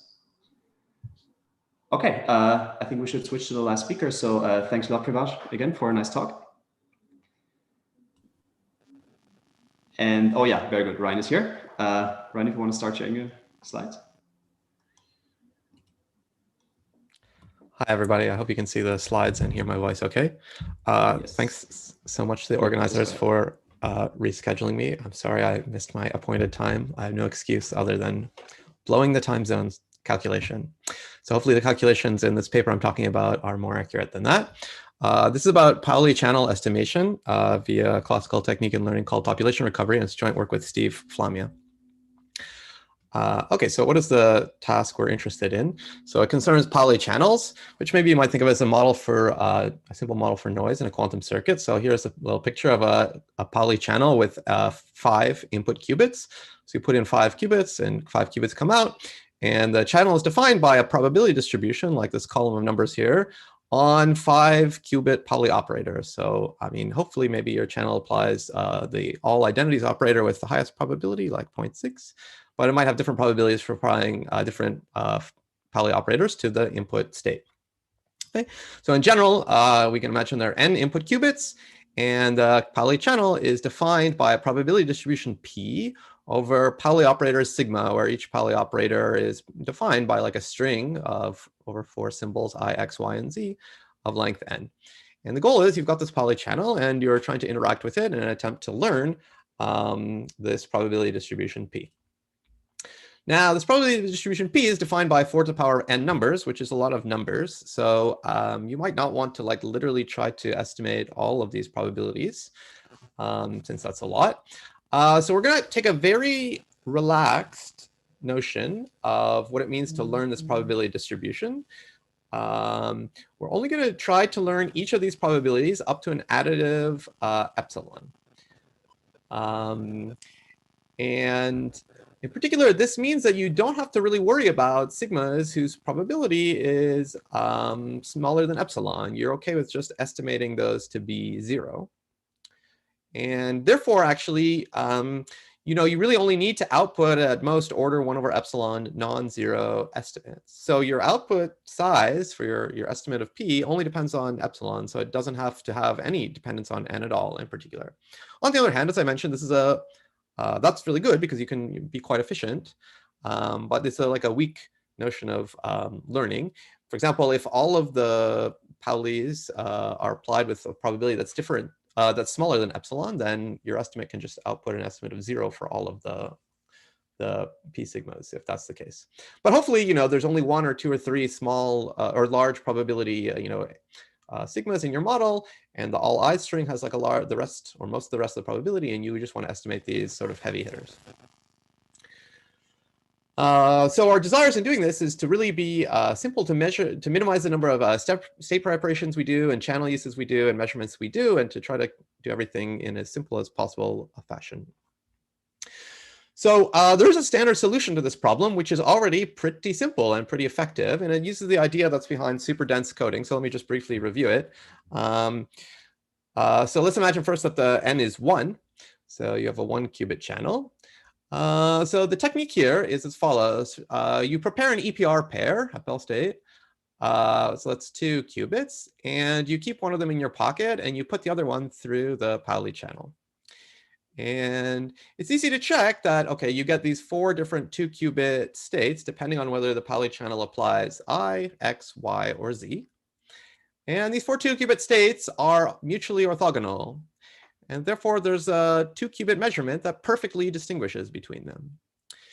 And that's kind of great because it means if you prepare an EPR pair, you put 1 qubit through the channel, and then you do this 2 qubit measurement on the outcome, you can exactly learn whether the Pauli channel applied I, X, Y, or Z. And you've kind of at this point like taken away all like the quantum uncertainty, and we have like a very classical situation. In particular, you can do this separately on all n qubits. You can, if you have an n qubit channel, you can prepare n EPR pairs, put halves of them through the channel, and do n 2-qubit measurements. And the effect is that, with one use of the channel, you literally sort of see the Pauli that gets applied by the channel. And so at this level, we've equivalently reduced the situation to a completely classical learning problem, where abstractly you have a probability distribution P on strings of length n with 4 symbols in them. And, you can get access to samples from this distribution. And now you're trying to learn this distribution, to our framework where we're trying to learn all the probabilities of each string within plus or minus epsilon. And this is a super simple classical problem. And like the most basic statistics let you show that the obvious simplest algorithm, just draw a bunch of samples and output the empirical distribution, works provided you use about 1 over epsilon squared samples. And that's pretty great. So the pros of this solution is that it's pretty simple. And also, it uses the absolute optimal number of channel uses. It only uses the channel 1 over epsilon squared times. And I mean, even when like n equals 1 and you're estimating the bias of a coin flip, to estimate the bias of a coin flip to plus or minus epsilon takes 1 over epsilon squared flips. So like this is definitely optimal in terms of number of channel uses. But there's still some cons. It requires preparing EPR pairs and measuring entangled qubit pairs. So it's, a little bit tricky in practice. So the goal in this work was to come up with like a solution that's almost as good, but that uses absolutely no entanglement whatsoever. So it's even simpler in that sense. And let me just tell you the properties of the algorithm that we come up with that uses this technique, population recovery. So it is actually only going to use the channel slightly more than 1 over epsilon squared times, more by this logarithmic factor, log of n over epsilon. And so it's going to pass some n qubit states through this channel this many times. And each one of these will be completely unentangled. And in fact, it'll be formed by just randomly setting each of the n qubits to either ket 0, ket 1, ket plus, ket minus, ket I, or ket minus I. So we'll choose m states, each drawn uniformly at random from the 6 to the n possibilities here. And then you pass them all through the channel, and you get your outputs. And then you measure each output qubit also in a completely unentangled fashion. So each output qubit is measured separately in either the 0, 1 basis, the plus or minus 1 basis, or the plus or minus I basis. And you measure in the same basis that you prepared it in. So that's simple too. Now you get, I guess, m times n bits of information, classical information, and you do some pretty simple post-processing, classical post-processing on it. And this is where I guess some of the smarts of the algorithm is in this classical post-processing. And then you output your estimates, order 1 over epsilon many estimates p hat with the property that with high probability they're all accurate to plus or minus epsilon. So that's the guarantees of our algorithm. And just to super briefly, this is like my last slide, like one idea of one component of the algorithm is, one of the simplest tasks you do is, in addition to estimating all of the probabilities, you in particular have to estimate the probability of the all i's string. And we reduced this task, just estimating this one particular probability, to a completely classical task that's related to this thing called population recovery. So the completely classical task we reduce it to is the following. There's a unknown probability distribution P on binary strings. You want to estimate the probability of the all 0 string. But like when you ask for a sample, you don't just get the sample. First, like a sample is drawn from P, but then it's passed through a classical channel called the Z channel, where zeros stay zeros, but ones have a 1/3 chance of flipping to a 0. That's the Z channels. So you get kind of corrupted or noisy versions of the samples, and nevertheless, you want to estimate the probability of the all 0 string. And using some ideas from this classical learning field called population recovery, we showed how to efficiently solve that problem, which lets us efficiently learn the probability of the all i's string in the Pauli channel. And with a few more ideas, we get the result I mentioned on the previous slide. So that's all I have to say, and I'm happy to take questions, or if you want to see more, you can see the full version of the talk. Thanks a lot, Ryan. Thanks. We have time for questions, if there are any.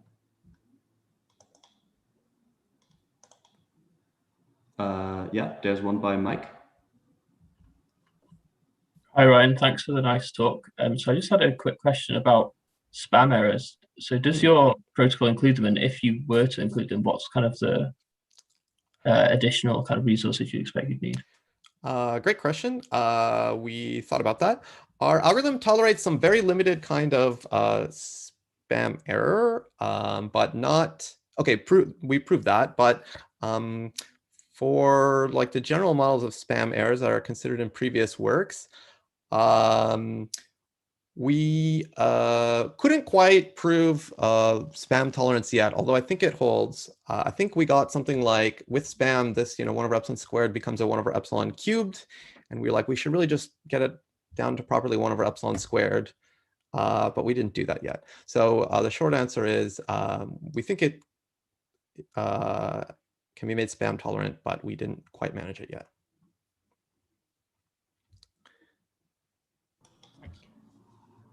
Any more questions?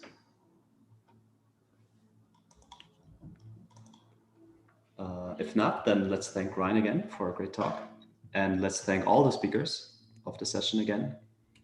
And this concludes the session, and we'll reconvene tomorrow morning, 10 a.m. Riga time.